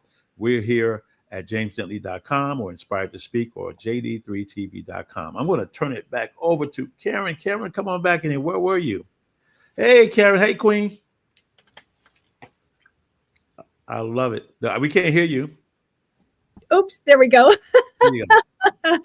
Thank you. Thank you for this great panel. Thanks for putting this together, Dr. James Dentley. It was so nice. And you know what was great was the actionable steps that you gave each one of us. And so we appreciate that, because when we come, we love to learn. And so thank you for teaching us from the things that you have learned through your experiences with actionable tools that we can apply today. And that is really helpful. So thank you so much. All right. Thank you. Thank you, guys. Thanks, panel. Thank you, everybody out there. God bless you. Bye-bye. Bye. All right. That was really fun. Oh, my goodness. All right. Our next guest is Michael Fompkin. And Michael, how are you? I am doing excellent today. I live the dream every day of my life. How are you? Well, I love that answer. I love to dream every day of your life. I like that. So I am going to bring Rex Sykes up with us. And Rex is in the house. Yay. Hey, Michael. Yes. Hello, So, buddy. How you doing? Good to see you. Good to see you. Glad that you're here. Absolutely.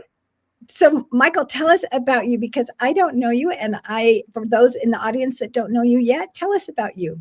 So I'm CEO, co-founder of a company called VIP Ignite. For the past 18 years, we've been helping people in the TV and film industry, fashion industry, meet with high-level executives, people who can snap their fingers and change their life in 30 seconds or less. So we've learned a lot about entertainment and sales, and we won over 38 awards, including 6 Tonys. 2013, we won the Tony for Best Play.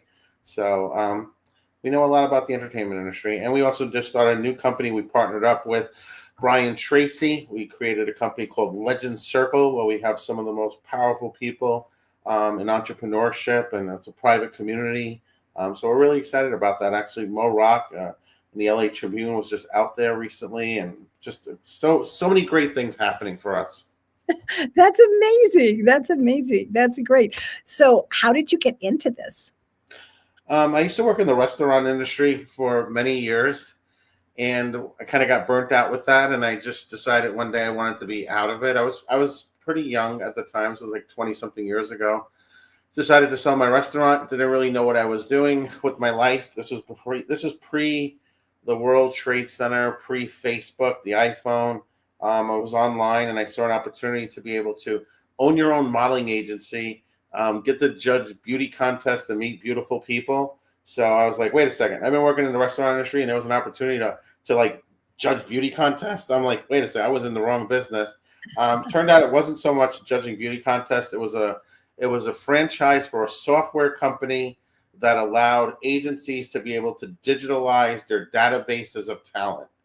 So I invested in the company. We went from 0 to $150 million in less than 24 months.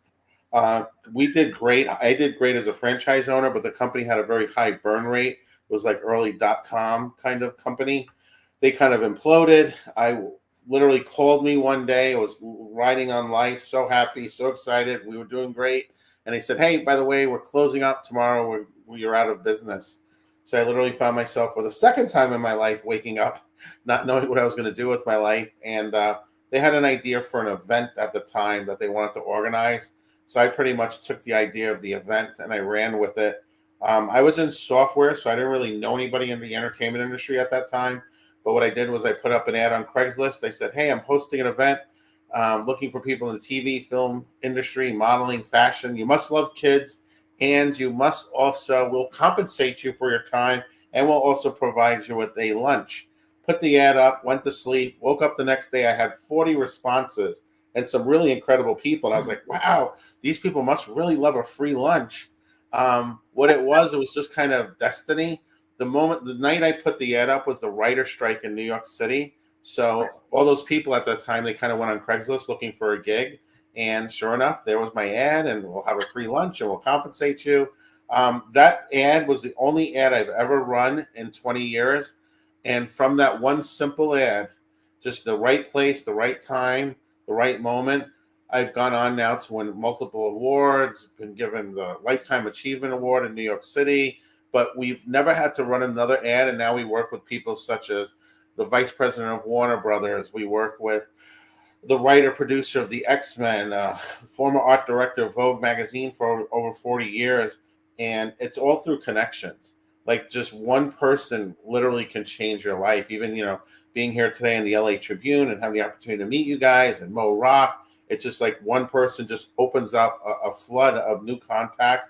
And what it's really about is bringing value. Like, it's like you have to bring value to the people that you want to attract in your life. So that's kind of like the 2-minute overview of my story. I just wanted to say, you're a man after my own heart.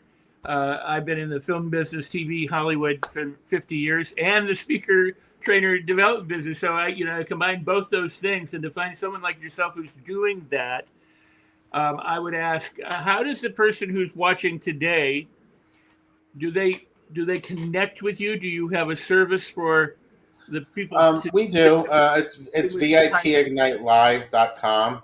So what we do is we've been doing this now for 18 years. So we have like online, like open calls, like webinars, but we actually do boot camps too. So we do like free boot camps. They're open to the public. We actually had one going on today and tomorrow. I literally just came from that event to this event, but it's open to the public. They're free.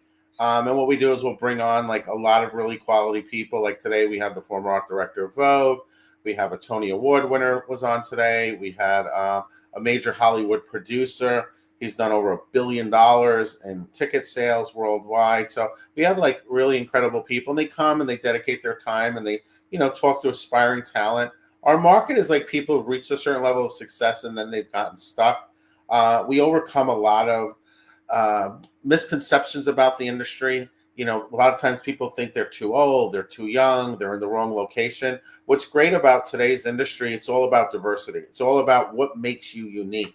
So age no longer matters, like location no longer matters. Even today, we have people on this call from all over the world. So location no longer matters. So a lot of casting directors, if you really pay attention to like TV, film, commercial, print, magazines, billboards, you see such a wide range of different looks, different ethnicities, ages, and so forth. So there's an opportunity there for everyone.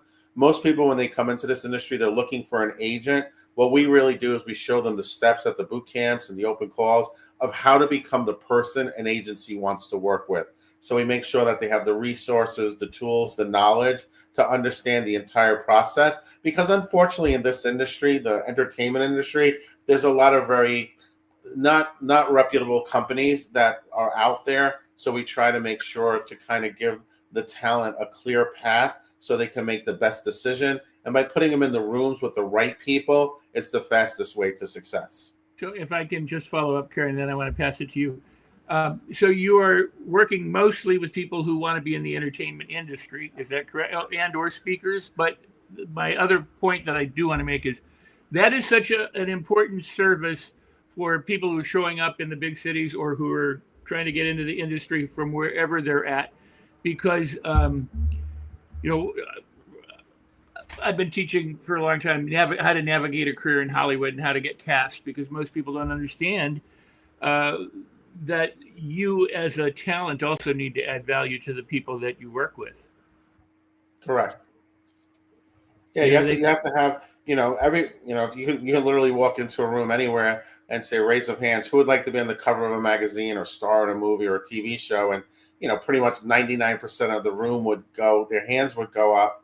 So there's that interest there, but there's such an overwhelming interest, right? So if you think about it, there's so many people who I'd be on a cover of a magazine for free. I'd be on a television show for free. If there's so many people out there that want to be in this industry, why do actors and models get paid so much for what they're doing, right? So there's that, you have to, because they're looking for people who bring value, people who can show up on time, people, if you're working on a movie set, it's 12, 14, 15-hour days, it may take, on scene, it's 30 seconds, but you're shooting that same scene over and over again until the director's happy with it for 12 hours. So when you showed up at 6 a.m., that enthusiasm you had and you were ready to go, well, guess what? 12 hours later, you still have to show that same exact enthusiasm. So there's a lot of, I'm sure you're quite aware, all the little nuances of how to interact with casting directors. A lot of times people will show up, well, how long will this take?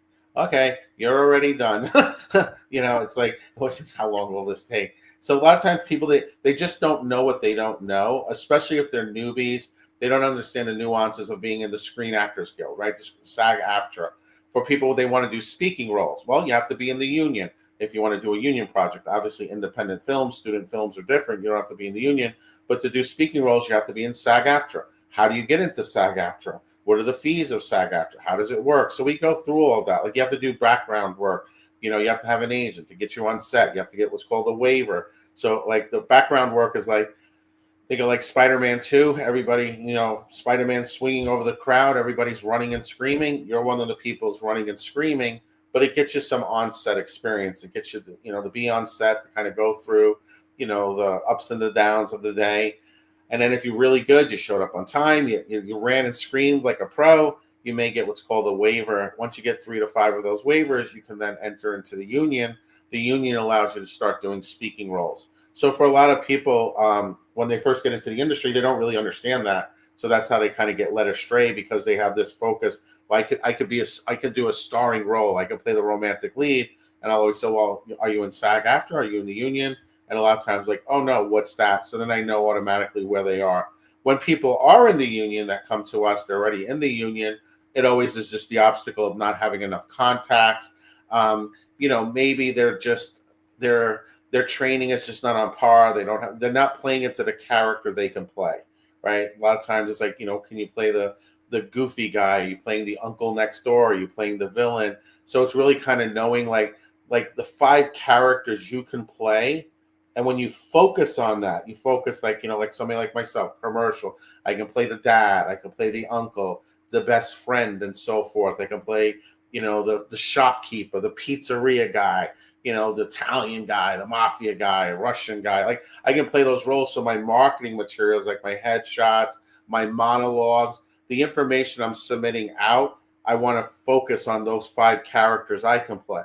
While yourself and Karen, you're going to focus on your 5 characters. So a lot of times people who reach a certain level of success, they get stuck because they just they're never able to pinpoint exactly the best market for them to work with.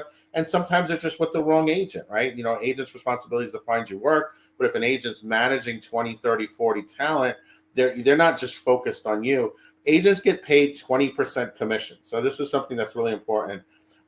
Agents get paid 20% commission for finding you work, which means you as an actor, you're doing 80% of the work. So we always find a lot of times people who are in the union, that 80%, they kind of just don't know what they should be doing.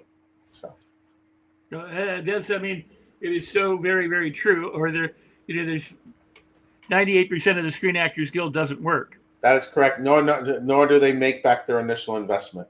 Exactly. Yeah, that is I'm lucky 100% because I true. got in 1975, so it's been a lifetime. You had a lifetime to catch up for that. Yeah. I hopefully I made back my initial investment. Yes, I'm sure you did. I hope you did. If not, VIP Ignite, we will help you too. No, but I mean, a lot of actors are paying dues every 6 months and not benefiting from getting the work. And so if they have someone like you who can help them navigate their career and show them the ropes and not be preyed upon by those, the unscrupulous out there, because there's enough of those out there that are, it's like they used to wait in the bus stations, for people to get off the bus. Now they're just online everywhere. So, I mean, it is really important to have people who can help those who don't know what they're doing to know what they're doing for two reasons. One, to avoid that problem, and two, to make a good first impression, which so many times people blow because they don't know what they're doing. Yeah, it's the same thing. It's like the Marketers Forum. This entire event over the past few days, I've been kind of jumping in and out. Like, there's so many people who want to be entrepreneurs and speakers from stage. Like, this is a great venue because you're hearing from people like Sir James Dentley. You're hearing from, Dan Kennedy, Mark Victor Hansen, like all these, Brian Tracy, so you're hearing from all these amazing people who've proven results. But it's just like this industry. If you're not in this group today and you're not at this event, you're just kind of floating around online saying, hey, how do I become a speaker on stage? You're going to wind up investing money with the wrong person. You're going to invest in somebody who last week was selling a crypto, course, and next week they may be selling a, social media manager course and so forth. There's just so much pollution out there. And I think people have good intentions, but they just don't have the proven results. We're partners with Tony Robbins, and the one thing I learned from him 10 years ago was surround yourself with the best people. Like, find whatever is a problem that you can't solve, or that the one gap that you have in your life, find the best person in the world who can fill in that gap, and that's who you work with. Because the cost doesn't matter at that point, especially if you're an entrepreneur. You figure out a way, right? If you don't know how to do it, you figure out the who can actually help you. So I'm so glad to be here and so honored to be on this call today, because the Marketers Forum is just absolutely amazing for bringing those types of individuals into the person who's listening's live. So definitely. Well, let me say this too. I've always said success is they always say, and success in Hollywood is, a 15-year overnight success. And that's true unless you're an 8-year-old child, then it can be a little bit faster. But the interesting thing is that the kids who make it in Hollywood, so often are surrounded by sycophant parents and enablers and people who love them. They're their cash cow. They're doing a lot of, they're yes people to the children, because the children are the stars and they're bringing in the money. And then the kids get, to reach that ugly stage of teenage years and things like that, or the series goes south, they're busted, they don't know what to do. What you just said is so absolutely important, because what some of these children don't have is people who are smarter and wiser and more mature, who can guide and steer them. But the same thing is true about the adult or the wannabe entrepreneur, the wannabe actor, to have people who, because some people think, I'm the smartest person here and I can do everything, and but they really do need mentors and guides and coaches and people who can point them in the directions that they otherwise would never see. Yeah, 100%. Even if there's any parents on here that are listening and they're interested in getting their child in the industry, if you're dealing with a company like they're advertising Disney and those types of projects online, they're not real. Like the way breakdown services works, agencies have access to those types of castings. So breakdowns is like a specific service agencies pay to have access to. So we pay to have access to those castings. Those castings are not advertised online. If they were advertised online, you would lose your right to have access to them. You'd lose your license. So if you see those types of castings, Disney or Nickelodeon or whatever it may be in the next Star Wars movie, be in the next Raiders of the Lost Ark, or any of those are absolutely 100% fake, without a doubt. because they cannot be advertising those online because they're looking for qualified people. There's a process for the casting. It's just not open to the public for anyone to show up. Every once in a while, there's a publicity stunt done by a studio that, you know, bring attraction to a smaller film.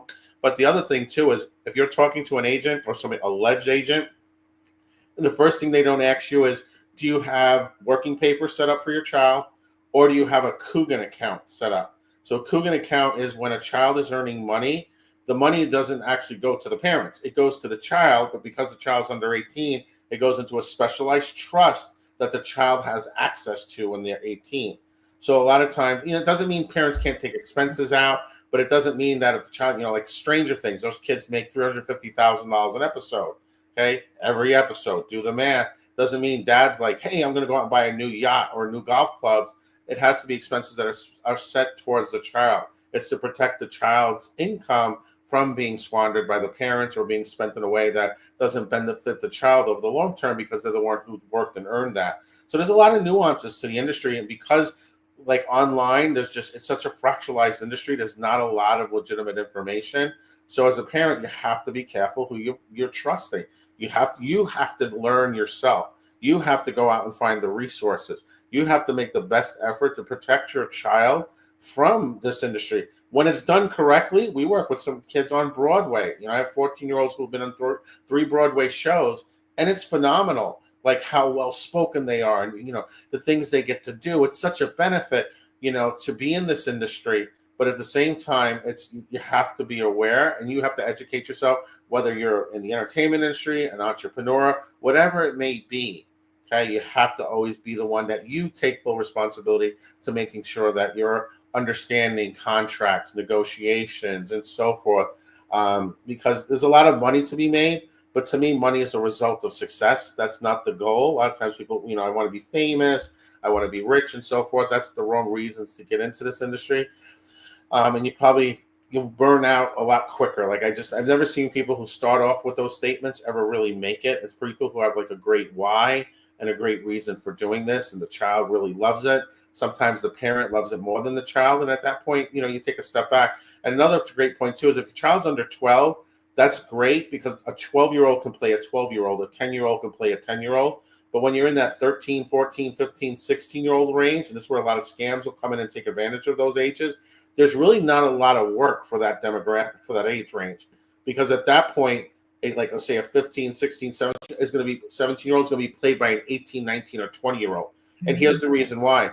Because they don't have to be pulled off a set for catching up with schoolwork, right? Because now the production has to pay for books and classes and, you know, all this other fun stuff. Kids have to maintain good grades. So a lot of times that age range in between is an awkward age in the industry. There's not a lot of castings available. So if you have, you know, companies saying your child's 15 and they're trying to offer them work, most likely an 18-year-old could play that 15-year-old's role. So be really careful with that also. Wow.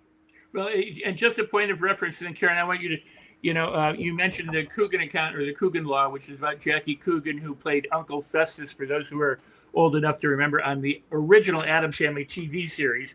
And his parents had pretty much wiped him out. He didn't have any money, and so they passed a law at the time and to protect child actors. I mean, he was a gorgeous little child, and he looked like Uncle Festus as he got older. But you know, they did that to protect children after him, from being taken advantage of by their own families. Yep, that is true. Well, this is really fascinating. And Michael, you said something that I wanted to ask you about, because we were talking about Dr. Joe Vitale and how he manifested being, you know, a feature role in the movie The Secret. And so you said that, you know, location wasn't a factor and age wasn't a factor. So at my age, if I decided, yes, I want a feature role, which I think that would be great. But I live in Arizona and the crew is in New York. How does that work if location's not an issue? So for one, being in Arizona is a great area. There's a lot of filming that's done there. So a lot of times there's like industrial videos, there's local commercials, there's local ads and so forth. But if like, say, like, you know, we introduce you to a casting director and they're filming a production in New York, depending upon what, like, so if you were in SAG-AFTRA and you landed the role, like, I'll give you an example. We just had a talent from LA, lived in LA his whole life. He just got booked for two years for a new show on CBS. It's a daytime soap opera show. So he's now he relocated to Atlanta. So he kind of jumped on his motorcycle, he went on literally Facebook Live, sold everything he had. He was working as an actor and model in LA, but now he's full time on the show for 2 years. So he had to get himself to Atlanta, but they gave him offset costs for like relocation, for moving, for getting an apartment.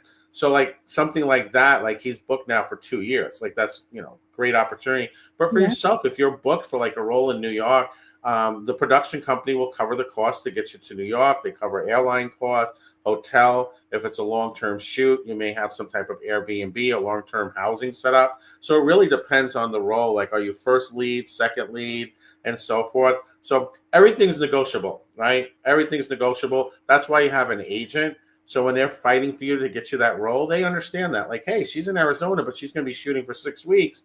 Hey, what can we do to make sure she's comfortable while she's in New York filming and so forth? So, oh my goodness. Yeah, you would do great. You have a great smile and a great look. So, oh, thank you. One of the things that you said that really stuck out to me was, how hard is this person going to work? Are they showing up and saying, how long is this going to take? And you made me laugh, but you're recognizing, is that person an unselfish, serving type of person? And I thought that was fascinating that you're detecting that so early on when you're working with someone, because that's something that makes a big difference here at the Tribune. We appreciate so much. And I'm sure that's why you're friends with Mo Rock, is because oh yeah. Me and Mo Rock, we just like boom. Yeah.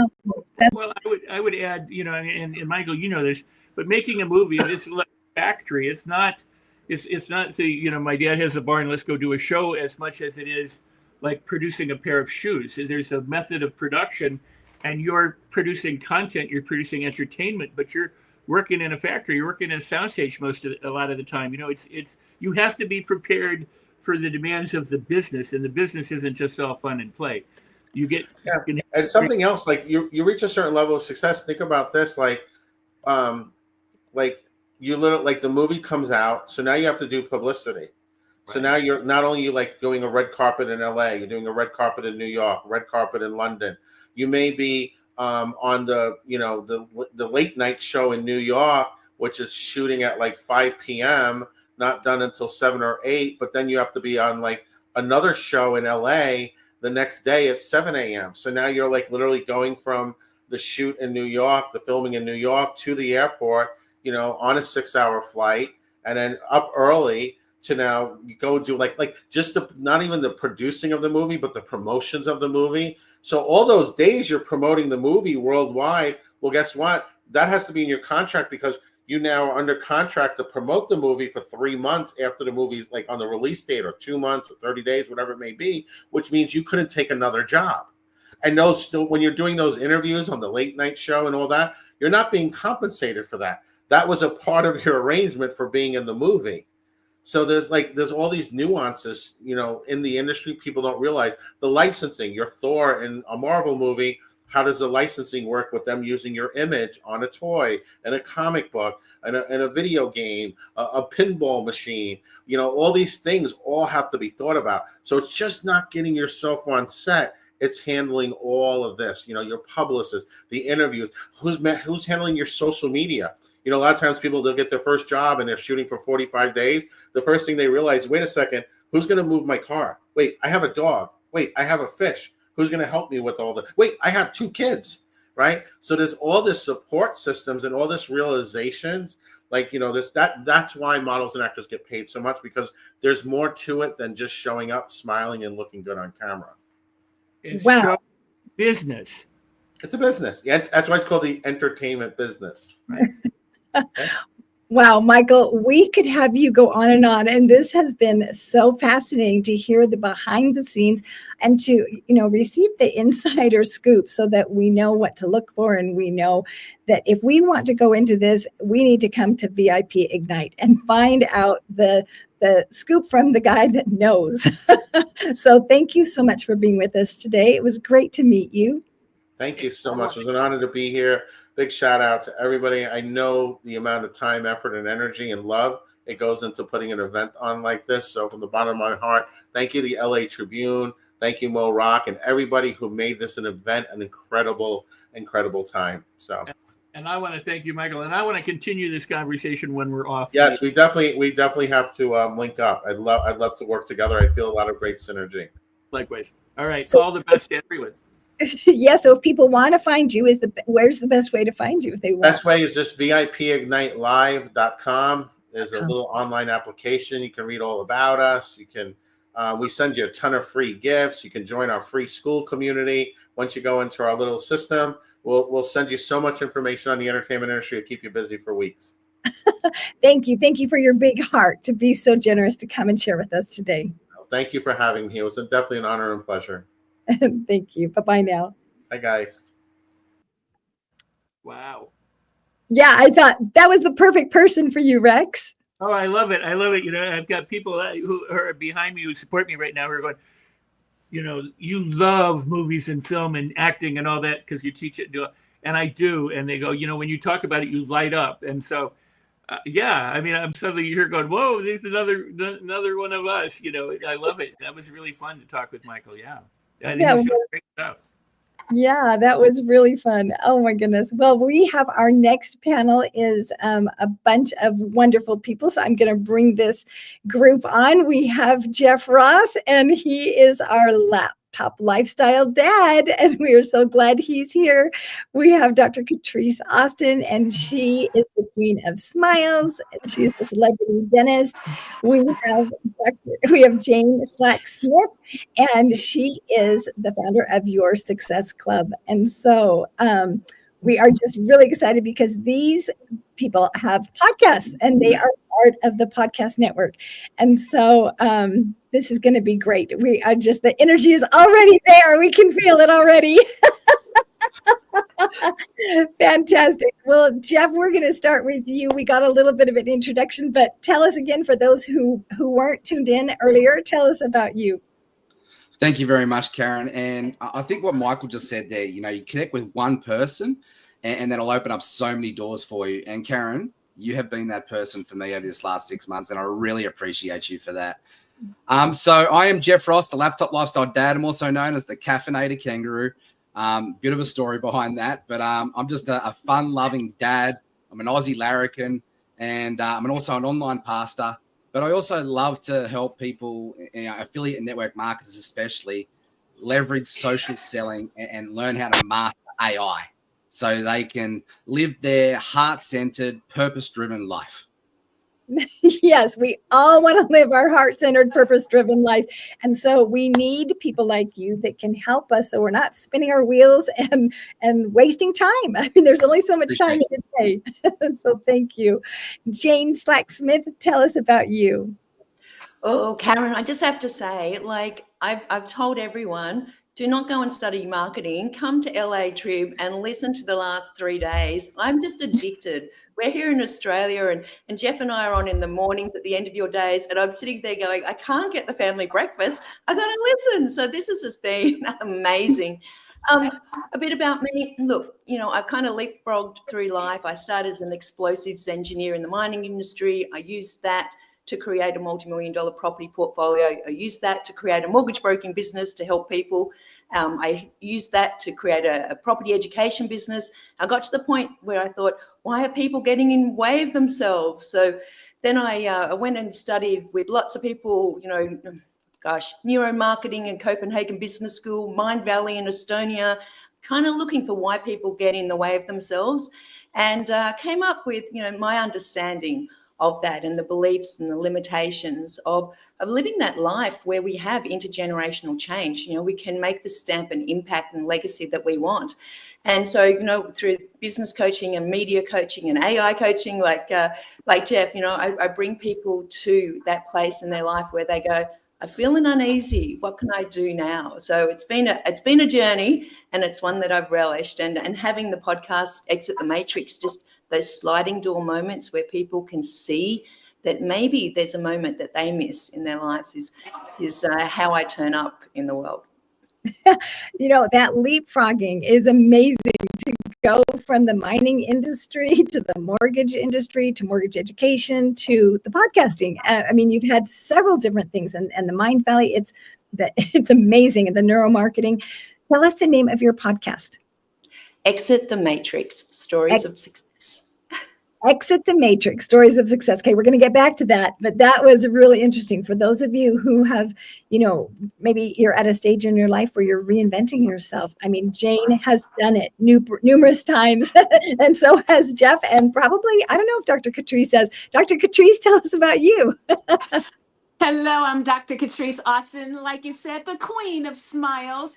I am a cosmetic dentist in New York City, and I have worked with the likes of the late, great Isaac Hayes, Missy Elliott, Cardi B, Paula Abdul, transforming their smiles. But my greatest pleasure is educating and helping everyone have a beautiful, healthy, and confident smile. So I am the host of the Let's Talk Smiles podcast.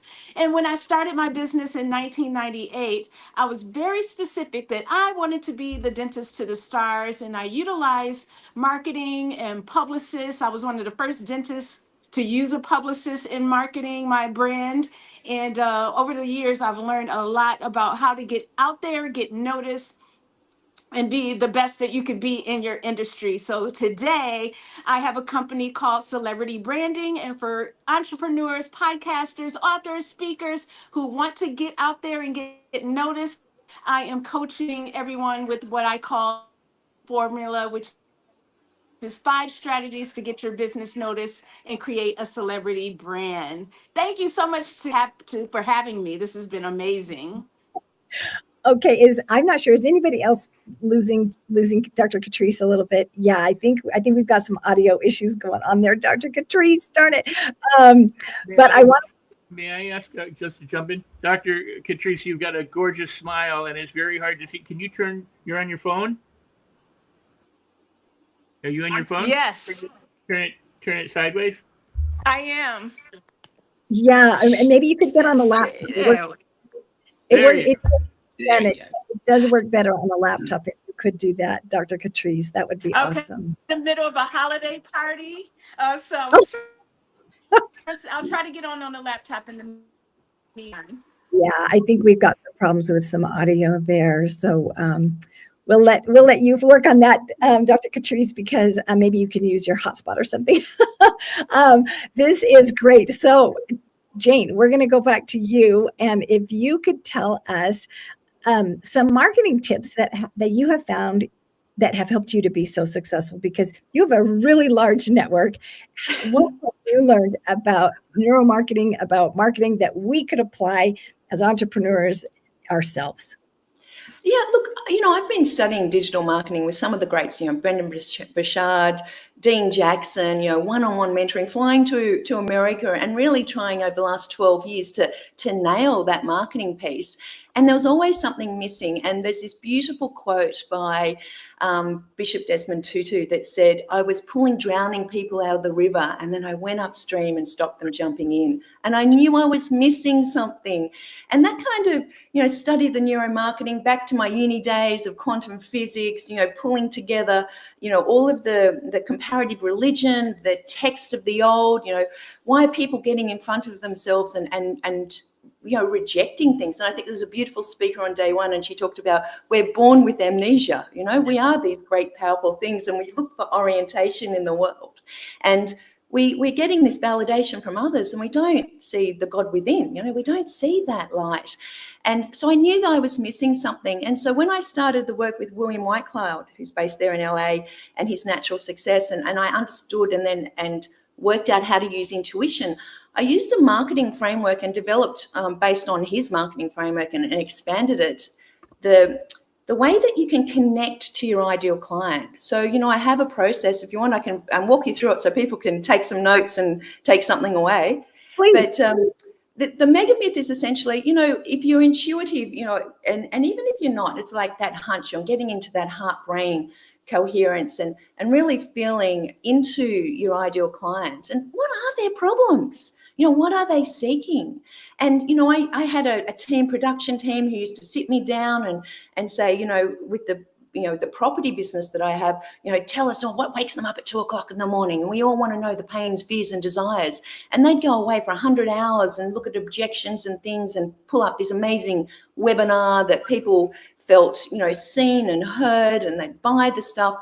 And I was like, no, there's more to that. I really want to go deeper. And so using intuition allows me to step into what are their thoughts? What are their feelings? What really are the beliefs, maybe not enough, not capable, not competent, not powerful, not worthy. What's going on beneath?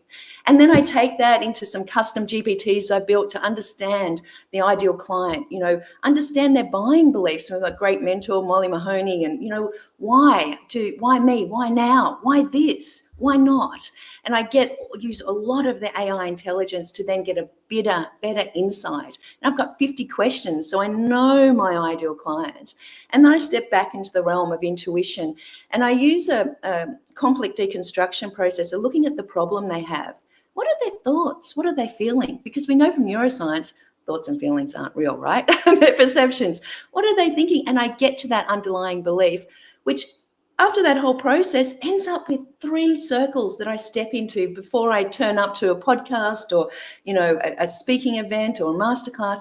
And the first circle is, how do they feel if I've been able to inspire them with just a little idea? And maybe it's through neuroscience, maybe it's through, discussion of spirit, maybe it's through discussion of quantum, whatever. I inspire people to change their life and see something of purpose in themselves. And I step into that for 20 seconds and really feel it. David Goggins talks about their say yes draws a circle so they can define a space. And then I just step into the circle of what if they don't? What if they go back into their life and think marketing is for, black hats, marketing is evil, marketing is manipulation, and they don't use these skills they could learn here to actually change their life and their relationships. And then I step into a circle of how I feel if I've created intergenerational change by that one moment. So 60 seconds is how I turn up using the intuition and a bit of AI in the background every time I turn up to be authentic and see how I can serve people. Wow, that intuition. Whoops. That is really helpful to have that intuition piece. Thank you, Jane. All right, Dr. Catrice, we're back. We're hoping that it is quiet now where you are. Testing. How am I sounding? You sound. We can hear you now, so that's awesome. Good. We wanted to know about marketing. What would you teach us, Jane, about marketing? Dr. Catrice. So I have something called the FAME formula, and it kind of goes along with what we've been saying, understanding your brand and the clarity. And I think particularly in my industry, a lot of people think it's about them. And we all know that it's about your audience and what their pain points, what their challenges. What are the myths? I see a lot of misinformation out there, particularly in my industry.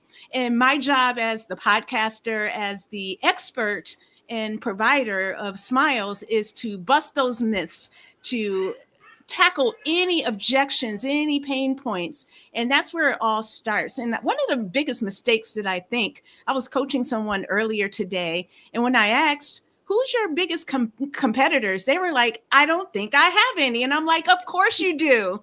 And if you don't know, who your competition is, you don't know where your areas of opportunity are and the messaging that you need to convey to get the competitive edge over your competition. So that's the first thing in the FAME formula. And the second thing is just making sure that in this world of social media, understanding that this is where a lot of people find their new providers, their new services, their new products. So if you are not actively, a lot of people have social media channels, but are they active? Are they speaking to their audience about how they can serve them? On my bio, you know exactly why you should follow me. I actually say it in my bio. I can give you straight white teeth without braces in 2 to 4 weeks. So if you are scrolling, I'm going to stop the scroll if that is something that you are looking for. And then in my bio, I have the call to action. And a lot of people don't understand that you could have, like for Instagram, you can have 5 links. So one of them should be a lead magnet. It should be like an ebook. It should be something that gets them into your universe. Because if you just have your website, a lot of times our websites have so much content that they miss the exact offer that you may be providing to them that can change their lives. The third thing in the fame formula is, I think that every entrepreneur should be an author. I think that is one of the biggest things that can set you apart and really solidify your authority and your credibility. So for instance, if someone is looking for a cosmetic dentist and they are Googling, and I am an author and you can see all of my books versus the one that doesn't have any social media, no author, nothing that makes them scream that they are an expert, then I'm going to stand out more. And that usually is what happens.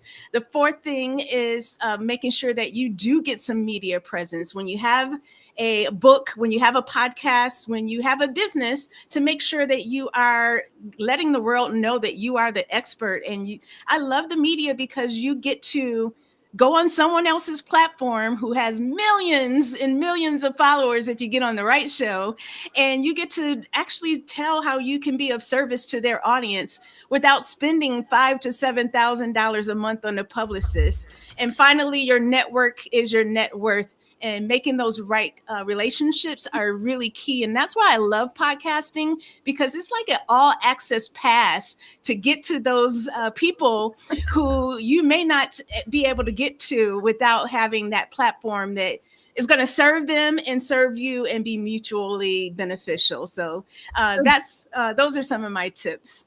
I love your fame formula. This was amazing. And you just repeated what Steve Ramona said yesterday, that your network is your net worth. And absolutely. So that's awesome. And who would think of hiring a publicist as a dentist? Right? In the 90s. And not only did my mom was the one that told me, because once I got my first celebrity client, who was Isaac Hayes, I interrupted his dinner in a very popular restaurant in New York, and he became my first celebrity client. Then my mom was like, you need a publicist, and why don't you call Eddie Murphy's publicist? Her name was Terry Williams. So she gave me the number. She met her at a women's conference, and I just cold called her and told her who I was. I was 28 at the time, and I told her who I was and my big vision and dream of being a well-known dentist. And she said, you can't afford me. I'm $50,000 a month, but I have a friend that might be in your budget. And her friend, Renee Foster, didn't have a dentist. So you know what I did? I bartered PR services for just taking care of her teeth, just checkup and cleanings twice a year. And that's how I got my publicist. So yeah, sometimes the good old barter system works. Wow, that's amazing. Dr. Catrice, you are resourceful and you are brilliant. This is great. All right. Let's hear from Jeff. Tell us about what marketing tips can you teach us that we could use? Yeah, look, the amazing stories, and that's what I love about this whole panel and the whole marketing forum is people learning how to really tell stories. And you know, there's been a through theme, you know, stories from heart, stories from purpose. And I'm thinking here, how can I add value to this panel, and how can I add value to this marketing forum? And I think it's to come right back to basics. For those who are in the audience who are at that beginner level and just getting started, these are some of the things that I probably wish that I knew when I first started. And so I've been mentored by Ryan Dice from digitalmarketer.com. And one of the things that he shared with us back then that really resonated with me, and it's like the light bulb went off, is we're all selling one thing. And it's the same thing. We're all selling transformation. And, we're taking someone from a before state to an after state.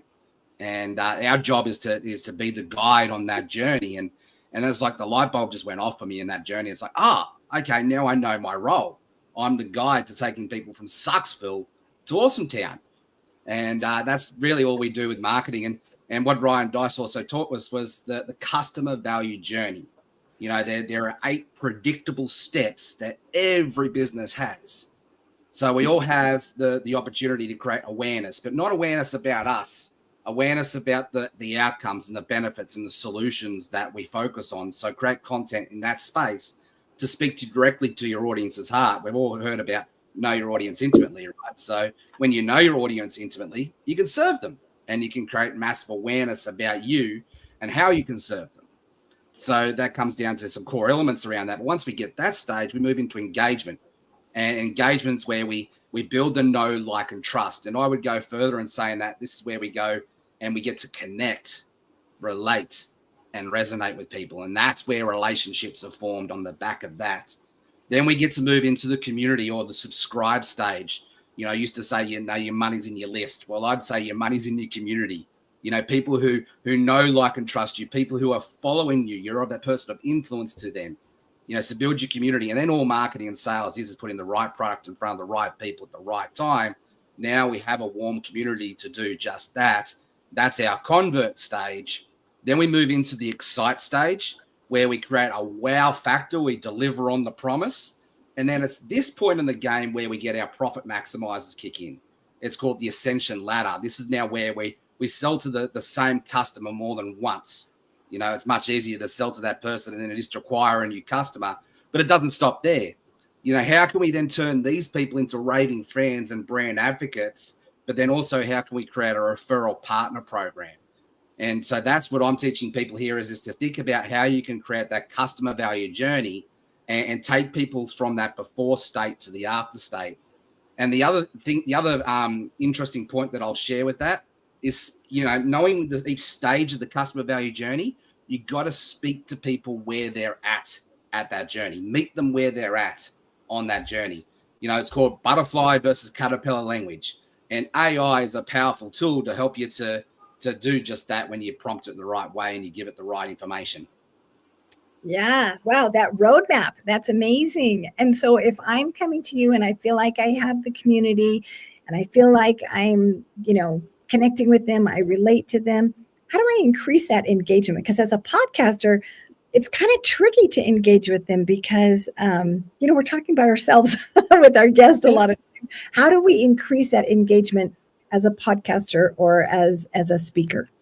Yeah, great question. And this is the beauty of the customer value journey, right? Because it highlights the gaps in your journey. And you know, the accountants used to say numbers tell the story, right? So when you follow the numbers on your customer value journey, you can highlight the areas that you need to pinpoint to work on. So that's beautiful that you recognize that, Karen. So if engagement's one area that you need to focus on, well, then become a master in engagement. And the way that I love to do that is go lead by example.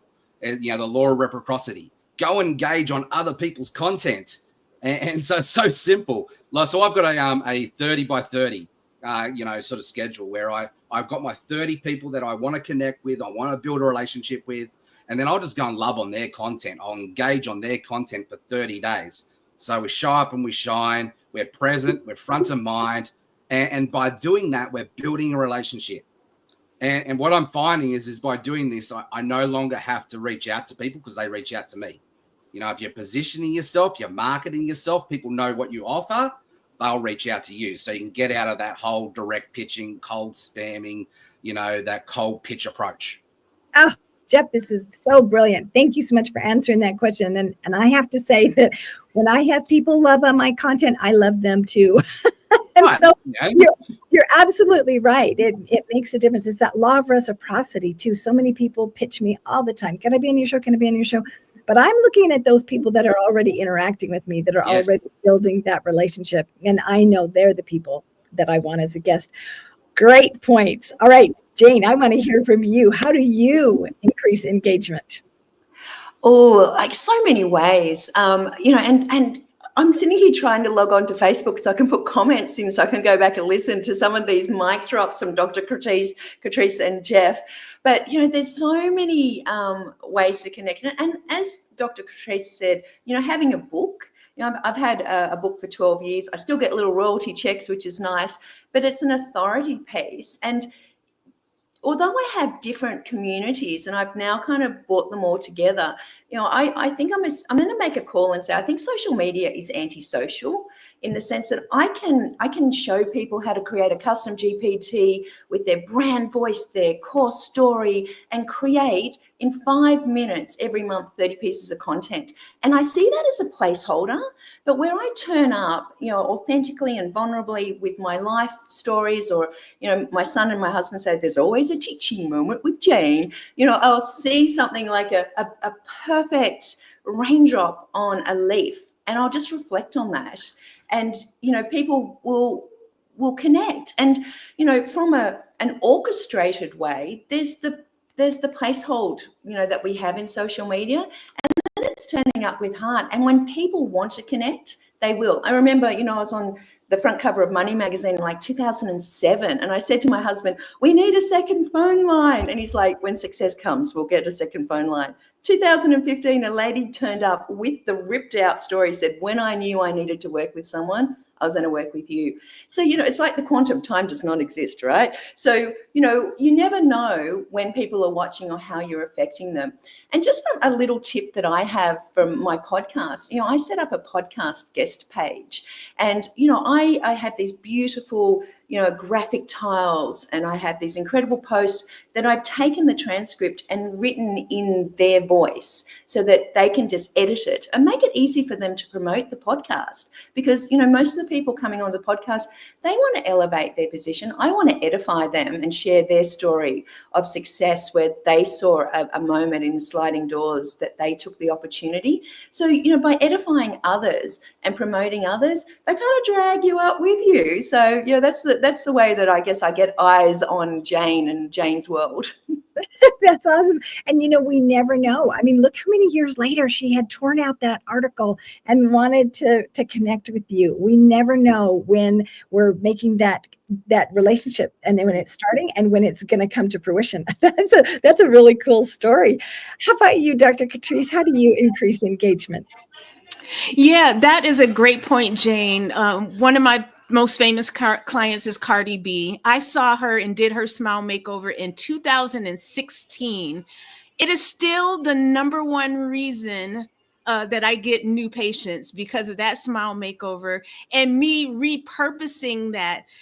For those who just came in my universe, they don't know from 2016 what I've done. So reusing all the media that I've gotten, even repurposing the social media posts that I've done 2 years ago, it definitely reopens to a new audience an introduction of who I am. But I'm really big on really reaching my audience live. So you'll see that on Wednesdays, I go live on Instagram, and I call it Webinar Wednesdays. And my audience knows that that's the time that you could show up. If there's a hot news story about someone getting a smile makeover, or they saw a viral TikTok on viral video on TikTok, they know that I'm going to talk about it, and they can ask their questions. I can bust those myths, give them tips, answer their questions, recommend products. And that's like my me time. So on my podcast, I usually, say, make sure that you're following me on social media,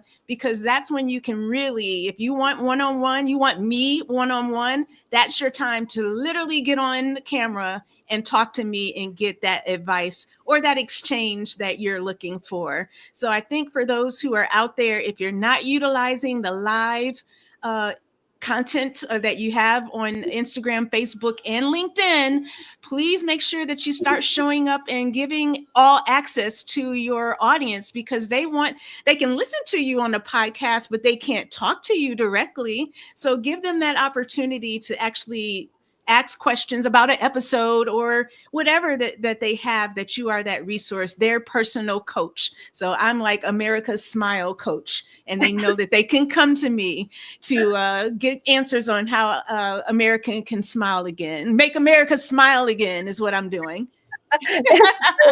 Catrice, oh my goodness.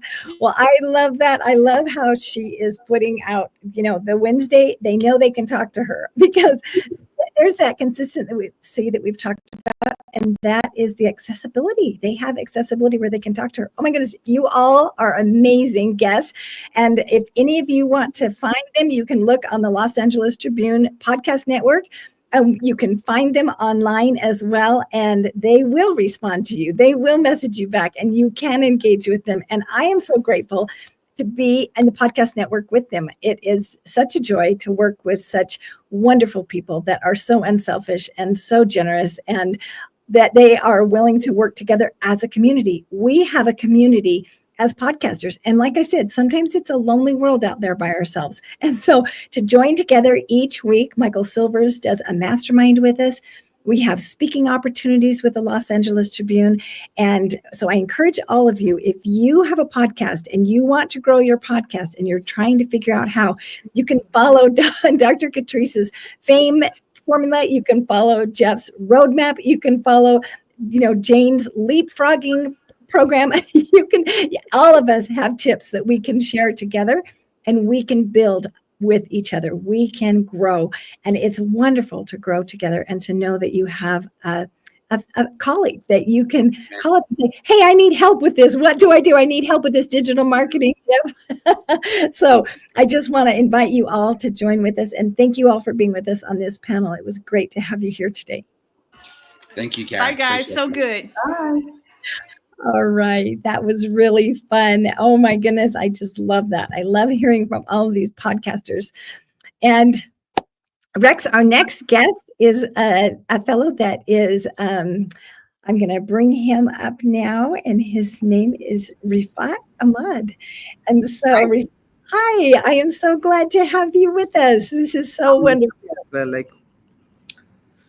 I'm very happy to be here. Thank you. We are very happy. So Rifat is the founder of Monster Claw. And so, did I say that right? Yes, absolutely. Okay. So he is like the magic behind the scenes. We talked to Manoj Agarwal yesterday about how he's the magician with AI. And Rifat is it's just this translator about SEO.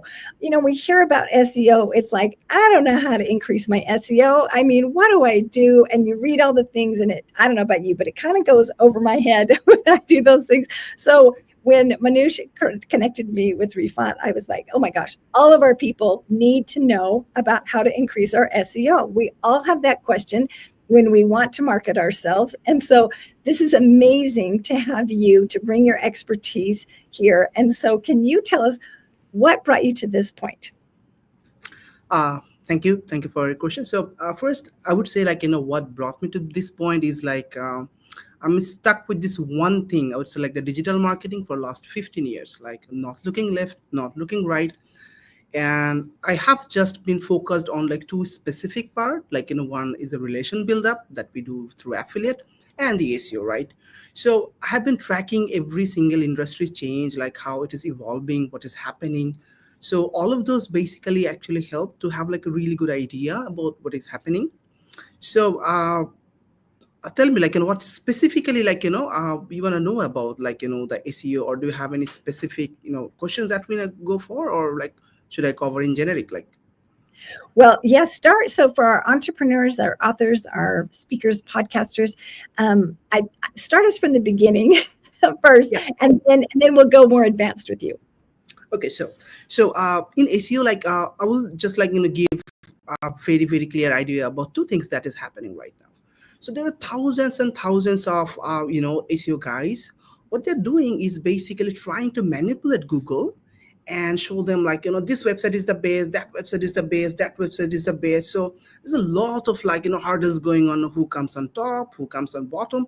So on the other hand, what Google does, he constantly updates, constantly rolls on different updates, to push those guys down. So because Google's mission is to find the most useful content for its audience. So now Google have so many algorithms, but I want to talk about one thing. It is called EAT. So which is I think the best, the biggest thing, right? So on SEO, Google would need into three specific things, right? First, it wants to see, okay, Karen is talking about the topic, right? Is she the true expert, right? That is the biggest thing. Now, what happens when we do SEO and when we see our client has, let's say, 20 years of experience, but he did not mention it, right? He's website, the product page is so good, but if you go to his about page, it's not there. So that is a big problem that we see in the SEO, that people are actually not sharing who they are, right? If we just leverage this, we already have a huge advantage, right? So, and also you will see so many websites, this is huge article, but by one line, okay, Tori, but who is Tori? What is his experience? Is she actually qualified to write about this topic? What, right? So having a great presence of the author, who is bringing in the content, is a biggest thing right now. And so how it works, see, for example, company A spending so much money, right, on manipulating Google so they could go up, and company B is basically found the best expert on that particular topic, and that expert shared his experience. Now what will happen? Person A probably is thinking, yes, I have $100,000 marketing budget, I should do good. But come on, you are fighting with $1 billion technology with Google, who is there, right, to to suppress you and find that expert. Yeah. So this is a big thing for SEO, always showcase your expertise, communicate. And the best way would be, whenever you're writing a content, mention who you are, on when you're for example, you're writing about podcast. If you just simply say, hey, I've been doing podcast versus I have been doing podcast for the last 8 years and I have this many listeners, Google picks it. And then you have an author page, and then you have an about section, and on your about you have all your social media, and Google can see, oh yeah, this is actually a true expert, right? There is your E. Then now let's say authority, there is 3 parts, the authority, the how to put it, right? There could be 20 experts, right, on the same topic. Now who should Google publish on top, or who should rank? So there is something that I was listening to the session, and there is neuromarketing, right? You were talking about neuromarketing. So I will add a little bit on this. There is something called cognitive ability, which rarely people actually utilize in marketing. So not everyone can, receive information in the same way. You need to really break it down so people can actually understand. Now, see, you are an expert, right? But are you an authority? Can you communicate with your people, right? So the way you communicate, the way you send your message, so Google sees that, okay, person A expert, person B expert. When person A is talking, hundreds of people are listening. When person B is talking, maybe 10, maybe no one is asking. So Google can see, even though he's expert, he really cannot engage. That is a big factor. So it comes down to the content. I know there are hundreds of content that can be produced through AI or write, you can write it, use writers and all. But I have seen contents where a company spend maybe 2 months, 3 months or 4 months just to bring one content, and that one content is on top for years. No one can beat it because it came from an expert and the content is rapidly building authority, right? And the third part is trustworthy. It is very important in a sense. See, you are an expert, for example. So I will talk about one of our clients who used to work on biotechnology. It's a big niche. So she's an expert. She can write really well, but is she trusted, right? So how do you get it, right? So when you write the author section, you need to mention your okay, I am certified to talk about this, or your achievements. I have helped this many clients, all the numbers, right? So you have to become someone trusted, right? So these 3 things play really critical roles. So normally what we think is all about finding technical people, do all the technical things. Yes, this is true. There are some works, but you can always hire someone to get it done. But the core is always the person behind it. So I would say how we actually help our clients. When we get someone, the first meeting we schedule is a vision pitching. We want to know, we don't go on okay, what you want to sell or what, we want to know their vision, why they are doing it, what pain they are solving it. So we don't get into how, we get into why. And once we know the why, then we are aligned. And it really replicates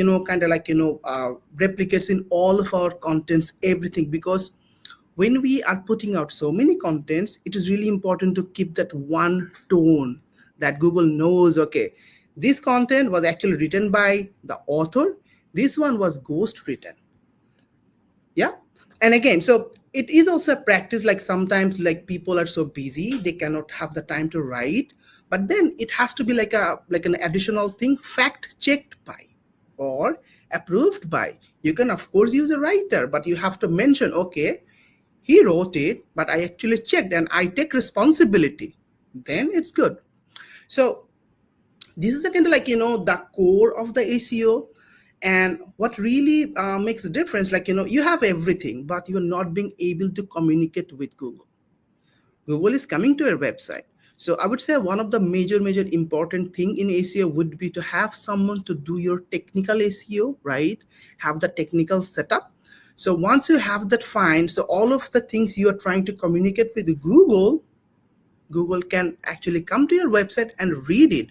Because normally it could be the case, right? You have all information, but it is marked at no index, like a small SEO term, which means it will not allow Google's to come and read, which is like a normal case when someone is doing up a website, right? It's kind of the shutter is closed, we are renovating and will be open. Google doesn't know you're open.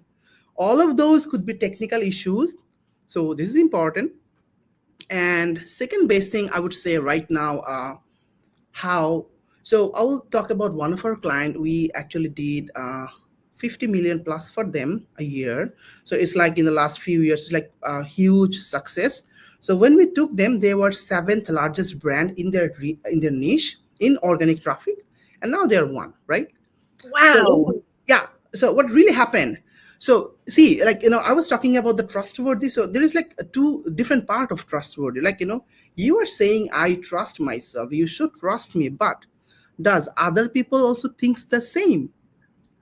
Right? So for example, I was listening to the celebrity dentist. I really loved her smile, right? So now, for example, she doesn't only saying she is for the celebrities. A lot of celebrities are also saying, right? Yes, I used her service. So those are endorsements, right? And today is the other guy was saying, your network is your net worth, right? It is true. Because if you see a great brand, they would not just go out and write about you. You need to have a relation, right? You need to know them and they need to know you. So for SEO, the next coming years, particularly because AI is coming and knowledge become commodity, everyone can write about everything. So it will really come down to who is writing it. Is it vetted by someone experienced? And is trusted people from the industry really trust him or her? So this networking will really come in handy. And so there was a practice previously. You put out a content and you reach out to hundreds of websites and say you pay them to give you a link, right? I trust him. But now last year there were some studies. All the top results has less link compared to all the ones that are on the second page, third page. It's all changed. So the reason is the one who are on top are really coming from really trusted source, trusted people are endorsing. And right now the trend on SEO is something called PR backlink. So I will say what they're doing. So for example, you are a journalist, right? So you are conducting research about, okay, I will write about podcast. Now, how you are doing that research, from where you are finding your data. And as a journalist, you are you have a habit to give credit when you are using any source, right? So marketers tend to do they actually figure out in their industry who are the top journalists, what is the writing pattern, and from where they're picking the data. And they would go out there and put their data, their statistics, and all the industry reports. So journalists will use that data and credit that company. So, and this is a practice a lot of companies are doing right now. And what is happening for one report, I saw an example as just there was a report on which cities are most likely to get higher penalty in UK, right? The traffic penalty. And a company, they do, I think, traffic lights and stuff. So they found all the statistics and they combined some of the data and created a report. And so many newspaper actually covered that. And they had to say, okay, this data was from this website, this company. And see that all of a sudden, 20 top journalists trust that company. And see the difference. And what happens when you go like this, like when you build trust, others cannot do anything to you. And we have been doing this similar thing for our company. I'll say one thing. So for the term professional SEO services, we are number one in 30 plus country. And we don't have a lot of backlinks like, US, Canada, Australia, even though like South Korea, even though like, Russia, we are number one but we don't have clients there. But that's amazing. But see what is happening. For example, HubSpot, right? They are the best CRM. They have spoke about us like these are the Monster is a trusted partner. Then again, say ClickBank, they are like 87th largest retailer in whole North America. They said, these guys are our partner. Then Influencer Marketing Hub. So they created a report, top 10 companies. They said, okay, these guys are someone you should work with. Like those are all authentic. And all of those are coming from years, some hard work, and another thing, strategy. And I'm going to blow your mind with one thing. So previously what we used to do so much manual work. Then I met Manoj. And he kind of blew my mind. He hooked me up with some of the best AI tools. So now what we can do, we can kind of predict the trend. For example, we are going after a car parts company, right? We have a new client who produce, let's say, car parts. Now, if there are 2,000 keywords on that particular niche, I could actually give data to the AI. Okay, these are the 2,000 keywords. This is data point 1. Now, this is the trend of this industry. Now, this is my product's value. And also, this is what my conversion rate is.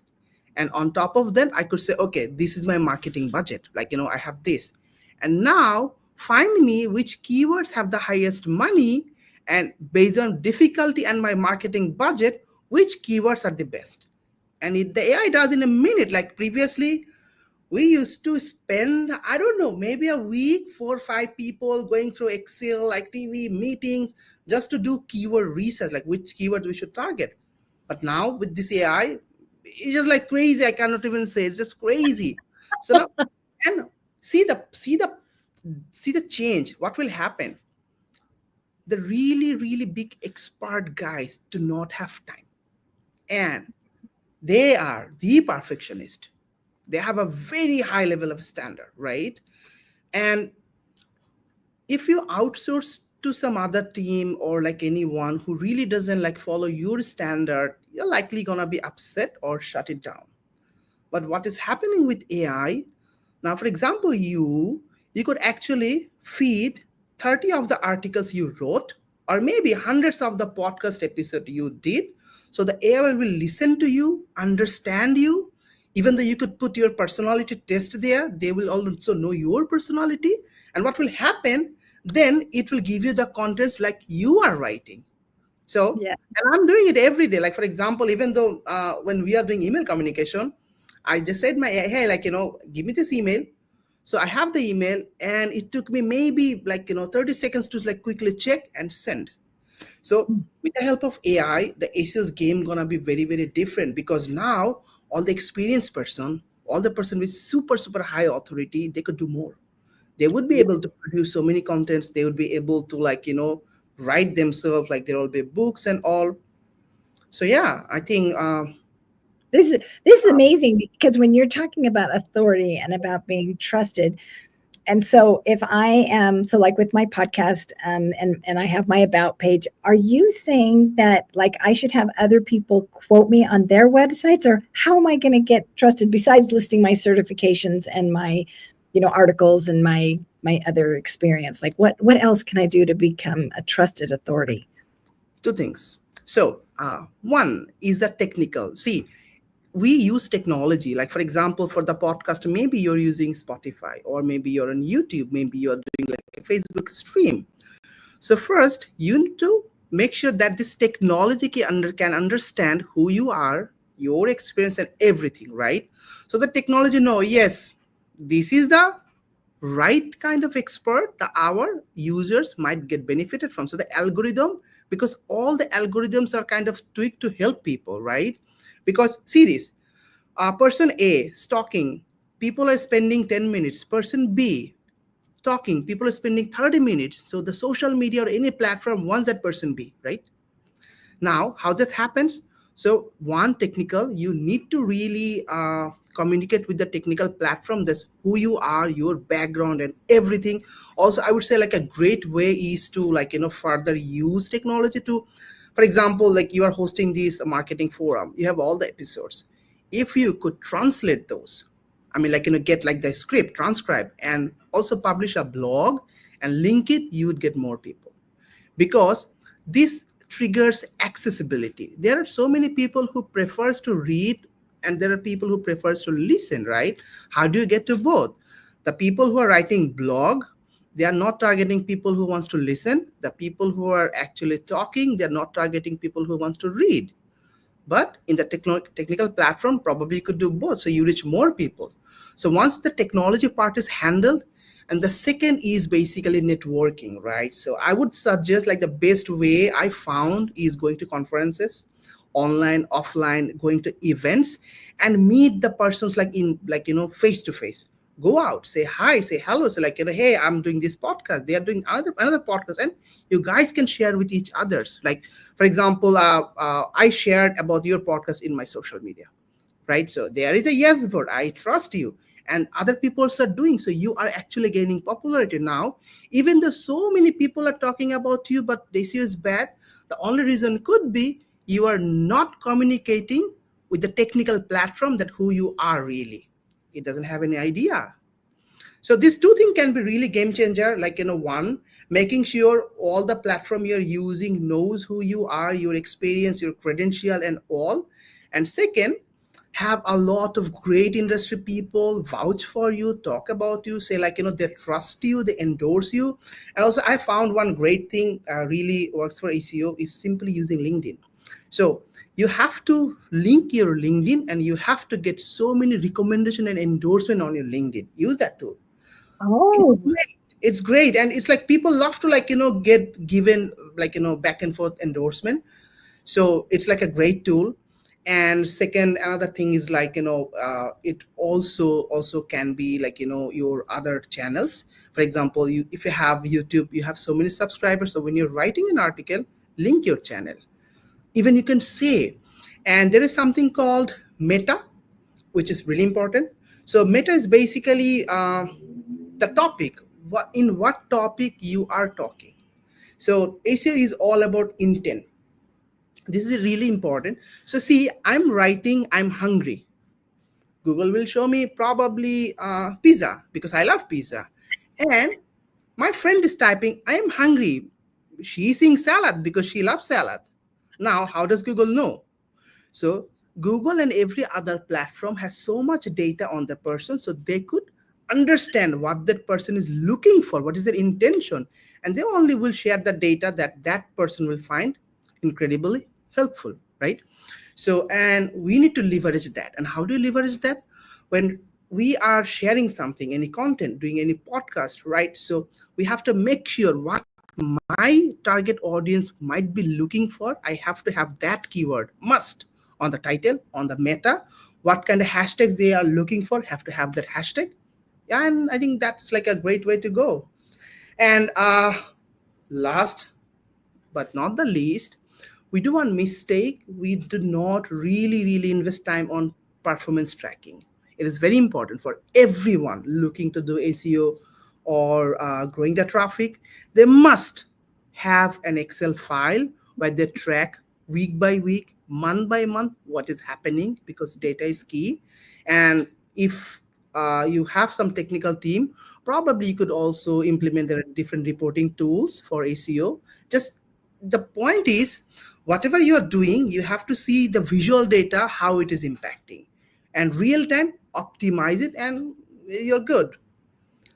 But again, I'm sorry, I'm going to say one thing. So the next year, 25, 26, the guys who really doesn't have the experience and the network gonna suffer.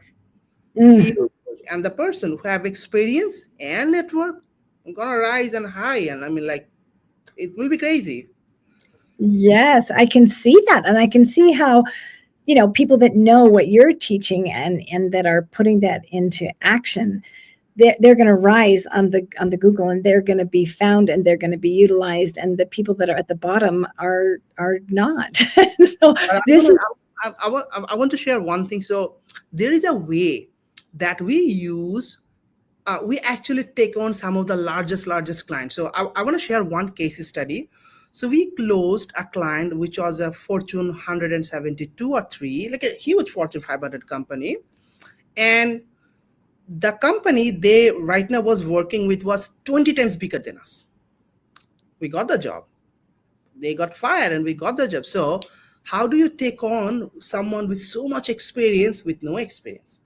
Right. So right. And this is true because every year, every month, there are new people and they are good. They deserve a chance, right? How they can make it happen. So what we do, because we launch new services, we go into new industry with no experience. So I have a very simple 2-step way that I believe value is the best hook. I do not believe anything has more power than the value. So, and second thing is I treat, if the ICP matches, I treat from day one like they already paid me, even though they haven't. Right? So for example, someone sent an inquiry to Monster Claw. I would not wait to get paid to start helping them. I would treat them right away like they are my client. They have paid me. And this kind of gives me the opportunity to give them value and kind of have a trailer of how it is to work with these guys. And if the trailer is good, they're going to want the movie, right? And this is a key thing because I've been seeing this trend. A lot of companies, a lot of other people very, very focused on getting the client first, getting hooked to create enough interest. No, go out and give the full value. Treat them like they have already paid. And I will say, if you actually have the proper ICP matched audience, either you learn or you get the client. Both way you win, right? Both way you win. And also, you can use all of those in your marketing, case studies. So I've been talking with this 9-figure CEO and use it as a marketing because he was actually talking to you, right? So this is a great way. And another tips I will say, this could be game changer. So see, for example, you have so much money and you just want to hire the best company right there. So you will go to Google and say, for example, best phone, or no, I'll not say for phone, let's say best realtor. So because you have $10 million and you're gonna get a mansion, right? So you are going out in Google, you're typing best realtor on New York, right? Now, how a new realtor beats that? No way. But see, there is something called customer journey, and it is very important. And I see someone was also talking about the customer journey, but the way we treat it is say, now you're at a point, you have the money to buy the house. But let's say 6 months ago, you were maybe searching best investment ideas. You were not looking for the best realtor. You are looking for best investment ideas. Now, I want to go really back on the customer journey. When I know my ideal client profile, I know how the journey looks like, what they were doing 6 months ago. And with the help of AI, you could really, really craft 1 year, 2 year journey, from getting an idea to purchasing. So I would say go really back if you cannot compete. When they are just looking for a small information and really don't care from who it is coming from, write content there. And then you must have to have a way to get their contact information, and then invest on building a good relation, network, invest in building in a good relation. So when you got your got the email address, every month or twice a month, you send them an email that is undeniably the best value packed email they received in entire month, right? So you are actually training them, you are guiding them, And after 4 months, 5 months, you're like warming them up. Now they know, okay, should I search best realtor of New York? Or I already know that guy, right? And I know she knows all of the things and she have been guiding me. So at least let's get in a call.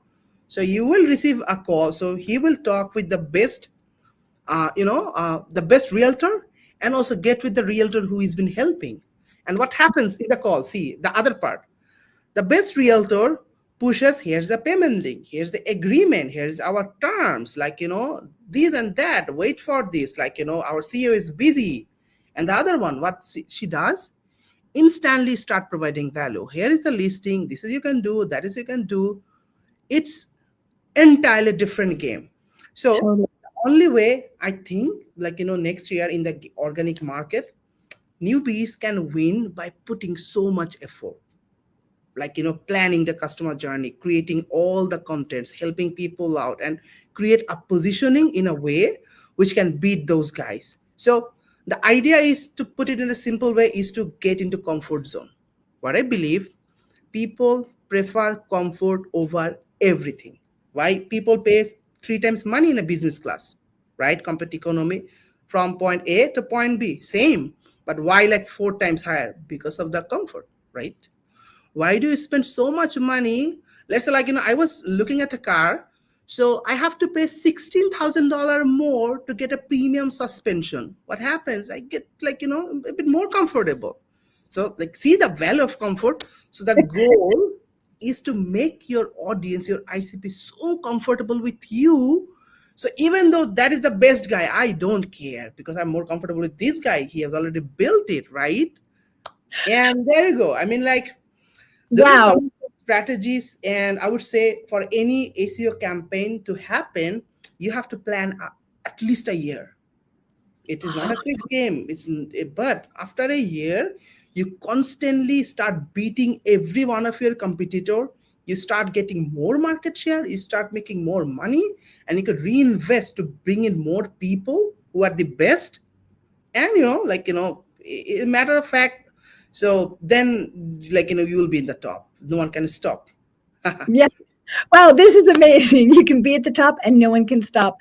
Oh my goodness, Rifat, this was amazing to hear you talk about SEO and to understand the strategies that we can use, because so many times we're a newbie that's going up against these big people.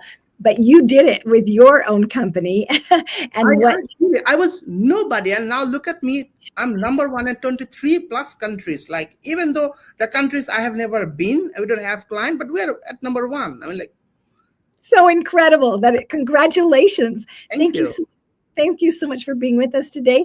And I can't wait to learn more about Monster Claw. And I wanted to let you all know that Rifat is going to have a boot camp that he's going to offer for free. And so stay tuned, because we will be promoting that. You can check my social media and Rifat's also. And thank you for your service. Thank you for your willingness to share these amazing tips with us today, and for your unselfishness to come and serve us.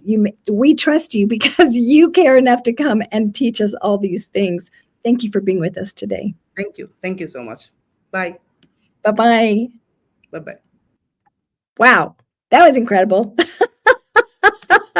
Oh my goodness. Well, I am going to bring up Rex Sykes, and we have Daniel Russo, who is our web designer here at the Los Angeles Tribune. And Daniel, were you just like saying, yeah, I mean, that probably was like, just like, yeah, I got all that. I understand all that. The rest of us were like taking notes as fast as we can. It was very insightful. It was really, really good knowledge there. Yeah, that was. So Rex, are you ready to interview Daniel? Oh, you're muted. Hang on. You're muted. Yeah, I'm excited. Oh, I was muted? You're not anymore. Wow. Are you ready? Technology here. Yeah. They don't shut me up when they want to, Daniel. So what I was saying with wild expressions that couldn't be heard was, tell us who you are and what you do, Daniel, because we really want to know, because you do so very much and you offer so much value. So please share with us. Absolutely. I'll let you guys go on. Yeah, so Daniel Russo with On Point Media. I've been in business for 4 years. I'm the owner of On Point Media, and I specialize in graphic design, web design, digital marketing. And just want to say thank you so much to Los Angeles Tribune, Mo Rock, Michael Silvers for giving me the opportunity to help and just be part of this great organization. Yeah, so that's a little bit about me. So, on top of that, you offer a service and you help people, connect with you and connect them up with resources. So what should people know in this day and age who need an online presence, need to connect, need to understand AI, need to do, all the different kinds of things that we do? It used to be, there was a cave wall and you just wrote with charcoal. Now you got to do, a lot of different things. So can you kind of help people understand a little bit of the process? Absolutely. So generally speaking, when working with a client or just in general, you want to do research on your competition, but also know your niche of what you're trying to sell. What is the product you're trying to sell? Obviously, there's a lot of voices, a lot of noise out there in the world, but having a voice in that is very important, and working with a digital marketer will help you with that. So, because there's so much noise in the marketplace, both for providers and saying, you should do this, you should do that, you should do that other thing, and then you should come to me, you should come to, how does a person make a decision? In other words, what should they research? What should they know? What kind of questions should they ask when they're looking for a provider to help them? Well, usually one of the questions I always get asked is, what do I get out of it? Like, if I'm going to work with you, what am I going to get out of it? And that's where having, showing data, obviously you need to have a good reputation for one, but also just having, what's the right word? I'm sorry. Just having the data to show it, I guess. So, I mean, is it fair to say if I go to somebody who's an advertising agency, for example, I go, hey, who have you worked with? And they go, well, I can't share who my clients are. I'd be a little bit suspicious. I understand that in this day and age, sometimes there's, NDAs, but the other side of it is this is public marketplace. So people need to know how to connect up with the right provider. Right. So, I may not be asking you the right questions, Daniel. What questions do I need to ask you now? If we were to do business together, what should I be asking you is what I'm trying to ask for the other people. Well, usually with what people ask me would be, what's the difference between Google ads and Facebook ads? What generally with Facebook ads, as an example, it's more business to consumer, what I've noticed in data. As well as if you're using Google business or Google advertising, it will be business to business related. Of course, there's consumer. Example, in recent study, there was a, you remember the game Pokemon Go as an example? It was one of the what I've read about it is it's one of the very first marketing tools with augmented reality. Augmented reality, as an example, is going to be the future. What's kind of cool is I've seen different data where if you put your phone up to the sign or to a sign or something like that, all these ads will start popping up and populate to help you find the right food, find the right, clothes, example. No, that's great. So, but this is a great question, and I'm glad you brought that up. So I want to get known. I'm my brand, right? And I want to get known. Do I do Facebook? Do I do LinkedIn? And as you said, one is more B2B, the other is more consumer driven. But if I were to spend my money based on who I am, who Rex is, as opposed to like an amorphous thing, would I be better at Facebook or better in LinkedIn? Is there a way to, and I'm using me as the example, but you can be anything. I'm just trying to find out how people can decide where they should market and how they should market. Right. So with that, you just want to see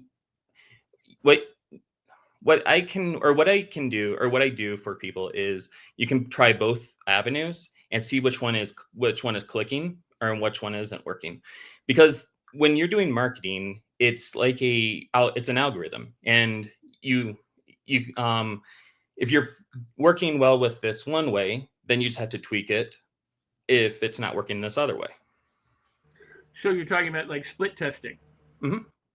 And so if somebody comes and says, hey, help me be successful, you might recommend that they do some testing in order to find out where they're best suited to market, to find their tribe. Right, because there's a lot of other avenues. There's Instagram, there's LinkedIn. You want to find where your avenues are, where you're converting viewers to ROI. So again, I'm just using myself as an example. I may not be the candidate for, say, TikTok. I mean, it might be a younger crowd or something like that, or maybe I am, the candidate. How does a person know in terms of the testing these different platforms which one they might be better suited, or do we just explore on all of them? You can explore on all of them. However, you also it also depends on the budget that your budget is. Because you don't want to be spending all this money in all these different platforms, though, and blow through your budget. That's where you need to fine tune it to the exact avenue that would work. So I come to, this is great. I love this, because I come to you and I go, I have a limited budget and I want to get the most bang for my buck, and I don't know what platforms. I mean, I'm not a very savvy consumer. I don't know what to do, and I'm. Is there an avenue that we could go like organically, or we must go with paid ads, or what might you recommend? I would say organic is always generally good. But when you're fishing, think of it as fishing. When you're fishing if you're fishing, sometimes if you're not getting the fish or getting the viewers, you need to cast the nets a little further out, and that's where ads will work. Don't need to spend a lot of money, but just a little bit, just to try to get more of the viewerships. So if somebody were just starting out, what is the kind of thing that they probably ought to do first? Well, I love this. You're very helpful. I appreciate this. Absolutely.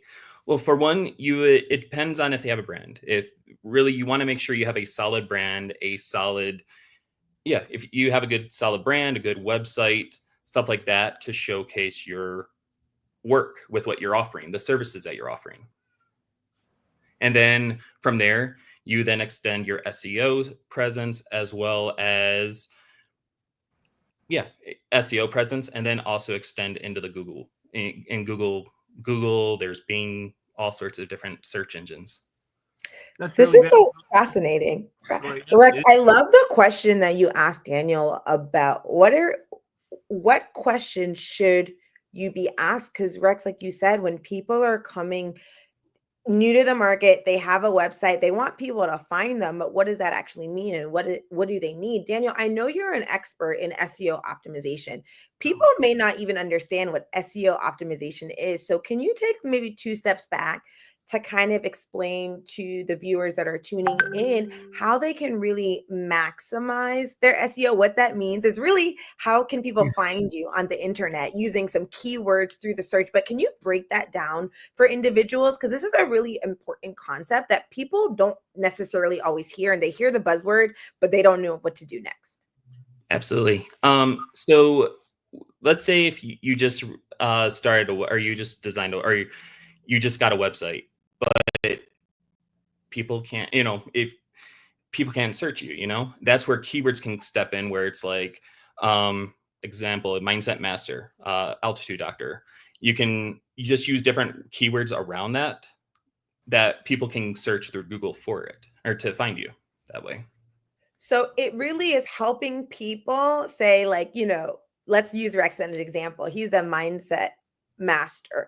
Rex has a show that he's on Facebook. He has a blog that he publishes every day. So the more that he writes on his blog and always signs off mindset master, that's going to help mindset master be found on the internet? Is that a way to like organically boost his visibility? And what are other ways? Like if he's going live on YouTube, a way could be always making sure that when he's on YouTube, every single description has mindset master in the actual description of the video.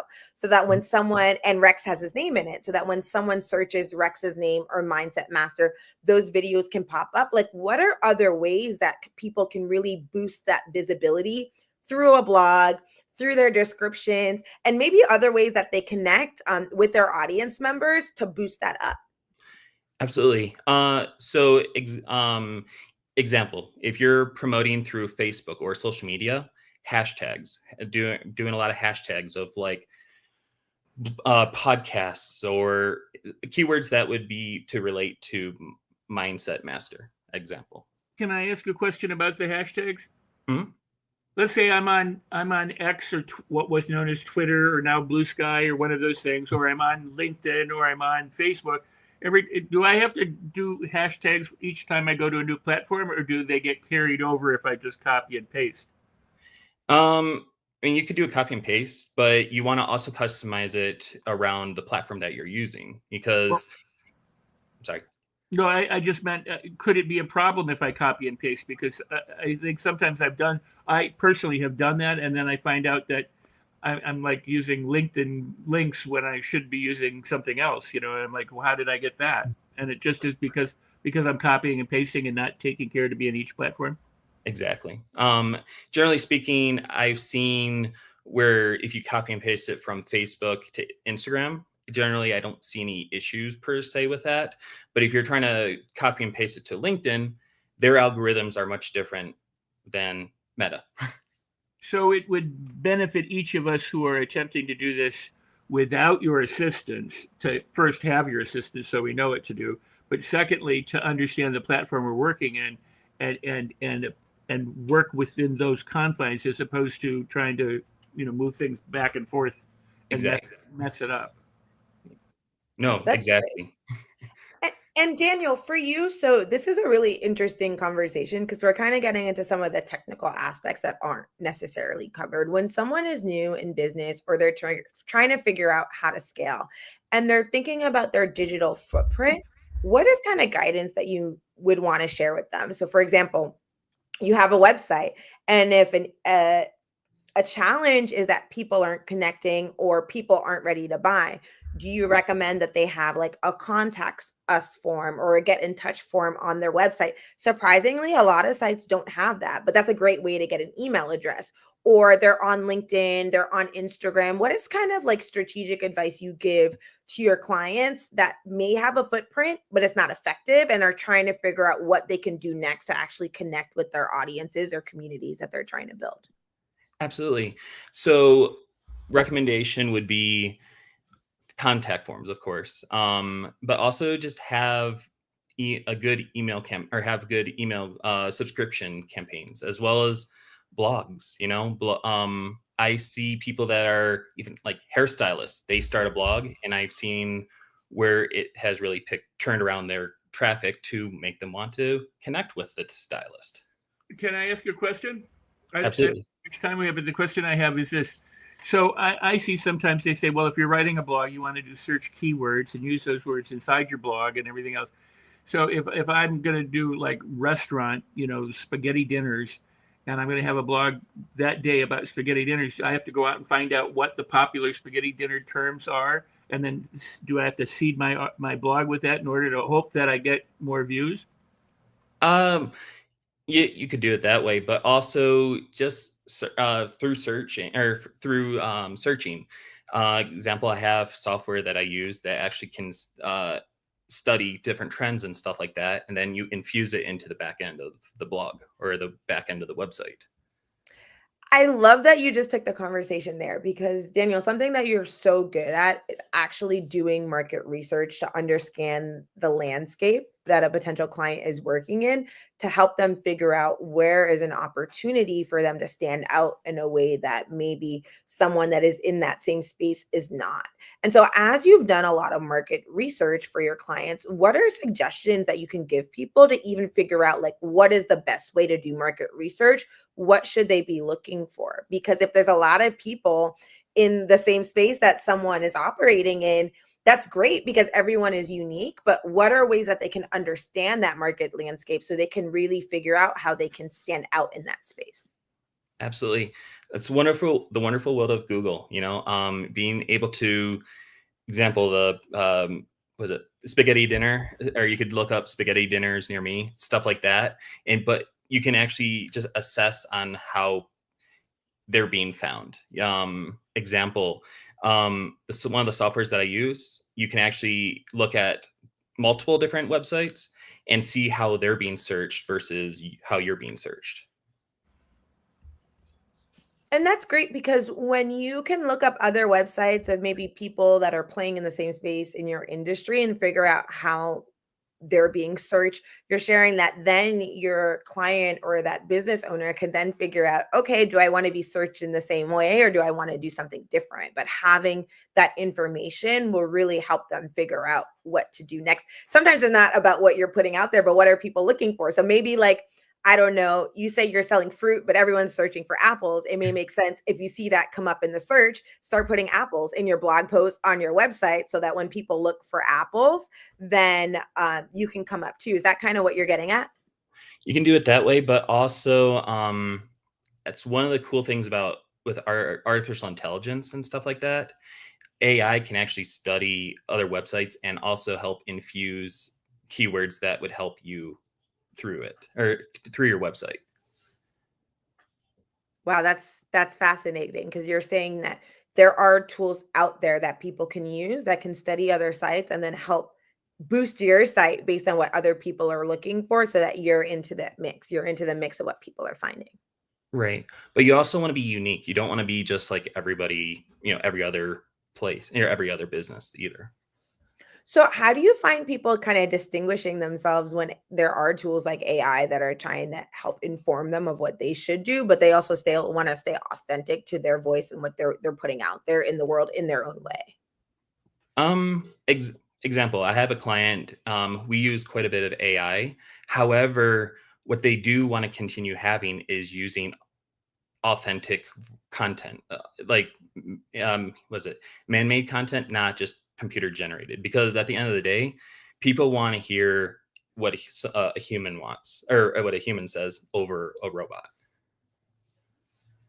I definitely hear you there. I think we're getting to the point where there's certain terms or phrases you hear, like the word tapestry. And I don't know, every time I hear the word tapestry, I'm like, I think ChatGPT just wrote that. I am not sure, but maybe someone uses it in their everyday language. This has been really insightful, Daniel, because you've really been kind of getting into the technical particularities of how people can stand out on the internet. As we start to move into closing remarks, what are maybe 3 or 4 tips that you can share with our audience today about how they can kind of do a check on what their current digital footprint looks like so that they can figure out what steps they may want to take next to really boost their presence? Absolutely. So one is a website audit. Just see how your website is being rated. Generally, most of the audits are like 1 or 0% to 100%. Then you can actually see where you can improve in that. Second would be also an SEO audit to see how you're being searched and different gaps that there are, and then you can infuse and plug those gaps.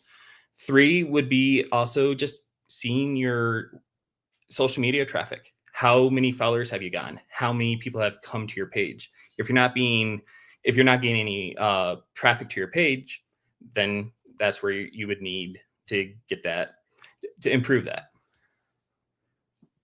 It's wonderful, Daniel, that's where you started, because it's great to have a strategy in place, but to understand where you're trying to go, you have to figure out where you're at now. And so what you're really sharing with our audience here is that, yes, put a strategy in place, but figure out what is working, what isn't working, and actually use data and metrics to try and help you pinpoint what strategies you should go into next. So if someone's doing like a social media audit and they're seeing that maybe there's a piece of content that had higher engagement than another piece of content, is what you're sharing, saying, okay, because that was impactful and effective, try that again and then see what happens there, and then really use that data to kind of inform what step you take next.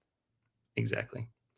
That's amazing. Well, Daniel, this is so insightful. We're going to have you on more to share, tips around how people can be more effective with their digital footprint. We're going to bring Rex back on here to help us close out this segment as we transition into the next one.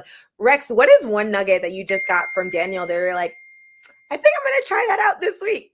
What is kind of resonating with you? Well, I don't want to stop with just one thing, because there were so many different kinds of things that were beneficial, from knowing where to go and to split testing, and testing out the platforms, to, figuring out how to search engine optimize, your blog site or your own brand. And part of that was you, by saying, hey, should Rex always use these words? And so, Daniel, I think that you brought great value. I think you did a really wonderful job. You did me a service. I think you did everyone a service by talking about what you do and the magic that you make happen for people. So thank you.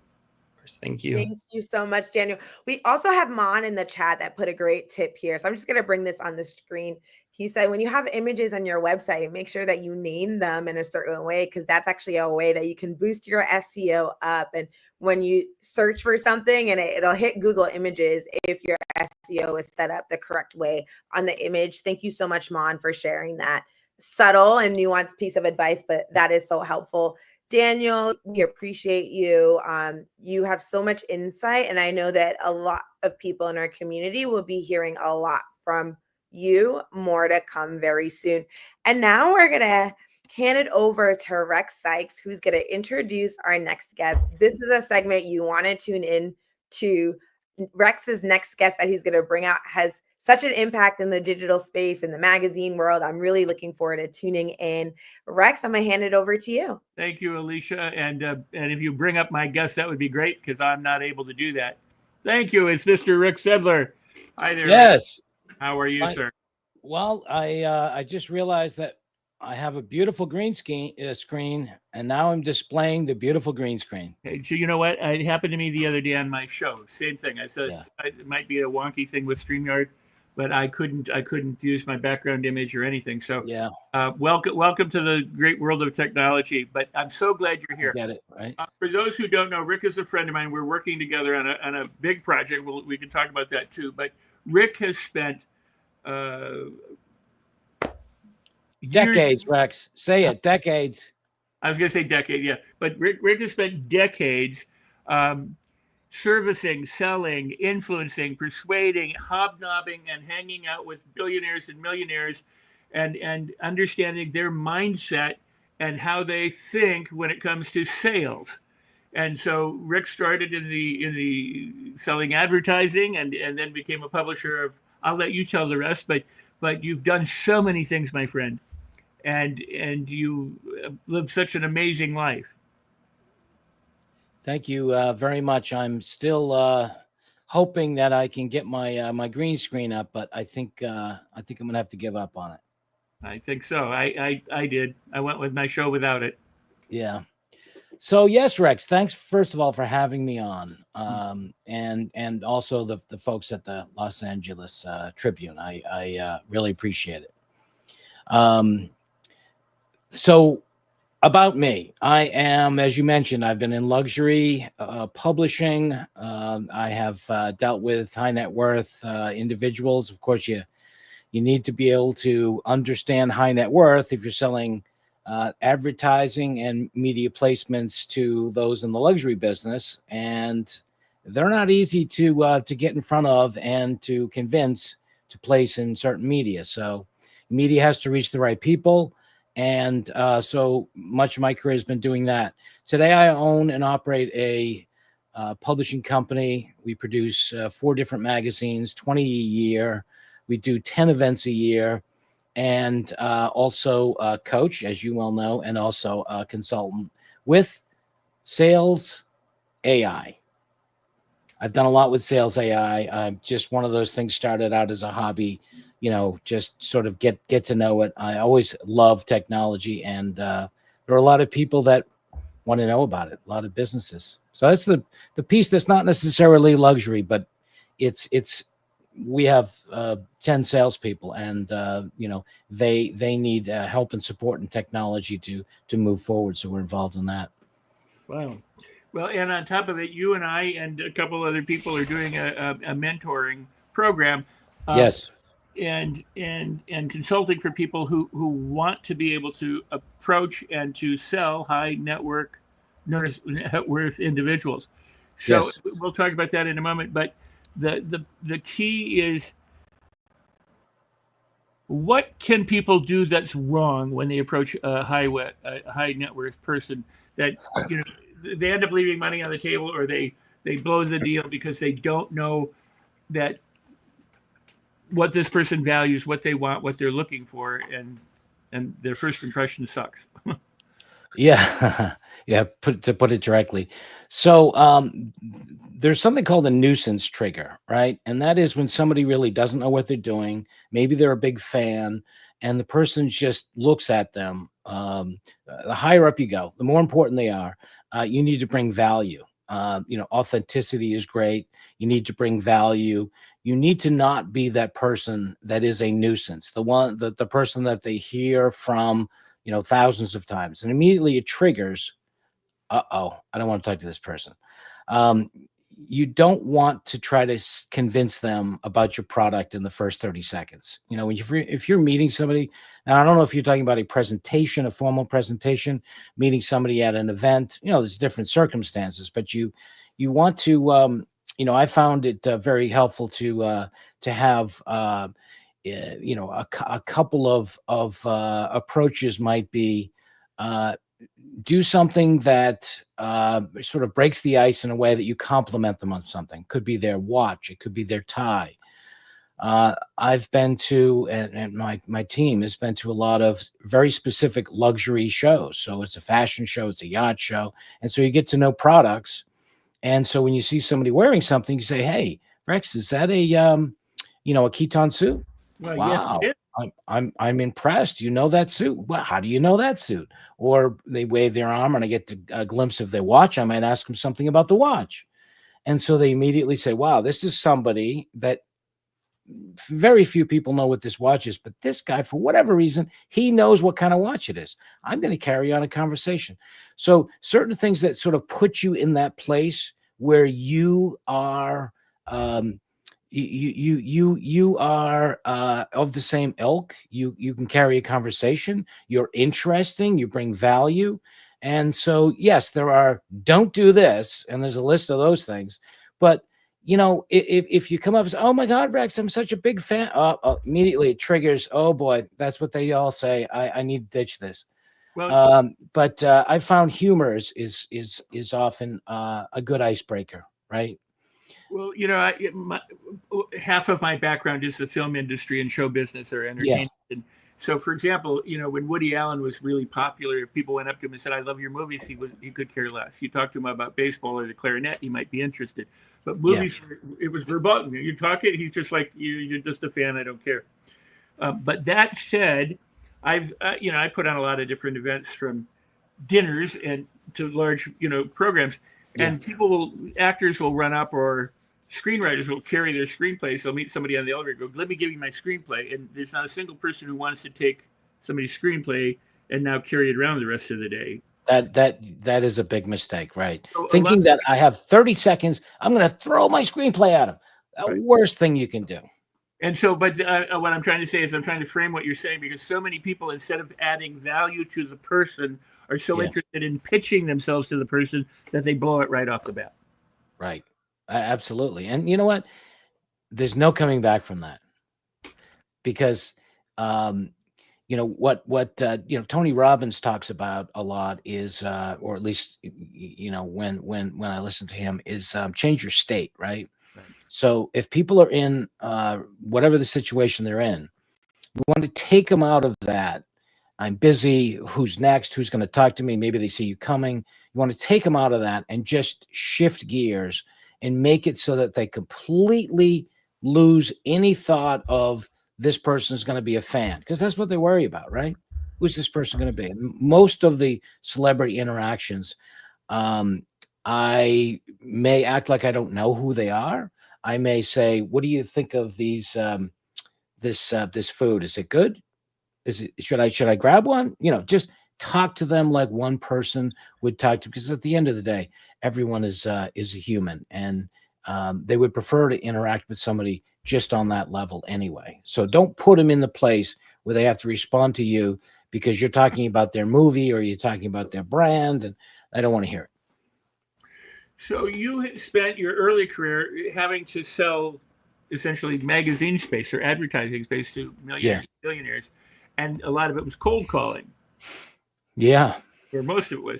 But and you spent about 17 years doing that. But from in that time, you worked yourself up from selling advertising space, becoming a publisher of a company, and being invited to special events and riding in the world's largest yachts and jets and everything else because you connected with these high net worth individuals. And that wasn't just because you sold them. That was because of something of who you are and how you approached it, correct? Well, yes. And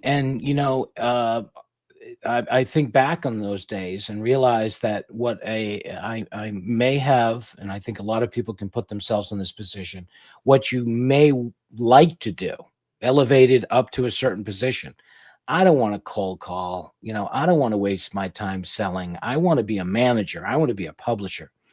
But it's that experience when you're on the phone cold calling, when you're talking to, and I did some math, 10,000 people and all different types of people, and the fact that you can classify them as millionaires by virtue of the fact that I was calling on their yacht or their multi-million-dollar home.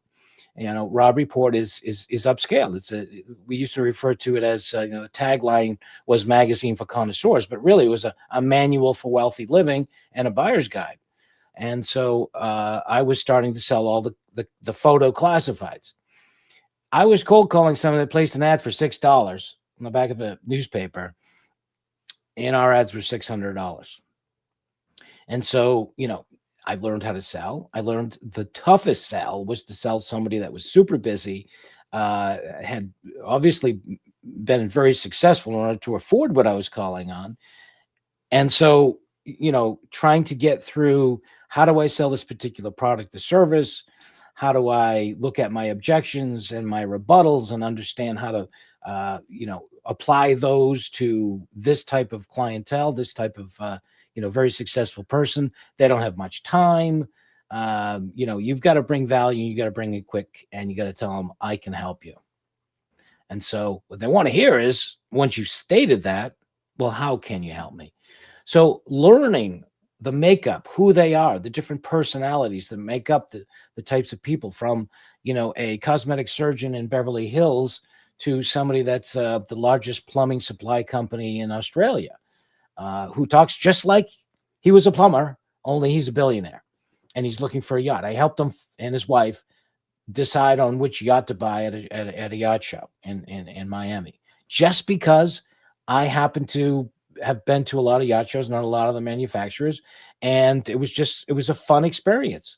And so make it fun, put yourself in a position where you're enjoying the conversation, and they'll want you to stay, because, a lot of people are, I hate to say it, but they can be lonely because they're in a very small circle and they are very careful about who they let in. Well, in consulting for the movie business and we've talked about this before, but a lot of people, want to get money for their movies, and they go to investors, or they go to people of high net worth and ask them to sign on. And the thing that I have found is that a lot of creative people, actors or filmmakers, producers or writers, know nothing about money. Yeah. Mm-hmm. When I taught at the university, I taught how to navigate a film career at the university, because everybody teaches directing and acting and lighting and editing and all this, but nobody knew how to have a career. my point was, until you learn how to talk to the investors in the language that they're used to and know what's important to them, you're not going to get their money.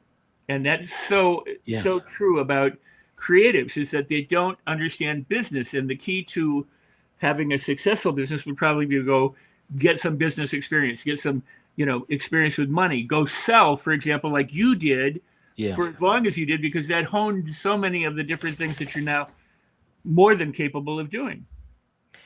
Yeah, well, it was a journey, but if I even thought for a minute about skipping that part, knowing what I know now because I went through that, it's just absolutely necessary, because there are books out about millionaires and billionaires, and there's a lot of different categories between millionaire and billionaire. I mean, a millionaire is somebody that, by today's standards, let's face it, I don't know who invented the term millionaire, but at some point in time, a millionaire was an impossible task. It was very impressive.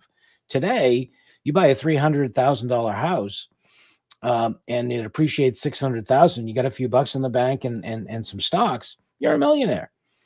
So a millionaire today, the psychographics are very important. The dollars that they have to spend. A millionaire, by saying you're a millionaire, is quite different than somebody that's a high net worth person, that's an ultra high net worth person, that's a ultra high net person, 20 million, a 50 million, 100 million, near a billionaire.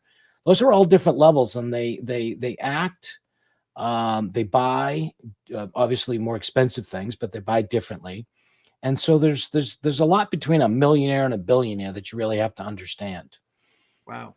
So let's turn the conversation just a little bit, because you and I and two other really cool people are doing a mentorship program in which we do discuss how do you attract, how do you negotiate, how do you influence, how do you sell, how do you persuade ultra high net worth people. Yeah. Well, I think the first step is that you really about what we're doing. Yes, I mean, I think the first part is you really have to have an understanding of the psychographics. So the buyer, right, the person you're trying to attract, could be somebody that has a lot of wealth but doesn't spend it, right? They may be opposed to flying on a jet, for example, because it hurts the environment. Whereas somebody else may say, time is money, baby. I need a jet. I need to get there. And so, what you're selling, or the people that you're attracting, you can't just say, I'm going to go to the top of the pyramid and get to the top 1%. You have to divide that again and say, does my product appeal to which type of psychographic, not just dollar qualifier? So you have to know who you're talking to, who is attracted to your particular brand, and go after that particular brand. And the best way to do that is to find something that's very similar to your particular product and understand how that person markets, who their customers are, how they do it, and of course, are they successful? But it's difficult to be able to have to attract buyers, because they're elusive and they buy for different reasons. But the more you push in a marketplace that they don't actually participate in, the more you're wasting ad dollars and you're wasting time, right? So like you said about, practicing in the trenches, people have to really, seek some advice on where to start, because they can spend a whole lot of money before they can get traction. So in the time remaining, you, our friend Ben Gay III, Danny Walsh, all of you who have been here on the Tribune at one time or another, together, you and the three of us are doing a coaching, mentoring program. And some of what we're talking about right now are the kinds of things that they need to learn. So what are we going to talk about in the coaching program that you can share with people right now, of the kinds of things that they can learn to appeal to these high net worth people and to help transform their lives and their business. Many people ask how to meet them, and so we covered that, right? But that's you know, that's not gonna take your high ticket sale item or your luxury brand and turn it around, unless that, you know, because if you have a $5,000 purse, you're trying to you're branding it as luxury, and it's a bespoke piece and it's custom and it's really neat, or jewelry or anything like that. One person is very valuable, but it's not going to keep your business alive. So you really need to learn where to go to find these luxury buyers. And that's what we do with our company, Lux Communications. And that's what we're going to talk about when we help people in our program is, you know, how to find them in an environment where they see your particular brand associated with other well-known luxury brands. Where do I go to find those buyers? But we're also going to talk about, are you positioned with your brand to attract those particular buyers? It's one of those things where you can't just say, okay, follow me and I'll get you the buyers. We have to talk a lot about, you know, what makes you think that you can get luxury buyers, right? People that spend a lot of money for this particular, you know, luxury item that you have, right? Has it been tested? Who has purchased it? Why did they purchase it? Well, oftentimes people know that are very wealthy. They know that they're going to make your day.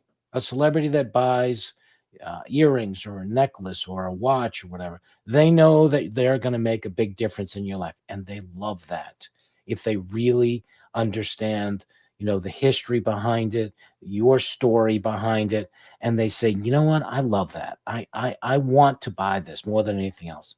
And those kind of people are typically achievers, where they are aware that they don't need a luxury brand to show people they're wealthy. They're way beyond that, right? They'll buy something that nobody's ever heard of, and those people are more apt to buy something because they don't care that you're impressed by what they bought. They buy it for themselves, for the story behind it, and they buy it for that person. And so when we coach people, what we do is we help them locate and connect with and understand the psychology behind the person and be able to influence or persuade or to sell or to befriend these people. And what's important is that they learn what to do and then what not to do, so that you don't drive them away before you have the opportunity to connect. Absolutely. Yes. Yes. And we're going to do it with Danny Walsh, and he's going to bring a stuff to it. And Ben Gay is one of the top guys in sales, yourself and myself, to help people understand the mindset behind the magic and make it all work for people. Yeah, it's a lot. You know, people come to us all the time. I want to get in front of people that will buy my product. Right. It's not that easy. And if people want to get, you know, anyone from somebody working at a counter at a jewelry store or selling art, you really have to know how to move from I'm interested to this will go great on your wall in your room at your home. And a lot of that journey is about how that person presents themselves. Do they appear to know what they're talking about? Do I want to continue the dialogue with them? Is it enjoyable? Is it something that, you know, what I'm hearing sounds like it's based on, you know, based on knowledge of the particular product? Do they understand and know who I am and what kind of you know, money I may have in terms of investing in this particular piece? And so, you know, you have to work on the fit all the way around. So one of the elements that we'll talk about, and it's important for people watching right now, is to understand a little bit about body language. Can you tell us about how you present yourself, how you stand, or what you do or don't do can affect whether the person is interested or not? Yes. So if somebody found out, and I'll use that example of somebody that may be selling art, and they found out and they see somebody, they recognize them, oh my goodness, look who that is. That's one of the wealthiest people in the whole area. You know, they have a tendency to act as if they're the wealthiest person and they're a sales clerk trying to sell art, right? And so that's an uncomfortable position because somebody doesn't want to have to deal with the issues you might have in dealing with somebody. Clearly, it's not a match. You probably haven't been doing this a long time. And some may just say, can you give me somebody else? And I was talking with a car collector who sells cars that are collectible cars, antique cars, vintage cars. And he's in the $250,000 range. And I said, what's your biggest challenge? He said, finding a salesperson that can say, Rex, it's $250,000. I need to know if today you're interested because they do have another buyer tomorrow. And most people say, $250? Who would pay $250? I was at the agency for Mercedes-Benz talking about the S-Class. And I said, the kind of people that read Rob Report actually have home theater systems, $250,000. They looked at each other and giggled and said, nobody has a home theater system for $250,000. So immediately I'm thinking, I'm in a room with 15 of these people, and that's the person that spoke up that doesn't know that world. So the more that you understand, and back to the cold calling, not something I read, not a book, not a survey, but actually people telling me, oh, you own that car. What other cars do you own? What other things do you like? What do you invest in? What do you do for fun? What do you play around with? Understanding that is understanding the makeup of the person who is buying or selling that car, or is interested in, or put it the other way, is a potential customer of yours. So where do you find them? We don't have time to go into that, but that's another thing that we test, we find out, we see success, we invite people in, and if it doesn't happen right away, right? We have a certain reputation. If it doesn't happen right away, we may lose that client. So we have to do a lot of research to determine where can that product have the best chance of selling, reaching the right people, and so it's a fun challenge. But it's also there's thin air up there in the top 1% land. Well, there's also things that people do, for example, at a dinner party where somebody's watching another person in order to take cues for them to know what to do because they're, in a situation they've never been in before. And so who you watch would be important, right? I mean, to know who the person in the room is, the power person. Yeah. I was reading a comment, to be honest with you. You said, do you, can you identify them? Let me, yeah. I mean, in other words, you want to find out who the person is to follow so that you could follow along and not make mistakes. Would be an important person to know which one to follow, because if you follow the wrong person, you're making the same mistakes they're doing. Yeah. Which is true in this business of ours. A lot of people pass along mistakes because they don't know better. Right. Oftentimes when you get into a particular circle, you have a friend and you have somebody that really cares for you and likes you, and you don't always have to be in that circle because you're a multimillionaire. You can be in that circle because you bring value in some way that's interesting.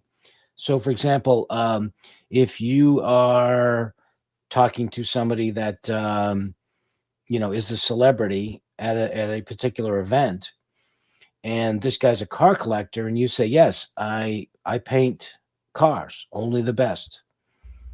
So you restore automobiles? Interesting. What's your name? Which automobiles have you worked on? Which cars have you worked on? Name some people that you've worked on, to restore their cars. So you immediately become in that circle because you brought value to them in many times in an unexpected way. Awesome. So we're going to have to close out here fairly shortly. But one of the things is the difference between what we're doing in our program and what you do and how we help people and help them is different than these books out there that are, somebody writes about people next door or people take surveys. This is based on being in the trenches. This is about working, and delivering the goods for well over 30 years. Yes. Well, as you said, worked in the trenches, but after that became the manager. I realized that being a manager was appealing to me because I was finding myself being more valuable, helping people sell and close than and thought I could have a bigger impact than to actually sell. And then, when you're successful managing and growing, monthly sales, you move into, a director position and all the way up to publisher where I was running the magazine. So I went from cold calling, sitting in a booth, to actually going to meetings. Ultimately, in the last year I was there, flying around on private jets, staying at 5-star hotels. Of course, the car we had to rent had to be a top of the line car because we had an image to uphold. We were the magazine for millionaires. And so where we went, the places we stayed, we looked at it as an investment. Is this quite a bit more money to stay at this particular hotel than another hotel, which many people would stay? Yes, but who's going to be in the more expensive hotel? The people we want to meet, the people that we want to get to know. So getting to know those people that were the people that years ago I cold called, but now I'm talking to them on their yacht, at an event. And boy, the more you start to get to know them, the more your circle gets bigger, and now you participate with them, and they help you with various other companies that make it valuable for you because they make a phone call. Wow. So yes, get all of those things that people that are selling high ticket items, being able to communicate with them, looking at them and approaching them the right way, confidently shaking their hands, putting your feet in the right position, all of those types of things are the things that we're going to go over and we're going to present and people will learn about. And thank you for that, because what the difference between what we're doing and what you've done and who you are is, it's not about surveys. It's not surveying millionaires and billionaires, because anyone can say anything in a survey. Those who respond, respond. Those who don't. You can write books about what you think other people think about that. This is based on really practical, everyday, in the trenches, from cold calling to manager and beyond, to deliver the goods for people. It's not fluff. It's the nuts and bolts that people need to. By the way, and if people are interested, they can reach out to me. You and I and Ben and you're all working together. They can email me or contact me. But well, Rex, to put just sort of the last point. If you do research because you've read books about surveys and that sort of thing. One example, I actually heard this the other day. I have somebody that mutual friend that's actually in the luxury business too, and she's in rarefied air, and she and I communicate a lot. Has a podcast which she's invited me to, and it's amazing because when you connect like that, and there's not a lot of people out there. You just sort of nod your head and say, you get it. Yes, that's true. And what about this? And we share stories. So she told me the other day, she said, listen, to illustrate this point, did you know that Ozzy Osbourne and Prince Charles have been divorced twice? They're both multimillionaires in the hundreds of millions. And they both live in a castle. And do you think that they're both interested in the same kind of products? Do you think that you would approach them the same way? One royalty, one a rock star, but on paper, they're nearly identical, right? And so how do you approach those two people when, demographically or through a survey, they might fall in the same category, right? And with the survey and with information and data gathering, and having done a number of surveys, you're relying on the person A who wants to fill out the survey. Many people wouldn't, and you're relying on the person to be honest about those questions, right? Without any way of knowing whether or not they're exaggerating them or not. So being in the trenches and understanding and selling and meeting for 30 years is, I can tell you, vastly different than a lot of the things that you read on social media about how millionaires act and what they buy. Well, let's refine this a little bit even further. You know, we talk about there are broke people or people who are, you know, suffering from not having enough. They're living with lack, and then there are those people who have more than enough and they've got plenty. My guess, based on experience, is the conversations in both those homes are very, very different. Yes. And in order to understand where the people are in the wealth thing, you have to learn how to elevate your conversation, because they're not going to tell you. They're not going to come down here and tell you what to do. No, they're not. And the thing that you have to understand is there's really 5 or 6 different categories that you can go from, you know, sort of broke to super successful when it comes to luxury buying or high ticket items. So the first level is an emulator. That's a person that wants you to think that they have money. So they'll buy things that will be recognized as high-priced luxury items. So a Rolex is one, a BMW is another thing.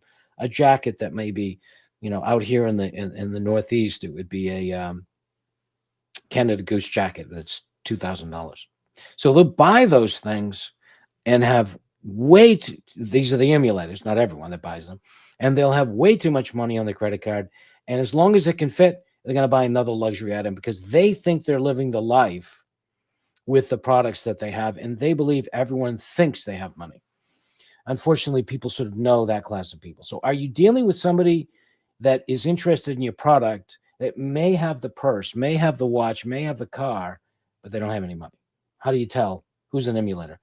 And you have an influencer who's sort of midway between, and then you have an achiever. And an achiever is somebody that may not actually present themselves as having anything of luxury, but they're the ones that have the $100 million net worth. They just don't care what you think about what they're wearing, how they act, what they buy. They don't care in the least about trying to present that they have a lot of money. In fact, it usually works the opposite.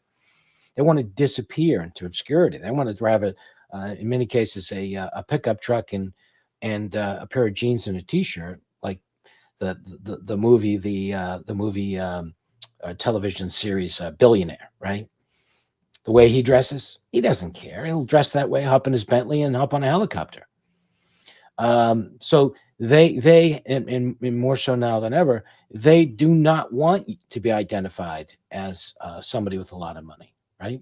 So how do you find them? And mistakes that people have made, a lot of stories about how somebody was inquiring about a car or a piece of jewelry or something of value, and they didn't, as seen in Pretty Woman, right? They did not understand the mistake they were making by not treating them as somebody that had the means to afford it, right? How do you know? What are the things that you might be able to tell? I study watches and have gone to Basel Watch Fair and the Geneva Watch Show for many years. And sometimes you'll have a rubber-strapped watch from one of the well-known manufacturers that's $25,000. And there are a lot of watches that look like that, because when you have a $25,000 watch, you have a lot of imitators out there that want to have people buy it because it looks like the very expensive one. So here comes somebody, jeans, T-shirt, $25,000 watch. You think it's a knockoff watch or another watch that you've seen that's $200, and you don't give much attention. He walks out upset. So how do you figure it out? How are you able to detect that very important buyer and not make a very costly mistake? That's a great question. Yeah. And we'll talk more about that. Rex, do we have like another 2 hours to keep this going? You know, I don't know. I mean, I don't have any admittance. There we go.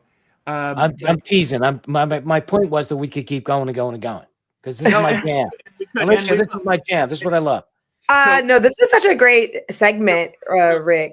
Let me just wrap up with Rick here for a second, Alicia, and say we're going to have to turn it over. I don't have any administrative powers today, so I can't bring people. I'm just having fun.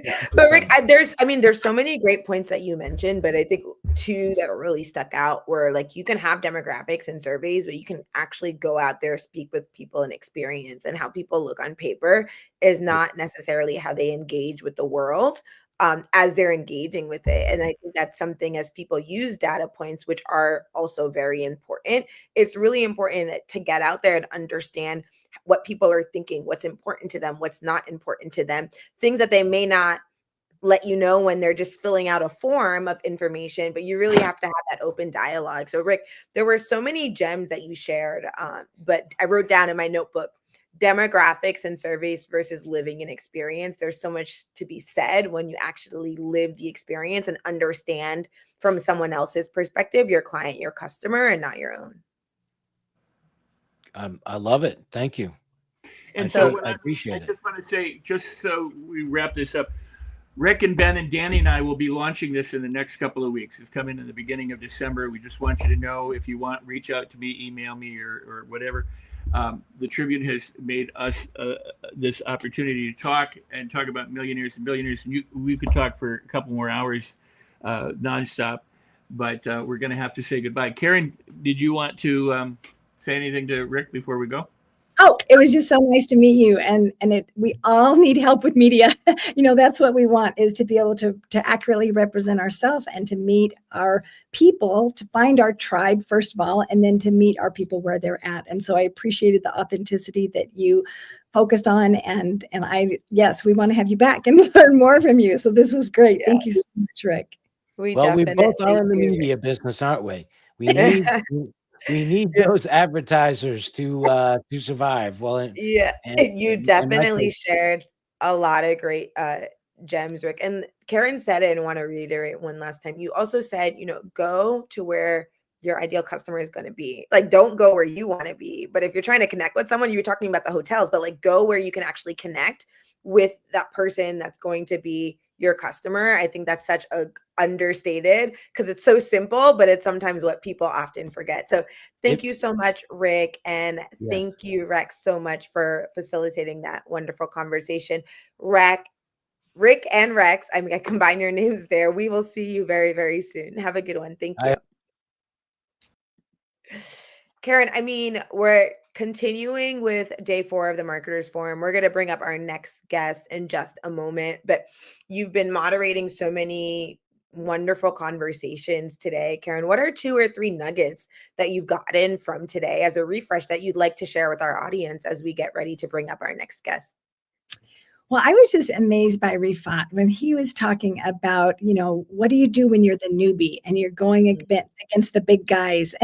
And so many times when we're starting our podcast, or when we're a speaker, or when we're writing a book, we feel like the big guys are out there, and how sometimes that prevents us from even taking that first step.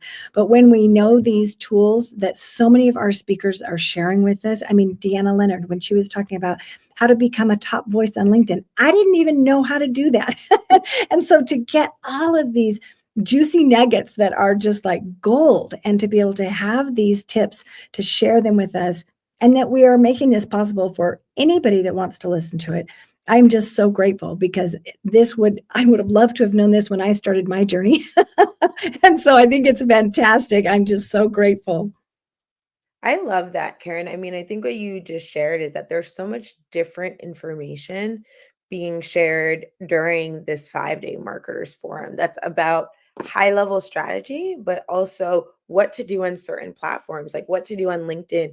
Daniel came on, and during his segment, he was talking about SEO optimization and how to research the market and research other people in your space to figure out how people are connecting with them, to get inspired about how people can connect with you in your business, meeting people where they're at from mindset, but also tools, and also across platforms is so key. And it's something that's so wonderful about the information that's being shared with so many experts from around the world.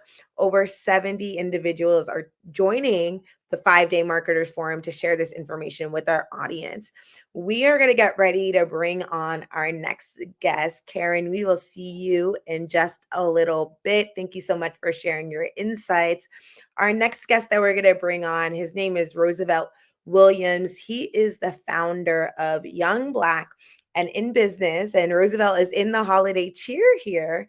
And Roosevelt, I mean, you nurture a community that you teach business skills to, that you share with community, a place for people to ask questions, to connect.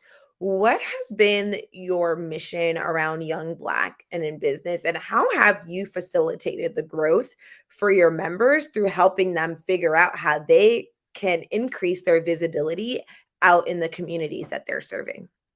Thank you very much. Just want to pay homage, you and the team, Alicia, Mo, Rock, Karen, Alva, and the whole Los Angeles Tribune team is doing a phenomenal job, because I'm actually in the process of learning from you all. Like this live seminar here is so informative. I've been taking copious notes. One thing that I've been able to recognize and create a pattern is recognizing others. Everyone deserves recognition. Everyone needs to be heard and wants to be seen. Man die for it and babies cry for it. So being in the recognition business, even when you're at the podium, when you're on TV, you want to elevate the audience. The more you elevate the audience and deflate yourself, you're actually encouraging others and you're becoming relatable. So Young Black and in Business is here as a beacon of hope for individuals to know that they can be recognized, seen, heard, and more importantly, appreciated with raw authenticity.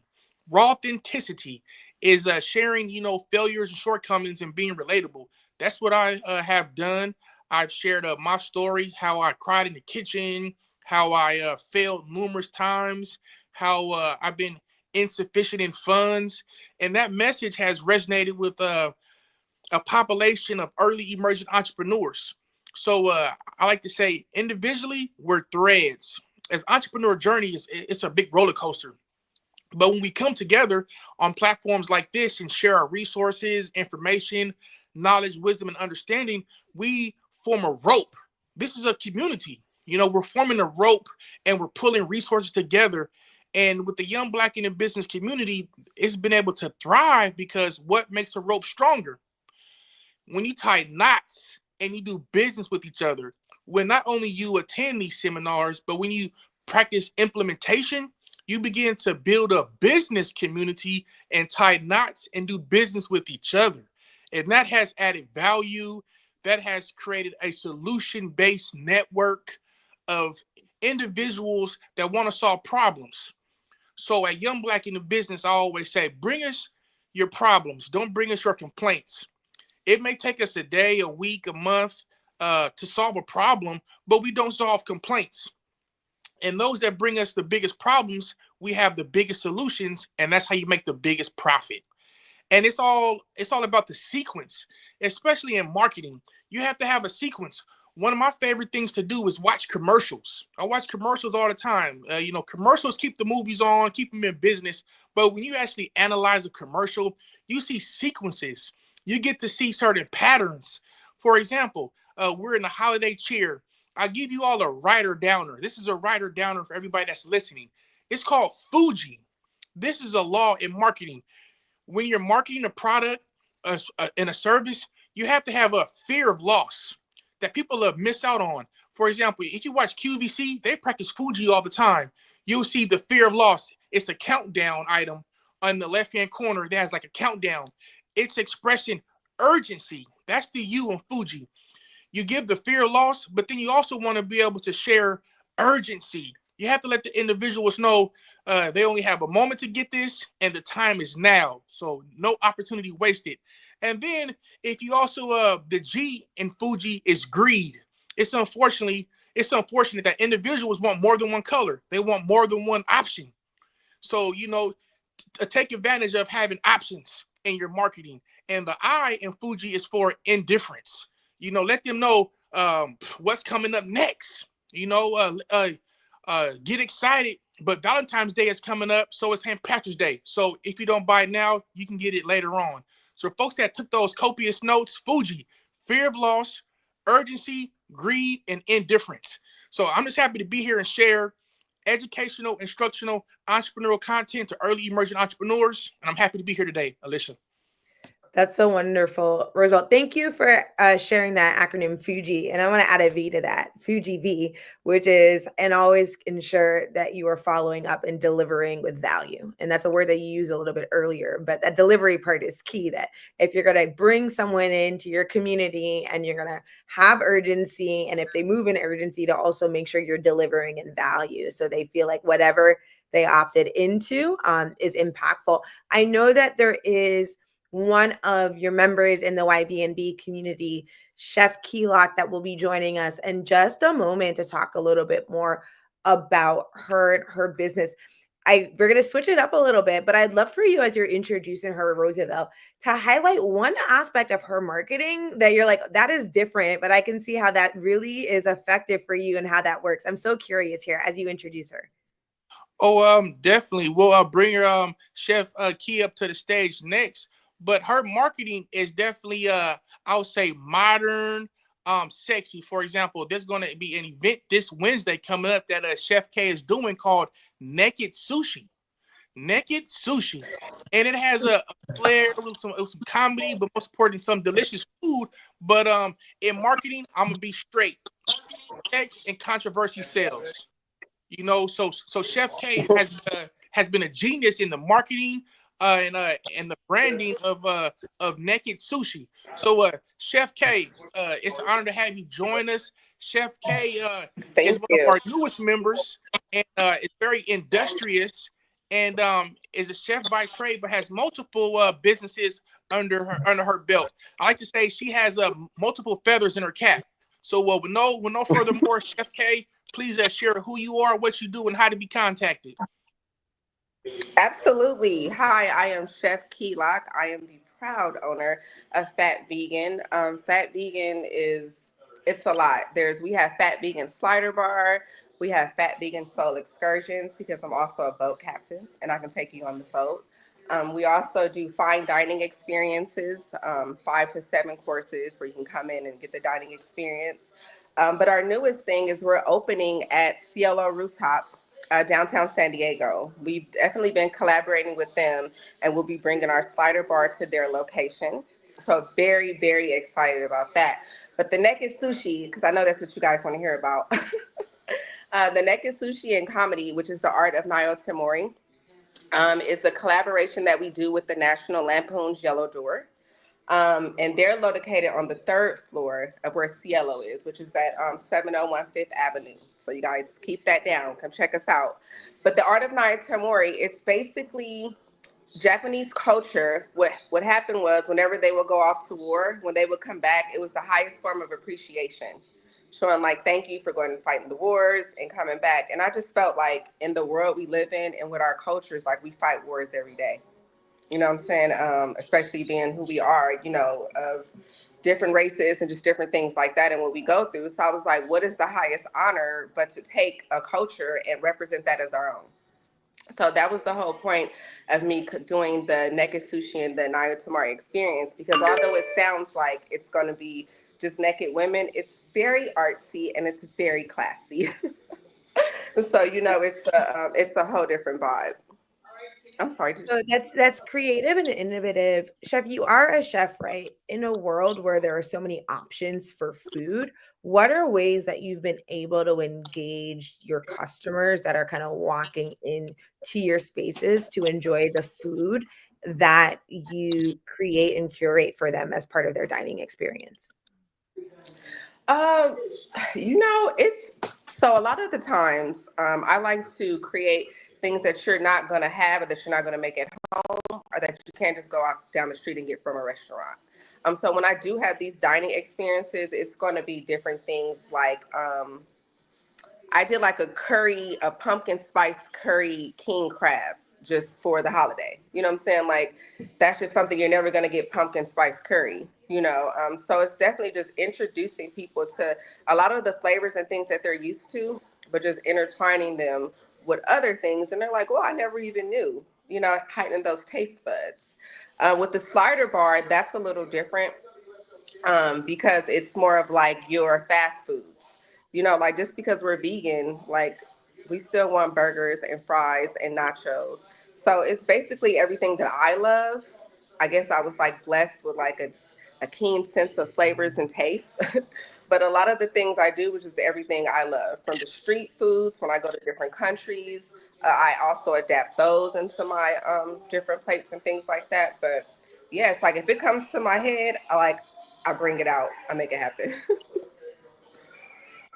Yeah, that's wonderful because you're talking about, as you travel, you're learning about different cultures and bringing that in and really experiencing life, kind of doing market research, and then giving yourself to the permission to be creative and to do something different. And when you're Yes. unique and creative, it really draws people towards you to really be able to connect with you. For our audience today, Chef Key would love for you to share one or two kind of strategies that people can think about as they try and nurture their creativity, but also still meet their customer, their audience, or clients where they're at. I would say don't be scared. I think a lot of the time people don't realize that you get energy and we get information that can be just specifically for us, and sometimes we're scared because we're like, wait, where did that come from? If you get a feeling about something, I would say go for it. Don't ever not follow your gut or your heart or your instinct. I think that's your main connection to your people and to your audience and to everything, is following your gut, because everybody has that. You know what I'm saying? So that's going to touch somebody when you follow I your think heart and your sometimes inspiration. that wisdom, it was put within you to bring to the world and not to anyone else. So try Right, to lean exactly. into that insight. You can ask other people, but also lean into that intuition, because that can actually help you Absolutely. stand out amongst other people. Yes. And what I've noticed, anytime that I've leaned into my intuition, anytime that I follow that, it just keeps going. Things just open up. But when I go against it and I'm mad, or I'll see somebody else and I'm like, I thought of that, or I was scared to do it and they did it, so it's Yeah. like, no, follow that. Don't be scared. That's like my main thing. Never be scared. Like, there's no such thing as failures to me if you keep going. That's so wonderful. Well, Chef Key, it was so great having you on to share more about what you do. I'm seeing in the comments there's some people that live in San Diego and saying, I will go and Oh my enjoy God. your Can I food. wait? Can I say this? I have a show. I have an event, a dinner tomorrow at Cielo Rooftop. There's going to be an all-day event. Dinner starts at 6. Please check them out. Come out. And I also have a Naked Sushi and Comedy on November 27th. There you At go. the National Lampoon Store. So we're going to drop some Amazing. links, you guys, and everything. Thank you. Amazing. Well, thank you so much, Chef Keylock, for joining us today. Roosevelt, it's always great to have you on our platform. I always quote you, but I always say that's a writer downer, because I learned that phrase from you. When I hear a gem and an insight, I always want to share it. Roosevelt, you're so big on creating community, bringing unique opportunities for those in your community to connect and to grow and to scale their businesses. It's always great to have you on. We appreciate you for joining us both today. Roosevelt, I know we'll see you on here soon. Chef Keelock, I'm wishing you all the best with your upcoming events. Thank you so much. Yeah, and Alicia, I would like to share. I like to give one more writer downer to the individuals that just are excited for entrepreneurship. It's called Rehash. Rehash. Remember, everyone has a sale hidden. So when you sell an item, a product, let them know. Give one to your mom. Give one to your teacher. Give one to your neighbor. Everyone has a sale hidden. So don't be afraid to double up on your product and your services. That's great. I love that. Don't be afraid. That is a writer down. I'm going to write that one down. We appreciate you, Roosevelt, here at the Los Angeles Tribune, and all that you're doing for the young Black and in business community in San Diego and beyond. And happy holidays. We'll see you soon. Thank you so much. Wow, what a day. For those of you that are tuning in, we are on day 4 of the Marketers Forum presented by the Los Angeles Tribune. In just a moment, I have the honor, the pleasure, and the delight of introducing our next guest. Her name is Dame Doria Cordova. She is the CEO of Accelerated Business. She is an author. She is a mentor. She runs the global Money and You School. If you can see right here, I have my Money and You notebook. What a fantastic program. She's a mentor to so many, and she teaches conscious business, which is something that she has been teaching about for so long, and it's becoming more and more part of everyday conversation. She's also working on an exciting project that I will let her share more about. But when I talk about connections, international connections, and global community, who else can we think of when we think about this? We think of Dame Doria Cordova. Hi, Dame Doria. How are you today? Hello. Hi, how are you? You can hear me well?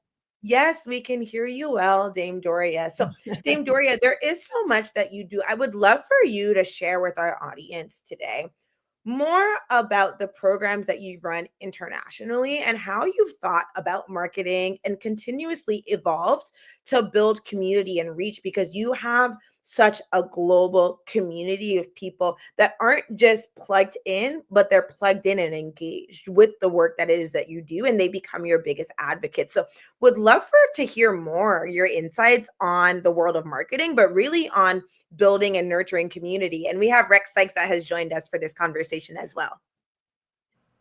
Well, thank you so much. By the way, I just want you to know that my little system in StreamYard begins to have all this gold dust. So if you begin to see gold dust, I figure those are my angels working with me, but it's actually the tech. It is so funny. People began to go, whoa, there's gold dust all over her. Aloha, everyone, and aloha to those of you around the world and that are going to be watching this in the future, because what I have been doing is that I share all of the Los Angeles Tribune, all the different summits, and then I send people to my Facebook, DC Cordova, and then they began to continue their education. And I have to tell you, I'm so happy to be the one wrapping it up today, because I have gotten so much out of the last 3 days, and there's one more day to go. So as Alicia mentioned a little bit earlier, I have been doing this business for 45 years. It's a work that I have inherited. And so I have created along with partners and beautiful promoting partners, I have created an economic engine that I lead. I'm the leader. I make sure that I carry the torch and that the work never stops. So, but I have the most magnificent partners around the world. And the way that it looks like I should get all the credit, but really is through teams, is through people. And what we like to teach at Money and You and all the accelerated programs and our accelerated business school for entrepreneurs is that we create an economic engine. And in that economic engine, you need to understand or be surrounded by somebody that really understands or is a master in sales and marketing, people and organization, money and finances, and that which you are really good at. You have to excel because you want people to rave about you, not just share about you, but just go, like people go, you have to do Money and You, and go, oh my God, let other people speak for you because they love the program. If you're the one, if you own it and you're the one talking about it, it will not be as attractive as when your client, your customers, your graduates speak about you. So we have our program since 1979. It started in the United States. Then we went and opened up the Asia Pacific region through Australia and New Zealand. We had many graduates, over 14,000 in Australia, 2,000 in New Zealand. And we opened up the whole industry in the Asia Pacific region in 1985. And that is an industry which many of you and this particular platform is a part of, which is the entrepreneurial, experiential, transformational training industry. And we have people like Rex that has been around. That's my clubhouse twin seat. The two of us just love to teach. And one of the things that we have been doing for a long time is not only balancing the mindset aspects, the human potential aspects of you, the human, just that those aspects of you that you need to clear, but also to have that economic engine that will create wealth, impact, and sustain you for decades and for many years to come, centuries to come. I know they will be doing Money and You programs in Mars. I know they will be. So that's a little bit of my background, and I can continue if you would like. Alicia, you'd like to ask me any questions? Love hearing more about your background for our global audience, Dame Doria. You talked about systems and plates and frameworks and infrastructures. For entrepreneurs that are maybe solopreneurs or they have a little bit of a smaller team, what are things that they can think about in terms of figuring out how to really put that baseline foundation of a structure and framework in place so that over time they can grow to scale, but they can actually get all the things that they're trying to get done as a solopreneur or a really small team? Okay, so the first thing is, are you really good at what you do? Can you stand out, or are you going to get lost in the crowd? And that's very, very important. You really have to excel and begin small by having people around you that will begin to promote you. And this is something that's really important, whether you are very successful or whether you're just starting out. There is sales, and then there is marketing, and then there is promoters. And that is something that a lot of people don't talk about. And so, like, I am not a professional marketer, and my affirmation is that I'm getting better and better at marketing. And that is an affirmation that every business owner, especially if you're just starting out, you need to say to yourself. The next one is that I am the ultimate promoter. I am a promoter. As you know, I like to hang out with you guys as much as I can. I'm supporting you, and it's like, it's a way of marketing and also of promoting. I promote the Los Angeles Tribunes everywhere. I was talking about Rex Size last night. Once I believe in something, I become a promoter. And what you want to do is you want to have people around you and some that are promoting for you. So much has been said about marketing in the last 3 days that I'm not going to tap into and repeat a lot of it. But I do want to speak in a few minutes about what I call, kitchen spun marketing that I have created that has been very successful. That even though now I can afford just about anything I want, the little things are the things that still work for me. So now you have to take a look at also at, you have sales, and sales is something that's when you get the money.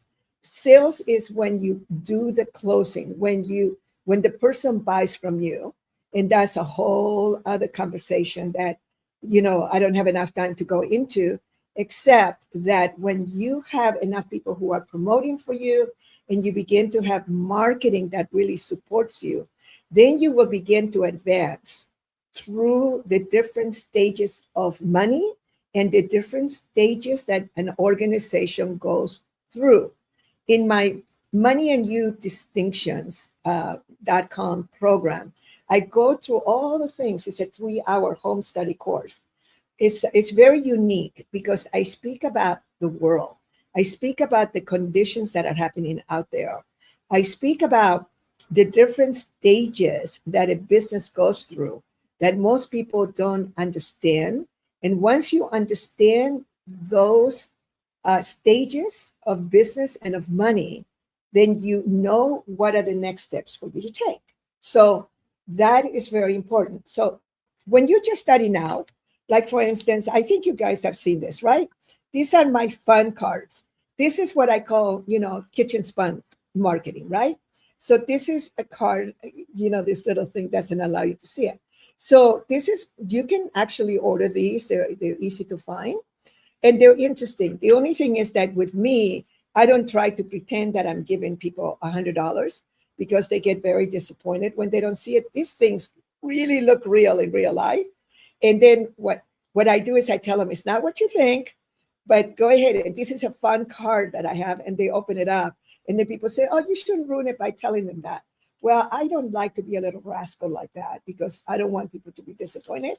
But they do not throw this card away. They give it away. Now, that is a new one. That's something that I've only learned in the last couple of years. I have a regular card. Let me see. It's kind of hard to see here.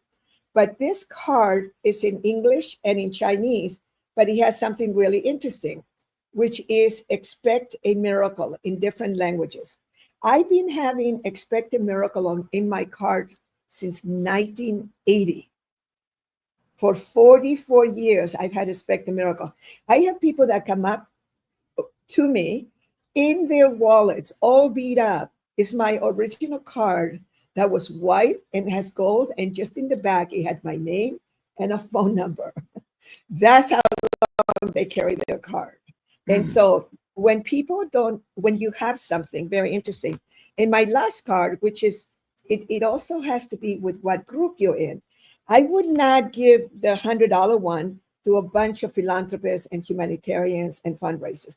Not until they get to know my wicked, sense of humor, and that I can be a little bit naughty and I love fun. So until they get to know me. So what I would do with a bunch of people who are philanthropists or I'm with very wealthy. By the way, next time have me on that panel about working with billionaires, because I know a lot about that. So this is something you would give a billionaire, and you would show them this first. And this is Buckminster Fuller's question. How do we make the world work for 100% of humanity in the shortest possible time through spontaneous cooperation without any ecological offense, nor the disadvantage of anyone? Well, and I say to people, copy that and put it on your card.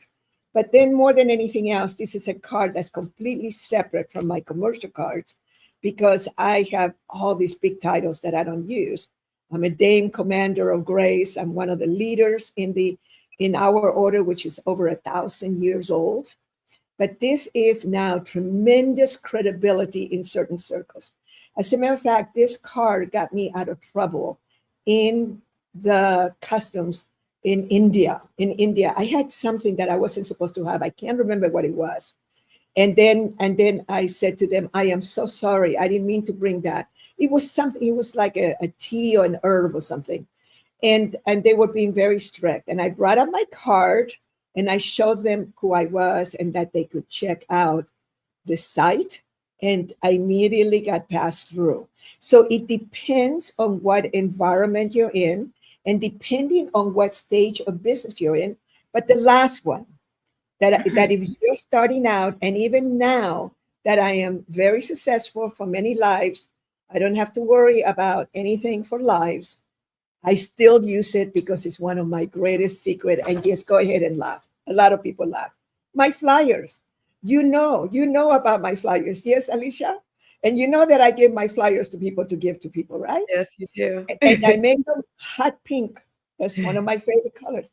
And it's so interesting because this flyer has brought not only people to the Money and You program, but it's very detailed. And believe it or not, for certain people, this is a lot faster than a QR, code. But of course, all my cards also have the QR code, right? So they have it. I do both the new and the old, right? But this one is so interesting. I was just being filmed the other day in LA. I passed it to all the crew and all the stuff. And next thing I know, everybody's folding it, right? They're folding it and they're putting it in their purses. They're putting it in their pockets to read later when they're sitting somewhere. And in there, it has all the amazing graduates of Money and You. It has Buckminster Fuller quotes. It has 3 little points. And it doesn't have the price because people see the price and go, oh, I can't qualify for that. So it says learn more and to apply, because we're moving towards applying for all of our programs, including Money and You in North America. It has the dates and it has the websites and it has a free gift. So what I highly recommend, I made this mistake so many times until just the last 15 years, and that is to have gifts everywhere you go. When you go to moneyandyou.com, you get the Business Success Model book, which is fantastic. It's old, it's 8 years old, but who cares? The material is fantastic. You can read it in an hour, and then you capture the person's name and you can mail to them. But they can also unsubscribe, and you let people know. You can unsubscribe if you don't want to be on my list. Nobody ever unsubscribes unless I send emails that are not about my work. I already know. My team already knows what I can mail and not mail out. The other thing is you give free gifts, like go to Fridays with Doria. I have a whole platform that started out during COVID We didn't know that it was going to continue for all these many years. And I was just helping people out. People were so freaked out when everything closed up. So particularly in the Asia Pacific region. So I opened up Fridays with Doria, and to this day it's still there. There's so much education there, and people so appreciate that. Now, I have some very kind of little greedy, kind of selfish, kind of don't get who I am person, marketers that say that I'm very stupid, that I give too much away. Thank you for sharing. I live in a world of sufficiency and of abundance. My experience personally is that the more that I give away, the more that people are attracted to me, because they may not be in a place to afford my programs. But why is it that years later people say, I've been following you for years and years, and I finally have enough to pay for money on you, and here I am. I didn't want to put it on my credit card, like you said. I now have the mindset of, how can I afford this? How can I create this? What joint ventures can I do? How can I work with other leaders? Because not everyone can fulfill every customer, the needs of every customer.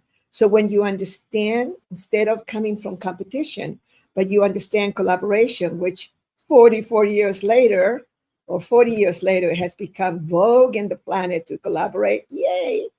They're finally catching up to us, right? Right, Rex? Yes, and so indeed. now you have these gifts that you give to them to get educated. So in Fridays with Doria, I have Ho'oponoponos for people to do clearing, spiritual clearing. I have the deservability, to clear your deservability, because my own process has been that no matter how good of marketing projects I have, if I don't clear my deservability, I am not going to accept it. I am not going to take it in. My mind, my eyes will not be open. My ears will not be open.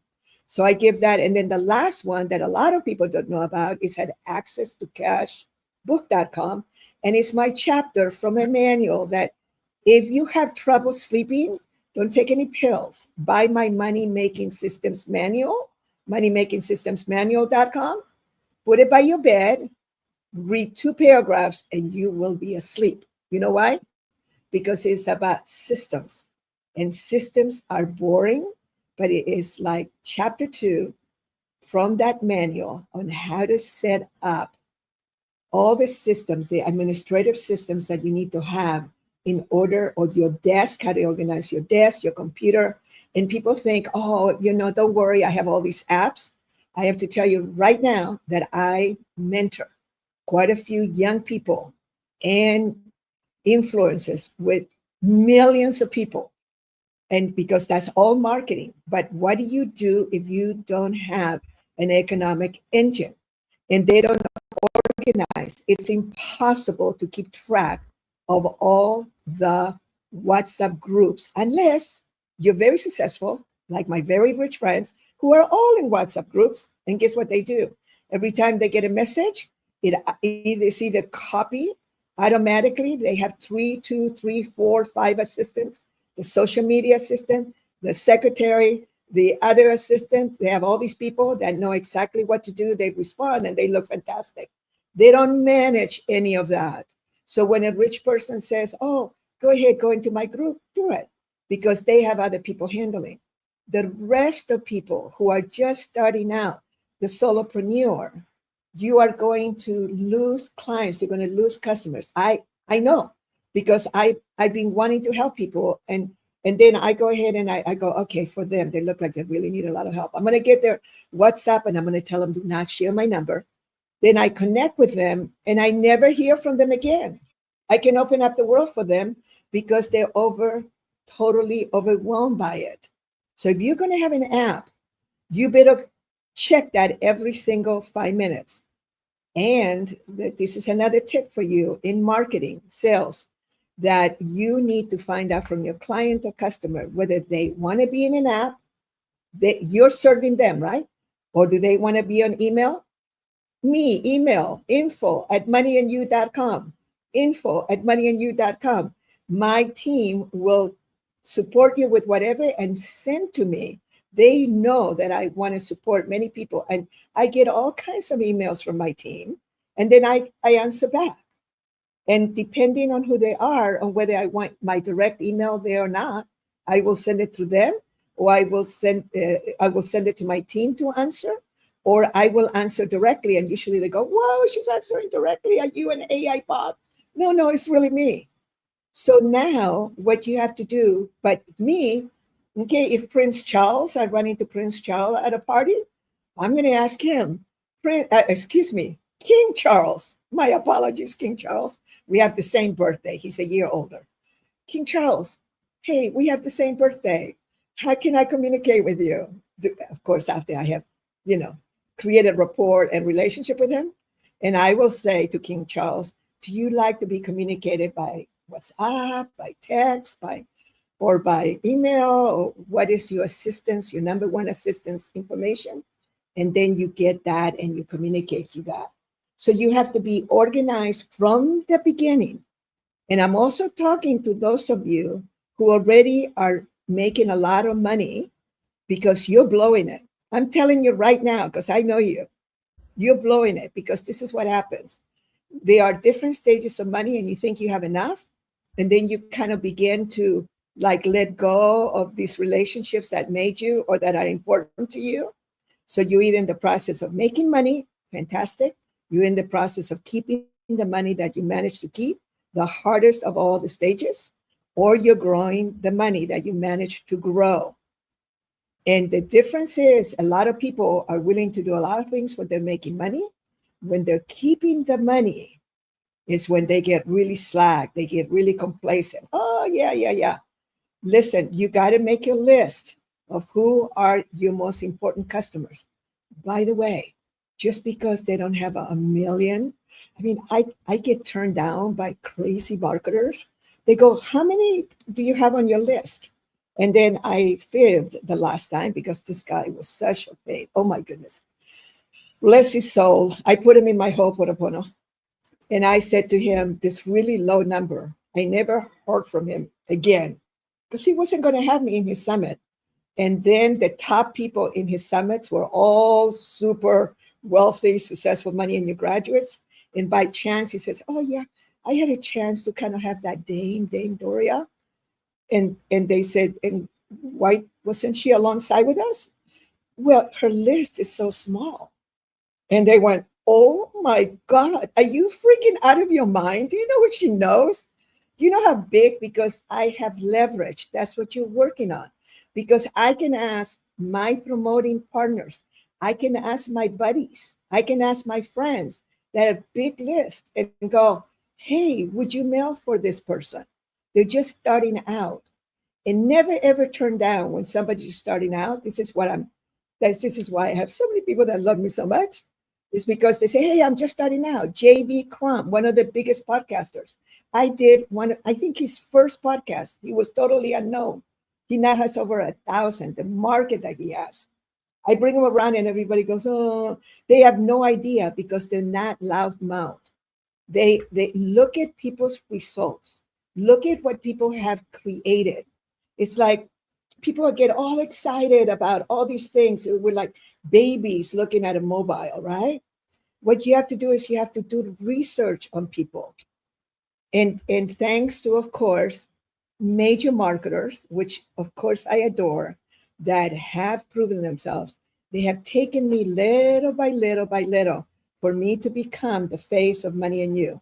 Up until 2008, even though I have owned this since 1979, there was no face to Money and You, except maybe Robert Kiyosaki, because he had been my partner for 9 years. He's so famous with Rich Dad, Poor Dad, blah, blah, blah. No. He is not the face of Money and You. I am. But in 2008, we began little by little. And I began to accept to be in beautiful summits. Don't be a snob. Don't be arrogant. Because you don't know if that person, when I met Tony Robbins when he was 23 years old, he was doing firewalks in a backyard. We're the ones who launched him, put him on his first airplane to do business. He had been on an airplane to go to Hawaii, to go to Colorado, to go to Vermont and do his firewalks. We did his business plan per charts and got him started, introduced him to the people with the castle and all that. We knew he was a rock star. I can tell rock stars. And you guys have so many rock stars. And this is my homespun marketing that I just wanted to share with all of you. And have and use, piggyback, leverage. You know what I do? I tell people all the time, go to my Facebook, DC Cordova, my main one. I also have a really big fan page, but we're going to activate it now because I'm doing the book and the big book platform, the Money in Your Book. So it's going to have a lot more than 8,000, 9,000 followers. But in my regular one that has, I think, over 12,000 followers and people that like me, I put all of the Los Angeles Tribune, all of the summits, and I send people there and they freaking adore me for providing so much education to them.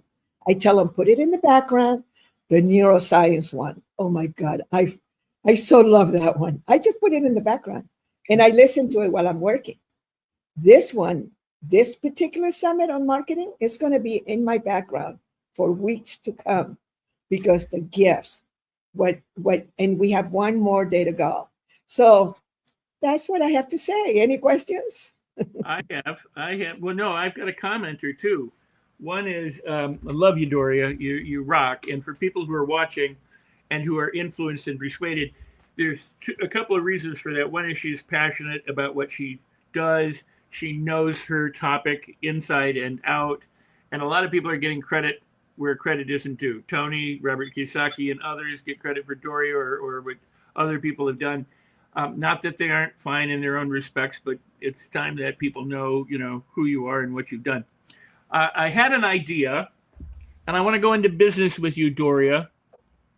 I'm an expert model in neurolinguistic programming and things. We've created models of successful business strategies and things in order, and of people like, for example, the book, The Patterns of Milton Erickson. I want to do the patterns of Doria Cordova, the marketing, sales, and promotion patterns that you do whenever you open your mouth, because you are so elegant and so wonderful and so supportive of everything and everyone worldwide. But you believe in your product.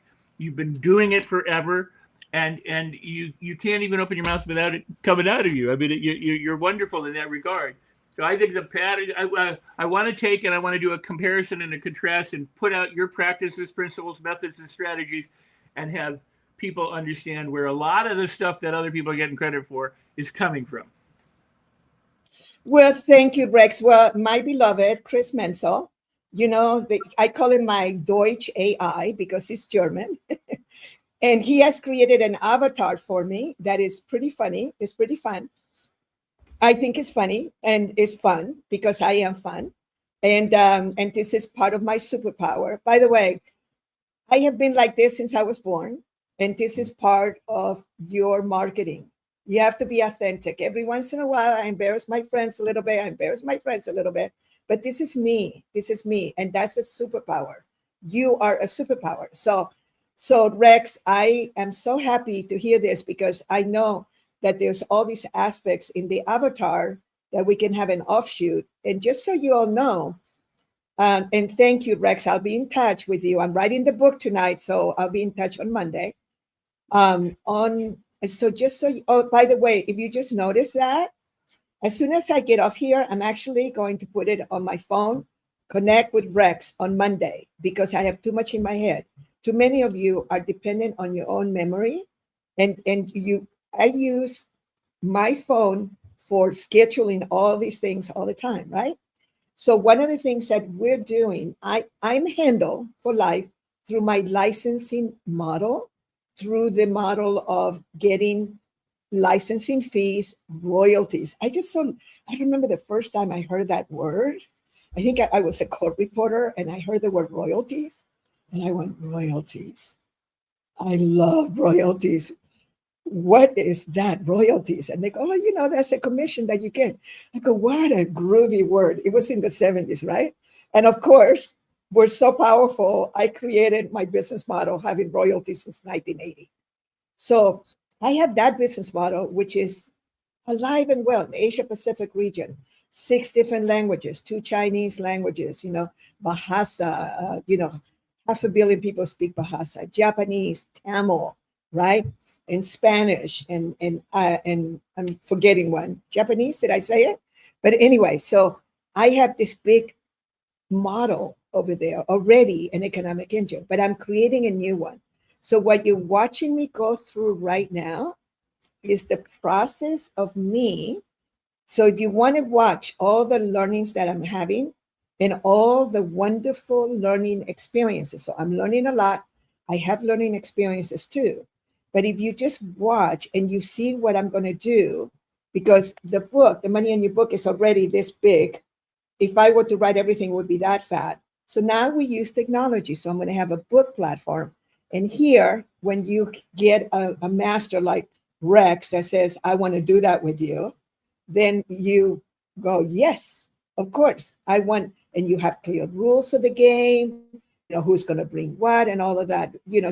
He'll be proud of me of how clear I want to be with him. And if anything happens to him, who gets all the royalties from this for the rest of their lives, his children, the dogs, whatever, right? So now you are creating economic engines everywhere you go. So the big one is this book platform, which is the ripple effects, is the precession effect, which is a principle that we teach in Money and You. And what you get a chance there, what I'm going to do is, there's a chapter called The Voices of Money and You. And of course, I'm going to put my partners, I have to, my instructors, program directors, my partners. And even then I have to cut it a little bit short. I'm going to have to put the ones that have been with me for over 20 years, right? And then, but then I'm going to have in the technologies allowing me to have this platform that will have the voices of Money and You, but it's also going to have so many of the graduates that rave about my program and that rave about you. So you have to set up a platform, a system that people will then find out your story. And in the Money and You book, and I've had people read the history, they had no idea my story and then the history of the work. And then Sharon Lechter, our beautiful Sharon Lechter, wrote, the foreword, and then she checked all the things that I wrote about her in the book. So it's accurate. You always have people check, right? And then we're going to have case studies. So you need to have case studies of your customers, of your clients, and not just like testimonials, but like we're going to have a whole thing on Follow Your Heart's Foods, Vegenaise. I mean, he sold that company for an outrageous amount of money, and everyone in the team were Money and You graduates, and how they apply the principles. And it's like also showing how to do good and how to do well. So you are showing by example that your product and services, your platforms, your books, everything that you do, what they have created, and then people then are speaking for you. So in life, we either have reasons why we didn't create what you should have created, or you have the results that speak for themselves. So Tony Robbins is my leverage. Robert Kiyosaki, Sharon Lechter with their Rich Dad series, which is still the biggest book in financial literacy of that genre, 36 million copies around the world.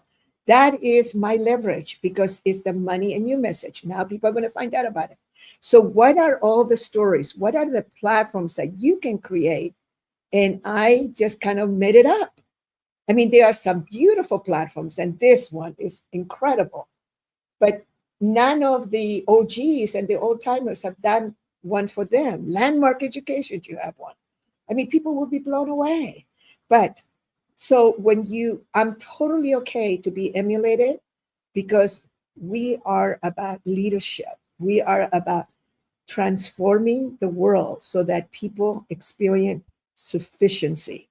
And that is when you really get this, when you go for the highest good for everyone concerned, the money will come, the mentors will come. Go to moneyandyou.com and download the business success model, easy peasy, right? And then all of these things will begin to occur. And lastly, I want to say, I don't raise money. I don't have any investors. My home My oceanfront, beautiful home in San Diego has been my business partner for many years. When I need money, I just get a second mortgage. I use it, pay it back. This is my business partner, right? So that is my model. That is the model because I love freedom. So investments is not my business model, but I'm surrounded by people who are fantastic at investments. But I don't recommend, but people meet them. So you can create an environment and don't try to get a piece out of everybody's business. And you have to have like a commission out of everything. That's totally crazy. There's too many money in your graduates. That's impossible. But the more business that they do together, the more that they connect with each other, the more that people are then going to want to give you money and invest in you. And you say, thank you so much. But I do have a foundation that's going to be running really like a machine in the next year or two. And then you can contribute to my foundation. So you set up buckets. You set up economic engines for you to receive the wealth that you deserve. Because if you're listening to this, you are a magnificent human being. Con artists, bad people do not listen to events like this. No, they don't. But you do, and you deserve to be wealthy. Wow. Wow. What a masterclass. Thank you, Dame Doria, on deservability, the power of collaboration, right? We saw it right here of having people be an advocate for you as a promotional partner, why infrastructure and structure and organization is so important, why it's important to remember the foundations and have frameworks. There's so much that you covered just now. For those of you that are tuning in, encourage you to take notes, to share this program with a friend, and to replay this segment because there's so many powerful nuggets and gems that Dame Doria has just shared with us all. Dame Doria, I know that we've covered so much, but is there something that's been on your mind that you really want our audience that's tuning in right now or watching to replay to really understand and hone in on and take home as part of your message today? Yes. There were certain segments. I was texting and telling a lot of friends to watch this and to watch it live and to contribute, right? And so a couple of them came in when people were talking about frequency and talking about love and about the attraction of love. And because they're pretty hardcore, what I call hardcore is like, tell me the marketing, tell me the stats, what systems do I use, blah, blah, blah. Why do you send me to this stuff? It's like, and I share with them that, and at 75 years old, I can honestly tell you that this is really my experience. I don't know if it's going to be true for you, but it's true for me and everyone that I know that is rich and happy and wealthy and happy. And it is a combination of the two, because I know too many very rich multimillionaires, zillionaires, billionaires who are so unhappy. What we teach in the Los Angeles Tribune, what we bring to you is what is needed. It's both. It's a combination of the two. Yes, it's going to be really fun when you make a lot of money. It's always fun. There's no question about it. That when you can afford anything, it is really groovy. It's fantastic. But that only lasts for a while. You can buy love for a while. You can buy love for a weekend, a month, a year, a couple of years, okay? You can buy anything. You can rent anything. But we are about making a difference in the world. We are about creating wealth and doing good.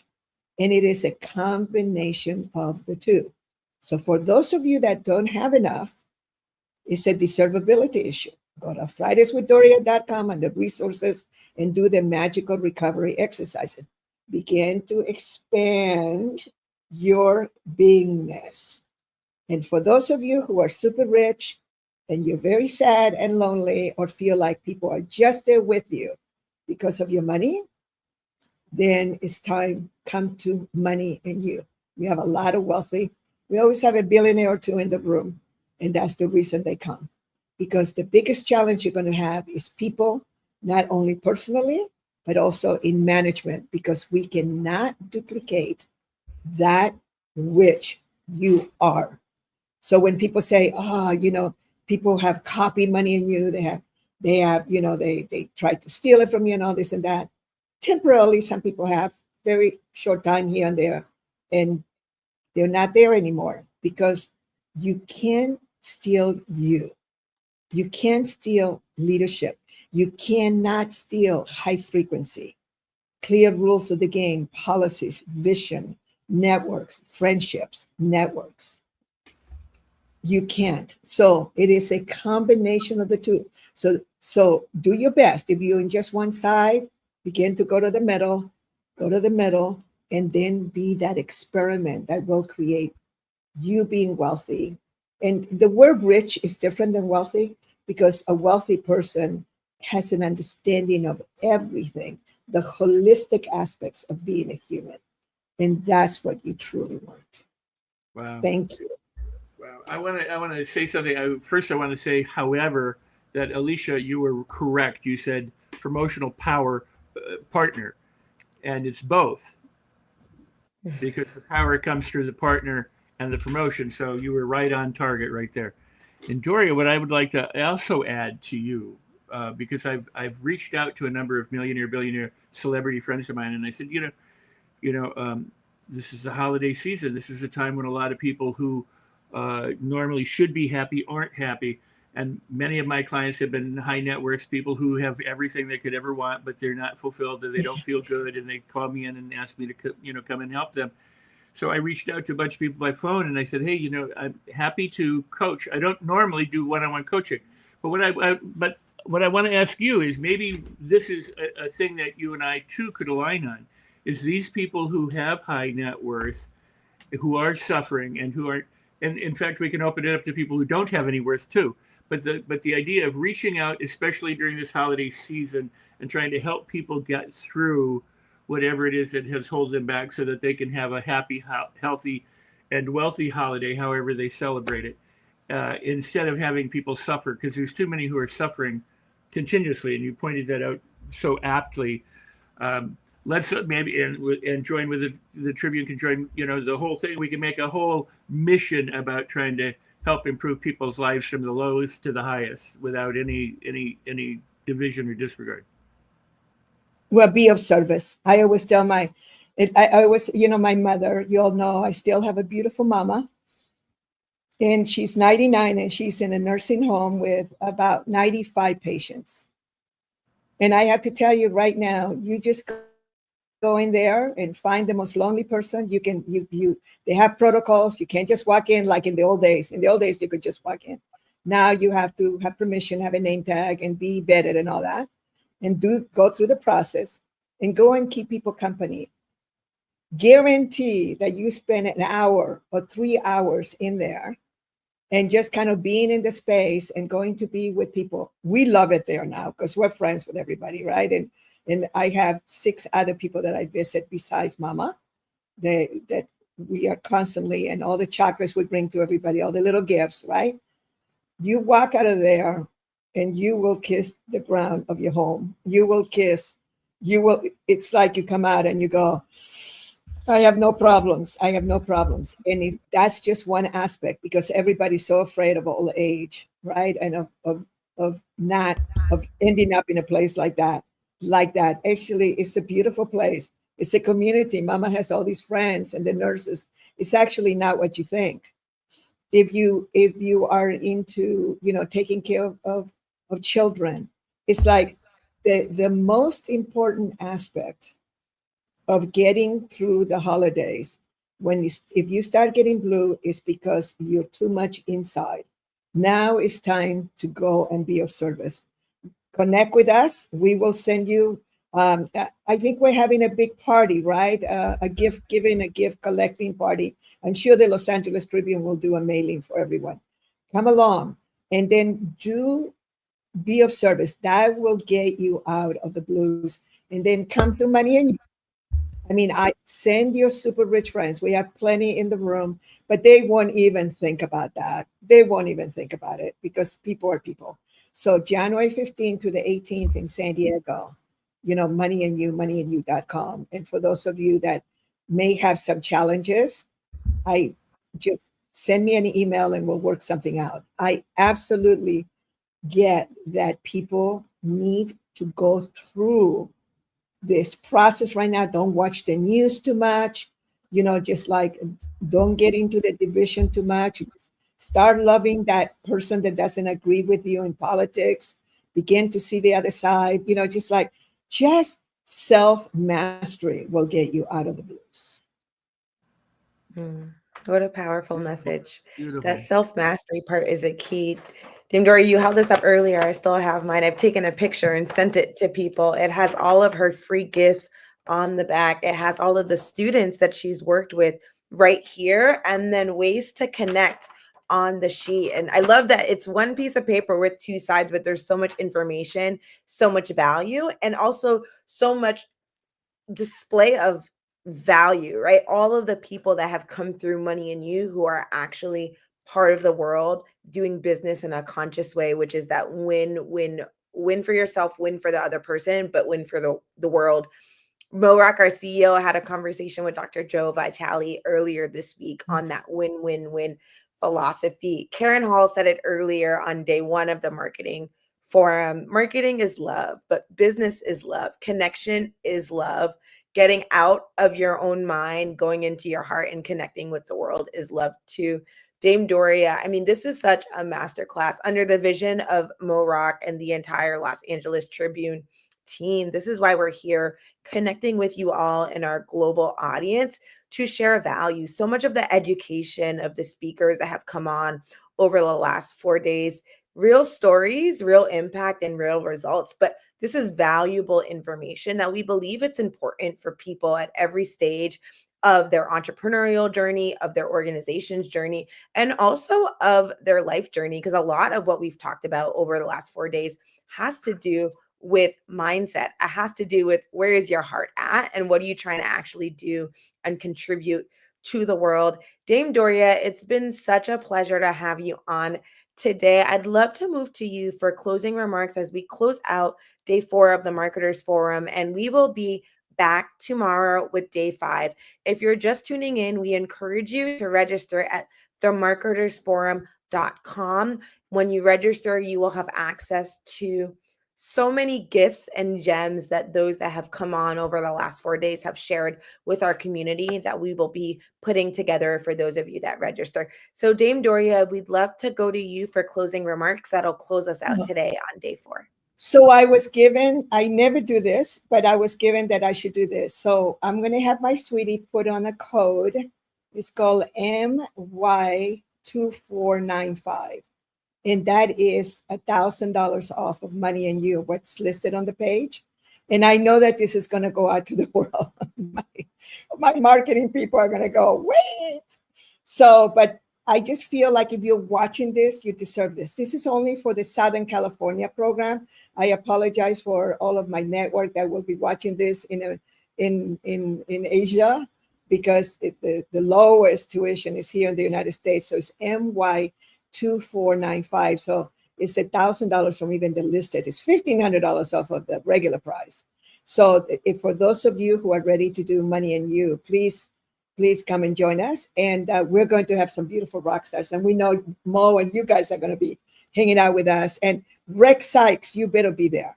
All right. So my love to everyone. I just love you guys. Mo and Ava. I was just talking to an Ava and the team, and Michael and Mary Glorfield that I've known from the Tony Robbins day. Do you know that Mary Glorfield was the power behind Tony? She's the producer of these big events. It's an incredible story. I know Mary is another one that kind of hides in the background like I used to. And so the whole team, all of you and all the beautiful people, Karen and all the different people that have been here. What a beautiful group. And by the way, it's only been 3 days, Alicia. Tomorrow is the 4th day. You keep saying day 4. The days, they go by. Did I miss a day? So we appreciate, I know, right? So much content, so many days. We appreciate you, Dame Doria. We know that you will be back.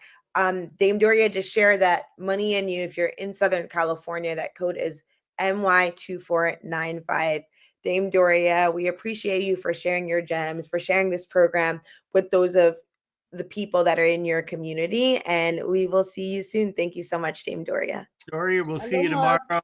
We'll see you tomorrow. I'll talk to you on Monday. There you go. Bye, Rex. Aloha. Love you. Aloha.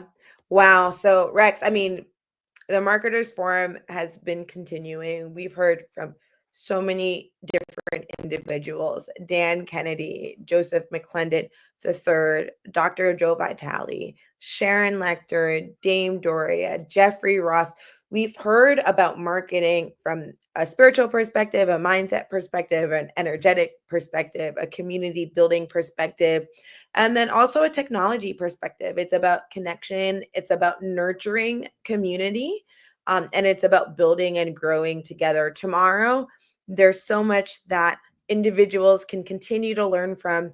We have Brian Tracy joining us tomorrow. We have James Andrews that came from the music industry and is doing so much on the blockchain in the AI world. We have Mick Hunt joining us, who is a powerhouse in the insurance space, but also a dynamic motivational speaker. Forbes Riley, so many more individuals.